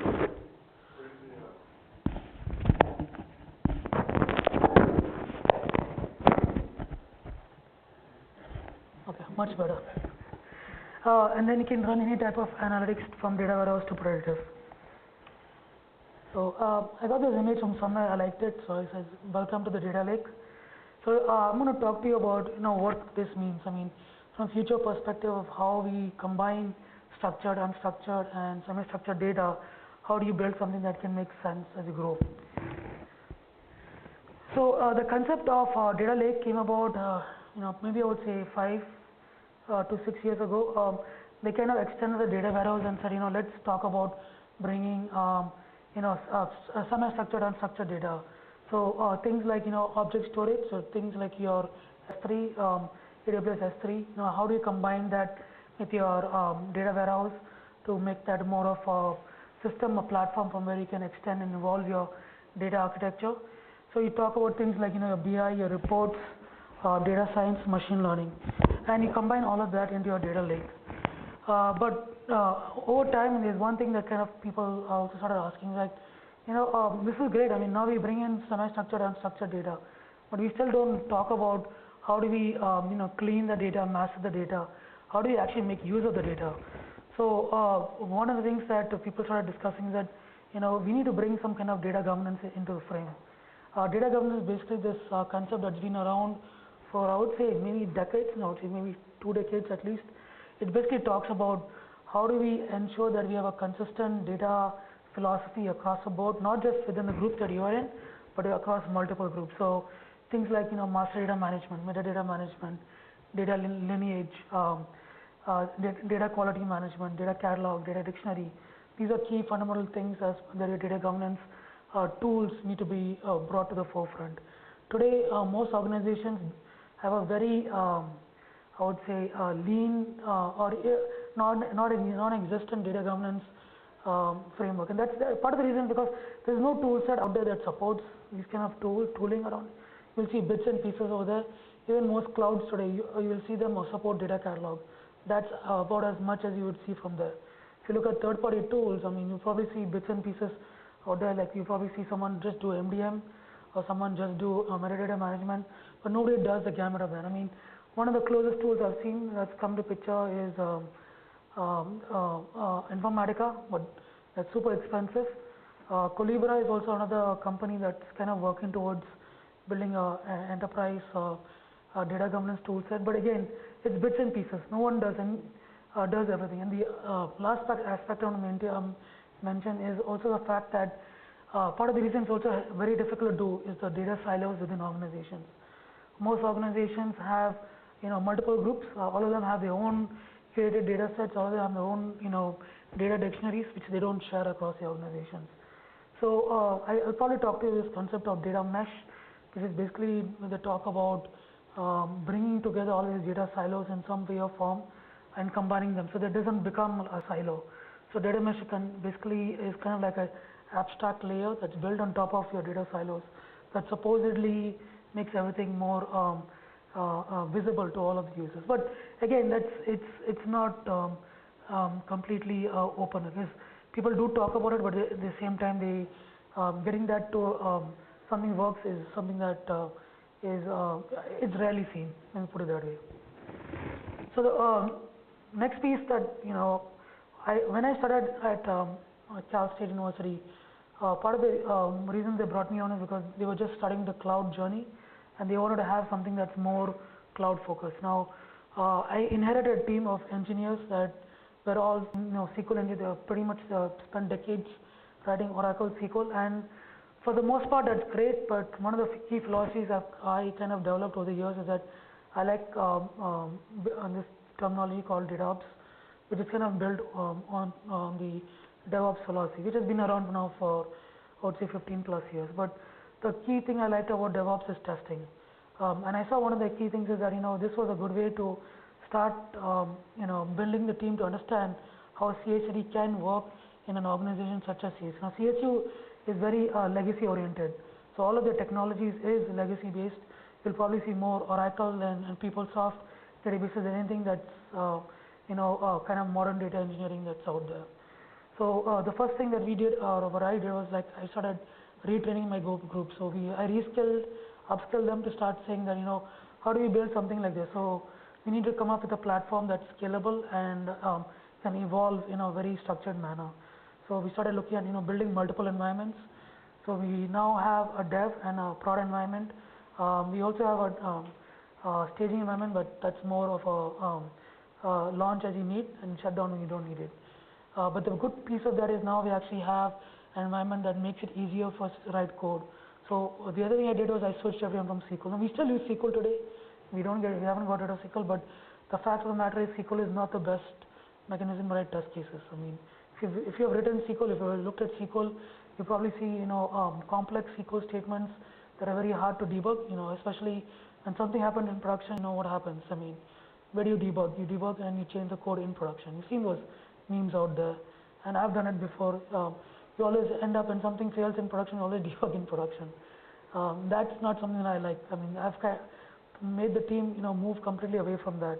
So how do you do that? So first thing, you need to move people away from thinking about everything needs to be SQL based. So SQL has its place and position. I don't say that you get away from SQL, but you need to know where you need to use it, and you also need to know that SQL, even though that you can write very complicated SQL statements, it's not the best case to identify and debug situations. And if you do write SQL, to me, I always push my team to make sure that they modularize their SQL statements, break it down in more functional, logical equivalents, so that you can write test cases against that. So that leads me to the other part of the statement. So what did we move from SQL towards? So most data engineering pipelines today kind of move to Spark, and that's the kind of the platform that we use. If you ask the data engineering platform what the tool of choices or the programming choices, probably Spark, and for I would say 70–80% cases it's going to be PySpark, because it's more easier to learn, because it's a Python-based development environment. So we went with that. So things that we did deployment pipeline, repeatable, reliable process, automate everything. So today we follow a continuous delivery cycle. So we push to production once a week. At some point we'll go to deployment, but at this point we are focused on just delivery, and then we version control everything. So this allows us to roll back much more faster than we used to do in previous cases. Also production, nobody has access, only the admins have access to production. That means all the developers, if something breaks, they actually have to apply hot fixes and roll them out to production in a much more release oriented cycle. So it's more a very DevOps friendly way of doing things, but it allows us to be more flexible and grow more rapidly. The other thing is we kind of push the team is to make sure that we write reusable functions, extensible frameworks. So everything that we have, we kind of follow that kind of pattern. So if anybody else comes on, they can just reuse functions from that are already written without having to reinvent the cycle. So that's one of the things that I really like about how we build this out. So how do we implement this? So first thing that we did is I kind of told my team, we need to break this down into compartmentalize them into divisible portions and then work on them in individual components. So I don't like what this is. The first thing is the ingress part. So first thing I said is that we need to have a component or a framework that can ingest data from anything. So today most of the data is batch, but we have actually written code that can also ingest streaming data. So we have some streaming use cases that is built in the framework, but it's also extensible to handle most kind of third-party platforms. So we have tool sets, MuleSoft, Boomi that can plug into us and push the data set, so we can easily use that. Or we could use DMS, AWS Data Migration Services. We could use flat files. We can use FTP servers. All of that has individual components that are already built in that could be just extended and used by anybody that wants to launch into a platform. So that makes things easier for third-party developers. The next piece that we also did is that we standardized all of our file formats. So if you land in our S3 buckets, the first thing that we do is we convert them to Parquet. So Parquet is a file format that's used today very heavily in data processing world, just because it's what we columnar file format allows for more performance-based processing, and it gives more structure to the data by allowing you to understand and extract crawl the data much more easier and apply that to your data catalog. So we see that kind of framework that's built out that allows us to scale. Second piece that we did is we follow, once the data lands in S3, we kind of follow a framework for processing. Now today, all of our data, all of our applications are AWS. Just a reason that we use AWS pretty heavily today is just because of the fact that we have a really good partnership with AWS, and we can just use any application within toolset on AWS without having to worry about licensing. So because being a public university, every time we want to use a third-party tool or application, there's a huge legal wrangling that we need to go through. So that makes life harder for us. So for just to get things quickly, like launch, test things out, it makes it much more easier for us to start off with AWS and use either tool sets than work with something third party. Now that's not to say we can't do open source, but my team is small, so I want to focus the team on things that we don't spend too much of time maintenance and administration. We focus on actually development and infrastructure and building those pieces out. So you deal the card or deal the hand that you have been dealt, and you focus on things that you want to do, focus on the opportunities that you have, and show where you can actually show improve success, because that's where you actually can bring value to the team, prove that this can grow and scale out, and then once you have built that trust and confidence, then you can actually hire more people and do the other things that you want to do. So you have to figure out, balance out what needs to be handled, and when you want to show success, those things are really key and important.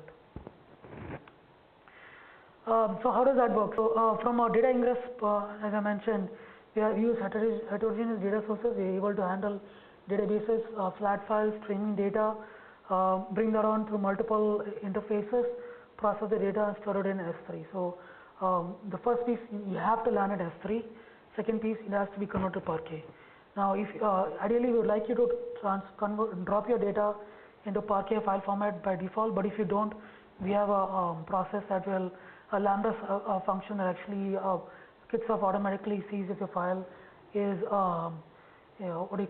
Parquet ready. If not, it'll actually crawl your file, figure out what the elements are, and then convert it to Parquet. So we kind of have automated that piece as well to allow us to more flexibility into understanding what we do. Now, a good piece of this is when we actually crawl the data sets, we actually store this in the data catalog. So our data catalog is kind of important because that's what we expose to all the other tool sets. So we kind of like a single source of truth.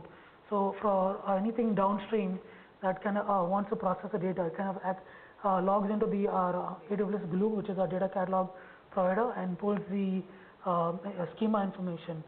This also allows us, if something changes in the data set, we can apply the changes in our data catalog, and any downstream process that uses it can actually leverage the new schemas and make appropriate changes to the data set. So I'll talk a little bit more about what that schema changes mean in an automated fashion for us. Before we go into this, any questions? Cool. So from a data ops process, how does this work? How do we actually apply this? So this is how we actually. So first we start with a framework. So first we get the code base. Today we're using code commit, which is a git clone. So it's pretty much Git, but they kind of wrap it up for AWS and we have code. Again, I said we're using AWS just because we try to make our lives easier. We don't want to complicate too many things given that we have a small team. So the framework, we follow the branching methodology. All the developers have their own branches. When they push into the developer branch, first thing they need to merge. When they merge, make sure there's no conflicts. If there's conflicts, resolve the conflicts. We have a regression test in place. So all of the code needs to go through a regression test cycle, make sure it doesn't break any of the other code base. If it breaks, they need to fix it. But a typical Git thing, the last person who checks in is responsible of fixing all of the any of the code breaks that happen, and it doesn't get actually merged into developer until it actually fixes all of that. The key piece that we do over here is unit testing and integration testing. So the other piece that we want to make sure that all of your code has some kind of testing in place. We have a minimum threshold today of 80%. We want to move to 90% over time. But if your code coverage does not meet that threshold, it does not get pushed into a developer repository. So we want to make sure that developers go over time, they increase the number of tests that they include. Today we follow happy path medium. I mean, there's this thing called TDD and BDD. We focus on BDD because writing all kinds of unit testing is really hard. So you follow at least the most common path for testing, so we can ensure that it follows at least some method of unit testing. Even though there are we had some more unit test cases based on edge cases that we pretend to foresee could happen during processing the data in production. Typical things that happen: commit, pull request. There's somebody has to actually ensure that. So we have another developer actually verify that the code is looks good before he approves the PR. Once the PR is moved, we merge the dev branch, and then from there it goes to our master branch. We are working on. We have some containers in place. I mean, working on that. We haven't fully formalized the container approach for today. We're just using CloudFormation, which is Terraform clone, which allows us to push into our production environment. So part of the growth set is also ensuring that we have our Kubernetes containers in place at some point so that we can scale this out to other environments. It's kind of important because today we're using AWS EMR, which is Amazon's data processing pipeline framework. But we've been talking to Databricks, which is one of the big data processing companies out there, and we probably might switch over. Again, we're still in talks, I think, switch to Databricks. It means that our container philosophy has to be more in place before we do that transfer into Databricks. Sorry.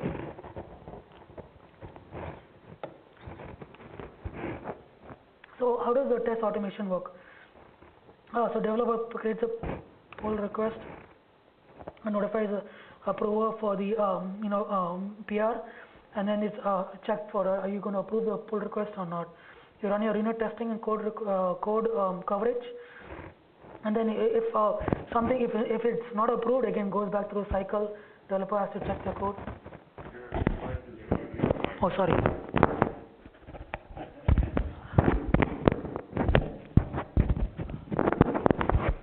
Maybe that's better? A little better, yeah. Okay, sorry about that. Yeah, because then the people in the recording won't get hit. Yeah, sorry about that. Then obviously, so today we're using step functions. Now this is another Airflow. If you heard Apache Airflow, that's become the default scheduler in most organizations. But we're using step functions today, and our plan is also to migrate into Airflow. AWS supports managed Airflow, and we plan to take advantage of that in the near future. One of the reasons we didn't switch to Airflow today is because it still does not integrate fully well into EMR. But if we switch into Databricks, we may have a better opportunity to use Airflow. Though now Databricks had their summit a couple of weeks ago, and they announced their own workflow scheduler. So that's the other problem with all the other tool sets that you want.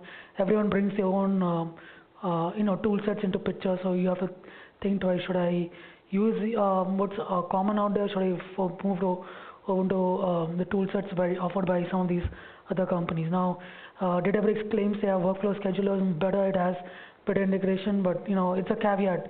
They want to tie you down into their own framework, so you have to think twice. Do you want to stick into something that it's proprietary, or do you want to move into something that's open? Now, Databricks always claims, it's all open source, you can use it, but if you look at the code base, 80% of the code base is always developed by Databricks. So again, you have to think, okay, is this really open source, or is it just Databricks supporting the application code base? So food for thought, that's something that you want to think about.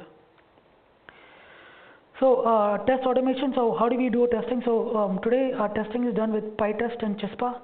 PyTest is obviously a testing framework for Python, but when it comes to testing PySpark, which is what we use today, there's no good framework out there, so we found this open source framework called Chispa that does a pretty decent job of testing PySpark code, so we started using that, and we use it in combination with PyTest.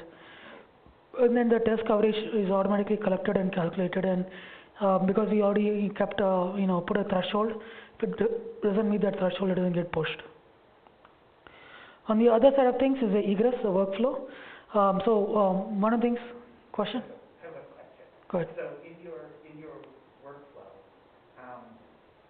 So they're working on a dev branch or whatever of your code, but do they also have like a sample of the data that's already in the system to run the dev? yes, that's correct. So so we have prod and dev environments.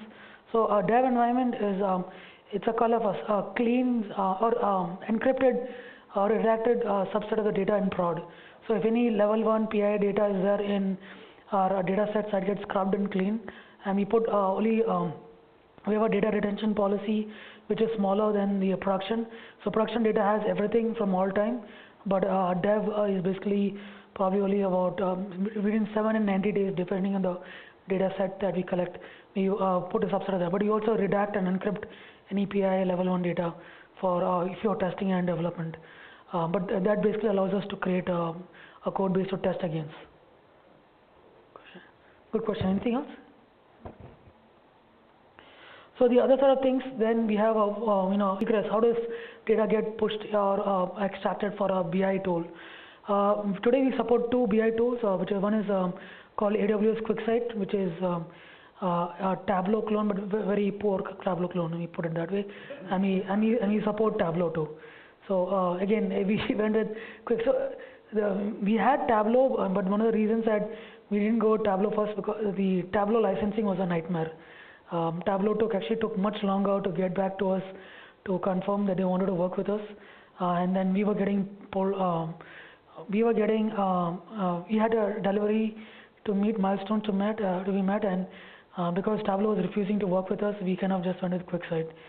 Ended up happening 6 months later. Tableau agreed to our licensing, but by then we were already in QuickSight. But a few other groups out there use Tableau, so because we need to support them, we're kind of like the main data processing group, so that's why we extended it to Tableau to users as well. Now we don't officially maintain Tableau, so we still need to have Tableau licensing and servers on their end, but they can connect into our S3 buckets into our Postgres servers to actually extract the data. That reminds me, we have Postgres today for Aurora Postgres, but we've been talking to Snowflake, and we are probably migrating from Postgres to Snowflake in the not so distant future. So from this, we have a glue catalog, so we curate all of our schemas into that. So this also allows us QuickSight to extract all of the schemas without needing to create separate schemas. Postgres tables also are able to load that data schema information from our glue data catalog. So it's one source of truth for all of our third-party applications. The third piece that we also use is Athena, which is a Presto clone. Allows us to write Presto SQL on top of S3 without having to actually store that into a database or data warehouse. So we use that mainly for data sets that we don't load into Postgres. Today our Postgres data sets is mainly smaller, like we use only transform data sets or the use case focused data sets. So we don't put all the data into Postgres because we don't want to overload Postgres tables. It kind of makes sense. And for performance base, we cannot use Postgres mainly for performance. If there's a query that needs more performance, let's push that into Postgres. We'll kind of follow a similar pattern for Snowflake. But if you're doing ad hoc querying, which means you don't need like high volume or high performance, and then it can stay in S3. You can pull your data from there. Obviously, you can use Athena for that. Athena connects to QuickSet, even Tableau supports it, so that allows you to pull back. And the response time is not too bad. I mean, in past history, it maybe takes a minute, but now it's like seconds, maybe sometimes 10 seconds. But it comes back pretty quickly. You don't have to worry about it. So it's not too bad. So a lot of time for ad hoc coding, we focus on using Athena instead of going through Postgres. So what does that mean? Oh, it's my time. I just want to make sure I'm on 30 minutes. I have 30 minutes remaining, so we can go through this. So in order data to be analyzed and useful, it needs to be related to each other. So this is one of the key components that need to make sense. Even for your data science team, your ML teams, when they talk about cleaning, scrubbing data, they always ask about, how do we build that can relate to each other? How do you make sense of the data that you want? So how do you understand that relation that exists between them? Part of that is having schemas that you can build that relationship against. Obviously ontologies kind of make sense. Build your metadata layer, connect your metadata against your metadata to understand what relationship exists between these tables. So if you kind of like your foreign key associations is what you would think about from a metadata ontology perspective. So until you meet these two conditions, and this is something that I took from the books by Bill Inman. If you're familiar with him, he's called the father of the data warehouse. And him and what's the other guy name? Randall. Is it Randall? I forgot his name. The Snowflake. The star schema.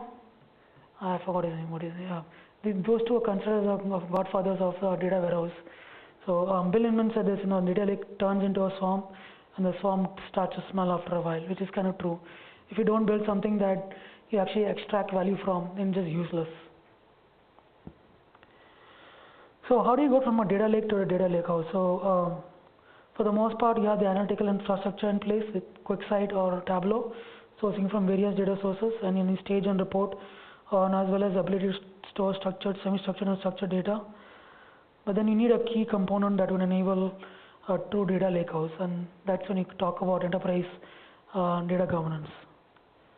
So I talked about this a little bit earlier about having this whole framework of data governance, but this is like the kind of like the standard for what that means. So multiple things come into data governance, things like data quality management, data architecture, data development, operations, security, metadata management, master data management, and document content management. So if you take the whole ecosystem of all these components that kind of builds your data governance. But if you think about it, I mean, these components are not easy to build. They're not even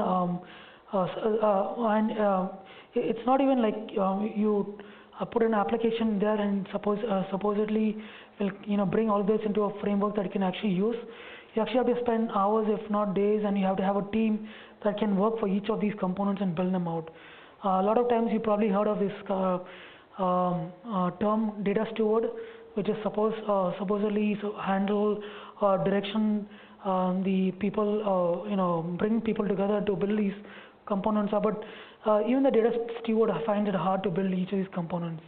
And one of the big major reasons is the data silos that exist within organizations.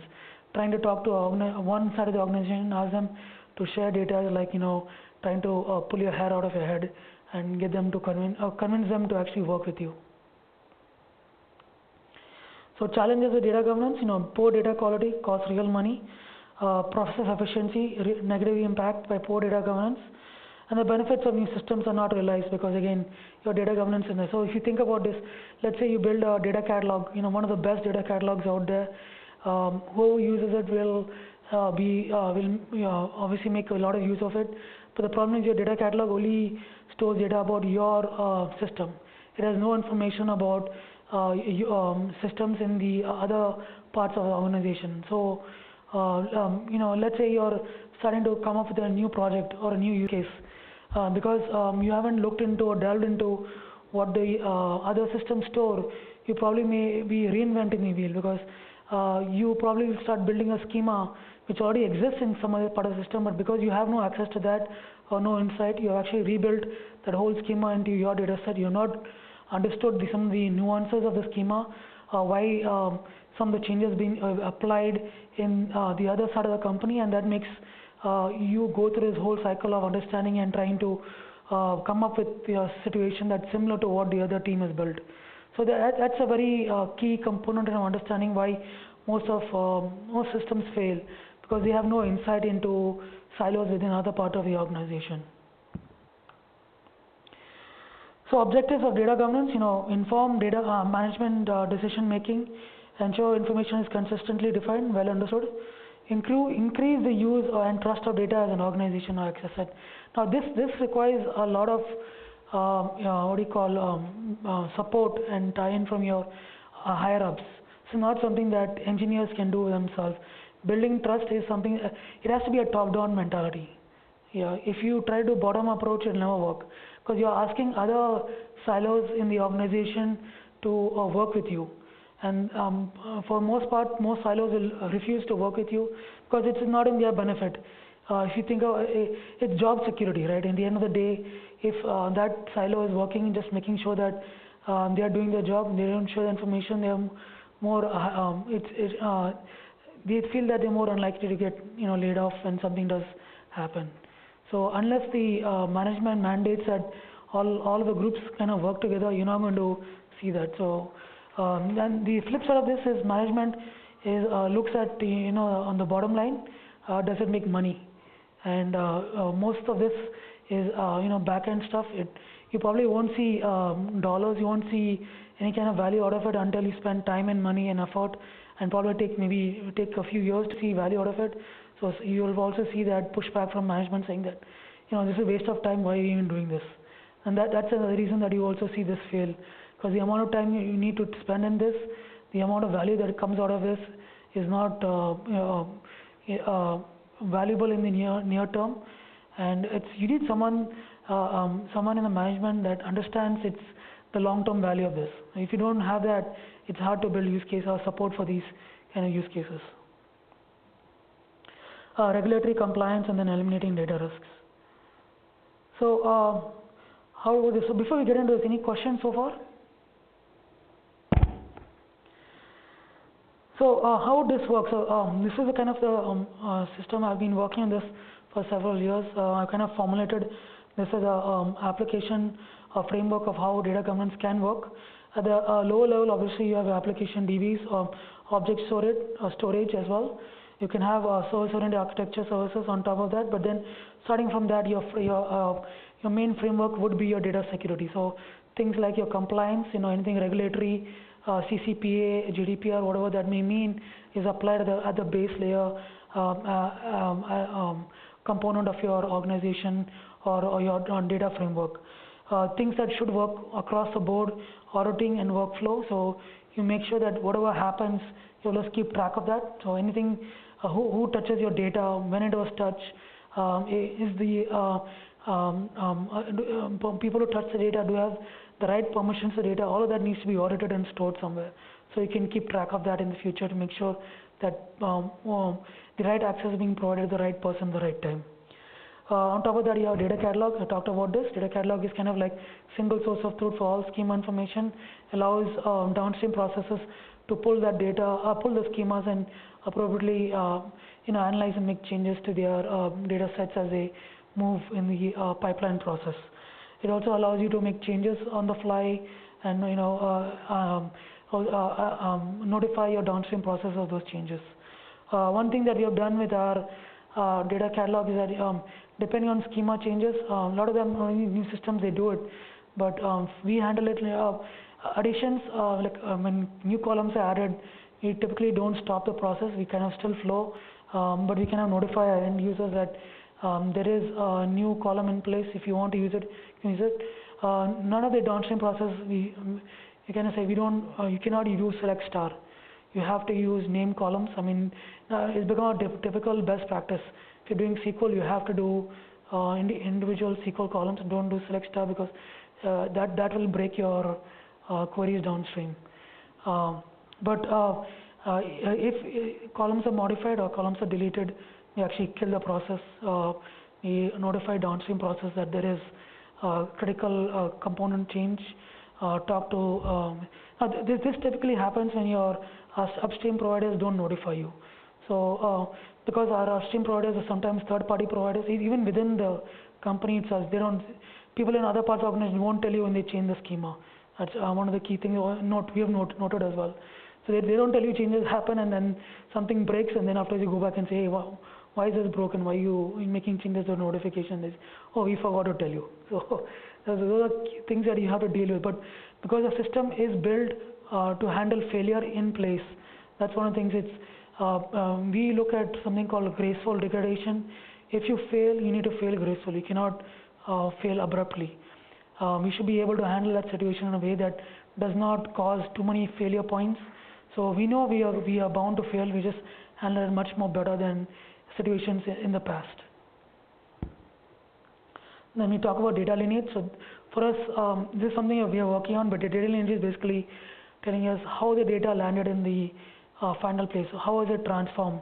So right from the source, where the data came in from, what kind of transformations it went through, and then how did it land. So by keeping the data lineage tracker, you have a complete understanding of where that source of the data came in from, what cells, elements were used to apply, what business logic was used to apply to that, to convert into that final transformation that you wanted. Then on top of that, metadata management and then master data management. Master data management has been there for many years. It's something that's important because that kind of gives you more a finalized view of how your data should be, especially when there is conflicting data across the board. So it kind of creates this clean data set that you can work against. Master data management creates business rules to make conflicting data more streamlined and level set across the organization. Any questions? So go ahead. Related to what you just mentioned, and also on one of your slides, on the data governance challenge slide, for data quality is one of the challenges. So after ingesting all the external raw data, how do you guys handle data cleansing or wrangling before on the transformation state, especially before loading it to staging area? Yeah, so good question. So a couple of things over here. First of all, there's obviously third-party application tool sets that are supposedly help you do that. So if you heard of Tamr, is one application tool set that people have talked about doing data cleansing. Tamr, T-A-M-R. But for us, we don't have the luxury of using third-party tools. So most of it is written through code. So we have business rules in place. Now we understand a lot of our data how it should be. For example, SSN. If we get SSN that doesn't come in a form that we realize, or it could happen that the data is moved because extra spaces come in the data set, or there is some kind of mangling of the data. So you have to have business rules in place to handle a kind of challenges, data quality challenges. So we have business rules in place that kind of reads the data set. We have checks in place that look at the data, kind of convert the data. So if you see something that's broken, if a extra new line is added to the data, it goes on to the next line and causes the data to kind of break up, we can bring the merged data back into one line. So we look at multiple things that come and use business logic to write that out. I wouldn't recommend that for everybody unless you understand your data set really well. So if you don't understand your data set very well, it's very hard. Now, third-party data, when you see these issues, it's harder for us to identify that because of these data sets are coming from upstream. And sometimes we don't understand the use case because downstream our users are more attuned to how they want to use a data set. So it becomes a challenge in those cases. But when it's data sets that we understand, we're able to apply better rule sets and quality control on that data. So it's not so we haven't solved it completely, and I would say some point later we may want to look at solving it by applying third-party tools. But then again, it's also cost basis. I mean, do you want to put a third-party tool and spend the money for that, or do you want to spend the time and effort in building rules within your system to handle that? So it's a cost analysis at that point, which makes more sense. I mean, spending the time and effort in building the product or building the business logic, or having a third-party tool to do it. That make sense?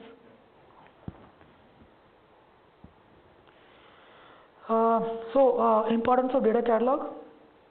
So this one is a slide I picked up from years ago, kind of like gives you an idea of who is going to be using the data catalog, where they use the data catalog. So for reports, most of the time your reports, metrics and definition, they are pretty much centralized and focus on your business users. Because if most business users, they're only interested in the reporting dashboard, they're interested in the metrics and definitions for those reports, but they're not really concerned about the remaining pieces. Your business analysts, they obviously want reports and metrics and definition, but on top of that, they like data sets, queries, models and views. Then your report developers and analysts, they go one step lower, refine data. Data scientists want to go to the atomic data, and then finally your Etl developers who actually focus on the source of the data, data sources, systems, where the data comes from, transformations and bits and bits. This one kind of gives an idea of focus of where each person or each structure of the organization is focused on which source of the truth of the data that it comes from. So I like this because it kind of tells that story of who wants to use what and at what stage of the data when it lands in the final system. Conceptual architecture, this is my conceptual year 3000 thing. If I can get this to work, it'll be awesome, but this is something that is years in the making. At the very lowest level, it's a services platform. Obviously you want to build something that's microservices, have something you can automatically source data from multiple places, which you kind of do today, but then on top of that you have a security compliance framework, your AI catalog services, reporting services, orchestration, on top of that auditing, workflow, data security, privacy compliance, data catalog, all of the data governance tools, and then on top of that you have microservices, API, gateway, your authentication, authorization and accounting, which is your single sign-on and capturing permissions for the users at a very higher level. So that's one source of truth for permissioning. And then finally your systems that it comes from, on-premise, AWS, partner, consumer intelligence. So sorry, go ahead. Sorry, didn't mean to interrupt you. Yeah, I understand what data lineage, I'm not quite sure what that means in this context. So data lineage is, as I mentioned, the same, keeping track of how your source of the data, like right to the transformations to when it actually shows up in the report. So this specific element they're looking at, trying to understand how the element landed in that place, what are the source of the data, what kind of transformation, what's the business logic that is applied to that. Data lineage will tell you the whole story. So you actually, when you look in the report, you actually know, oh, this is where it came from and this is how it was transformed. Okay. So as I mentioned, it's very important for the data governance to happen is you need to have a partnership with your business. With data governance, a top-down approach is what makes things happen. If you don't have a sponsor for you, it's going to be harder for you to build this out.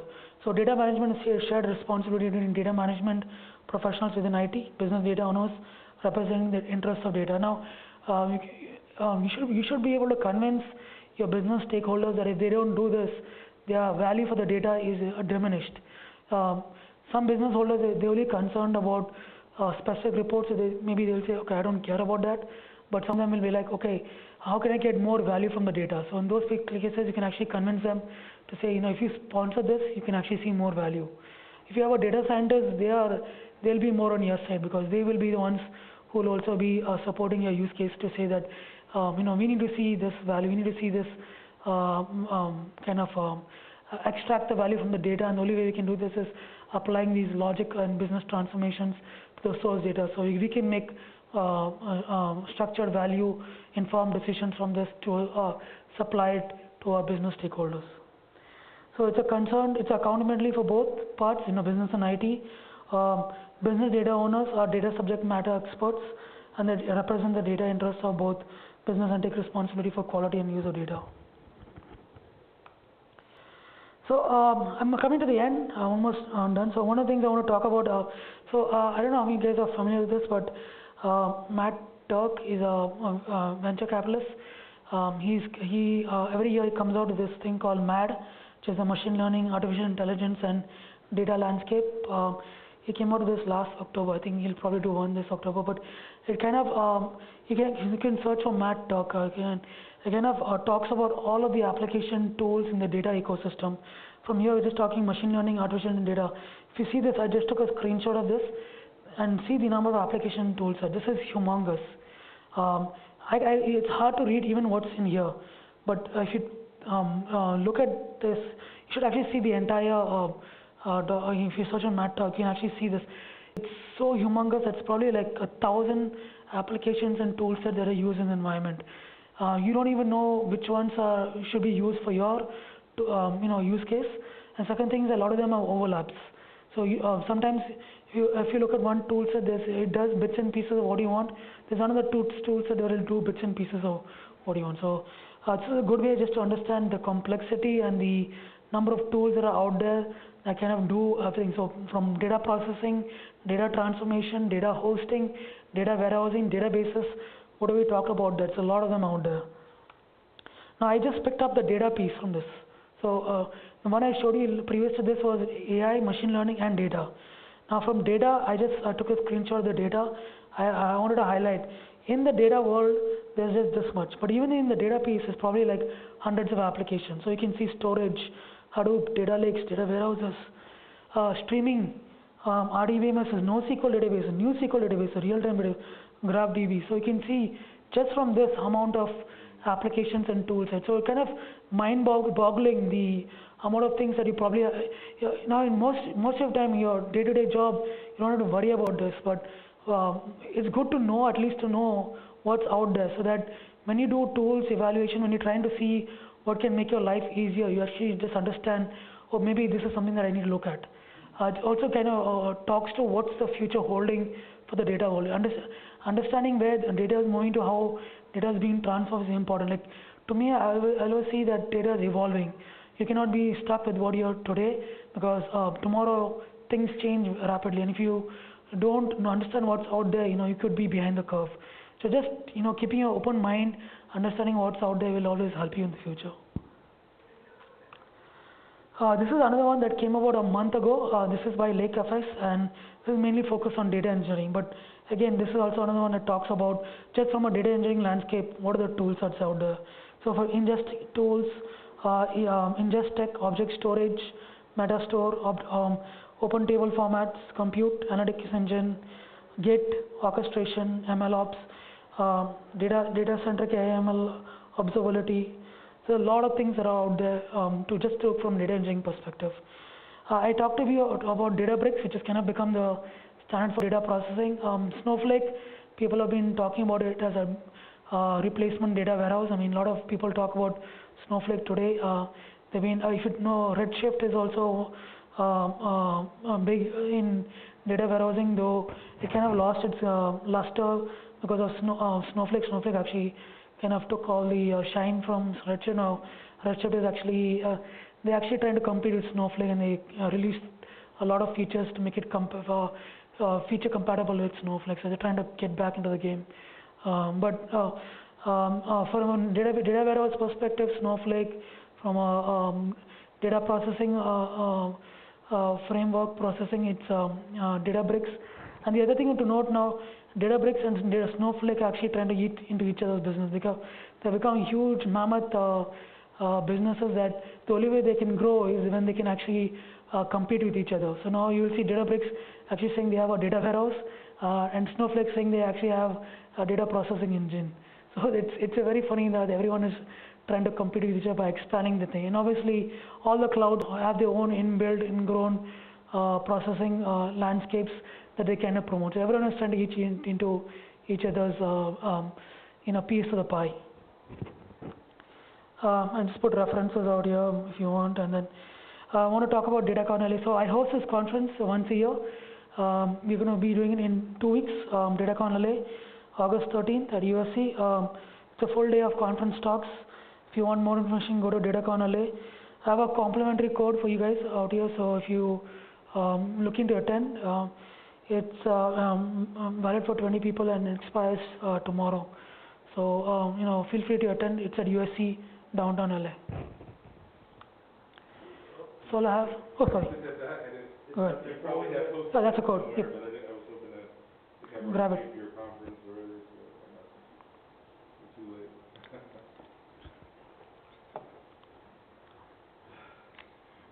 So that's all I had. Any questions?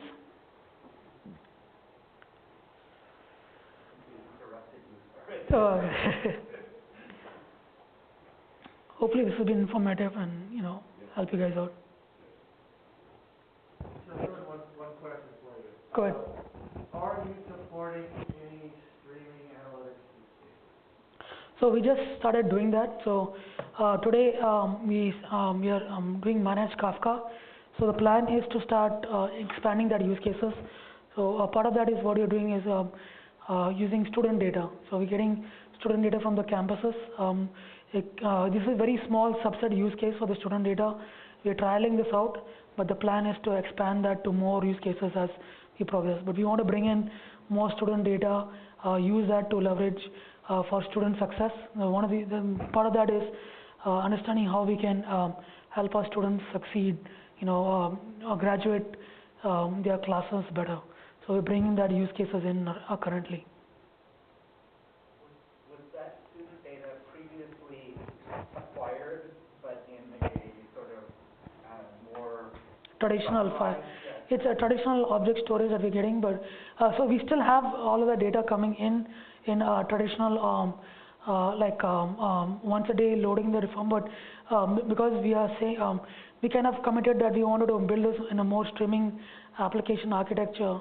We started with a small use case. So we've told the campuses, start shooting data to us more frequently. So we're doing now, it's a 15-minute push.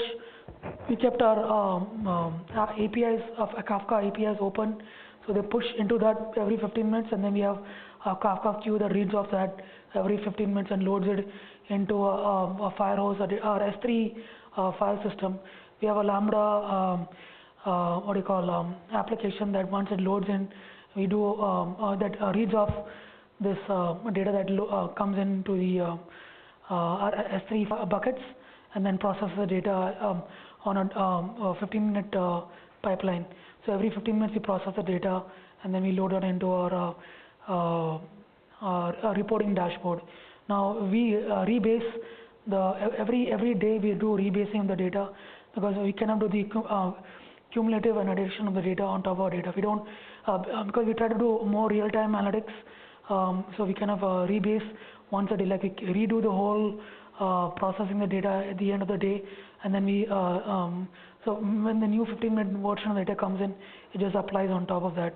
So people can see it's called near real-time, not actual real-time, because of the fact that it does not encapsulate the real true true value of the data until it gets loaded with the whole previous data set, and that happens once a day. Does that make sense? Yeah. I was just wondering if you had to dedupe because you got the streaming data and then you got the data. Yeah, but we don't.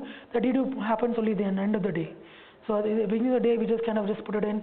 So sometimes we kind of say that we probably see multiple records, a few more records than we see in the real-time data. We've kind of set expectation with the user that we'll see this, but at the end of the day, all of that goes away.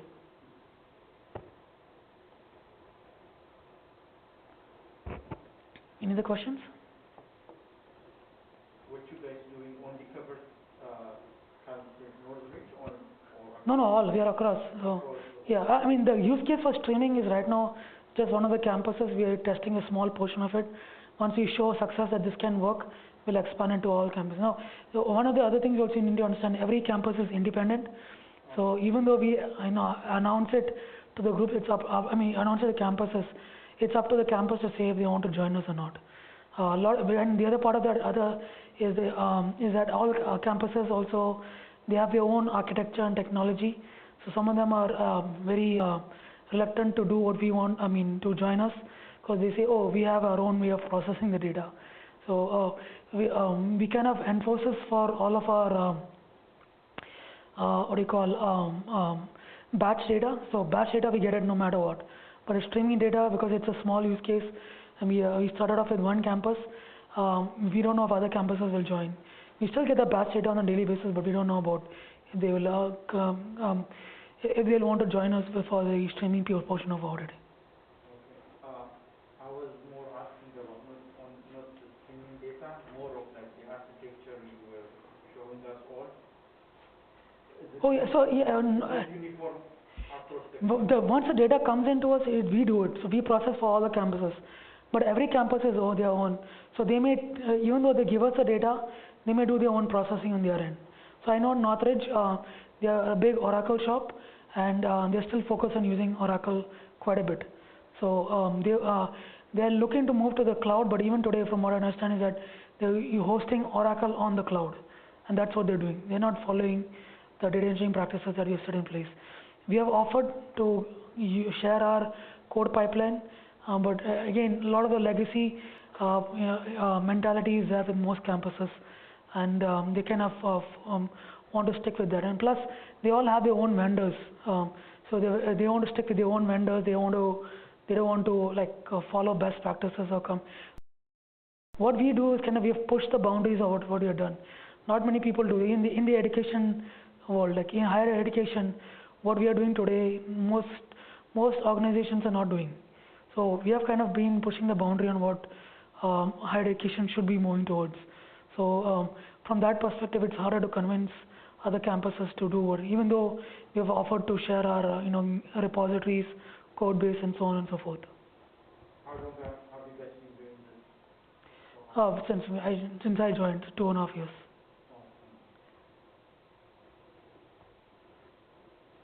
Any other questions?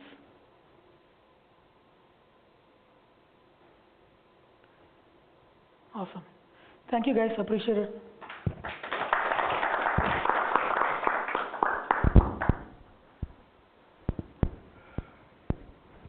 Looking forward to your conference coming up. Yeah, we're glad to be back. After I don't think you guys were, be back in campus for us either. It's really very cool.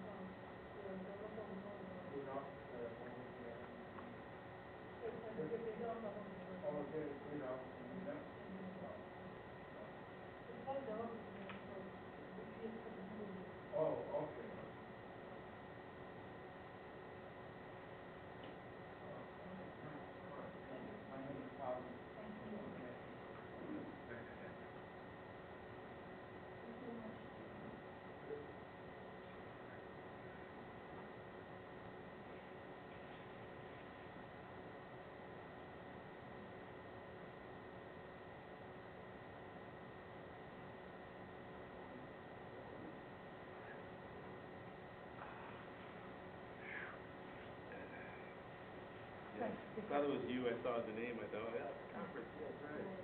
Very cool. Thank you. Yes, yes, definitely.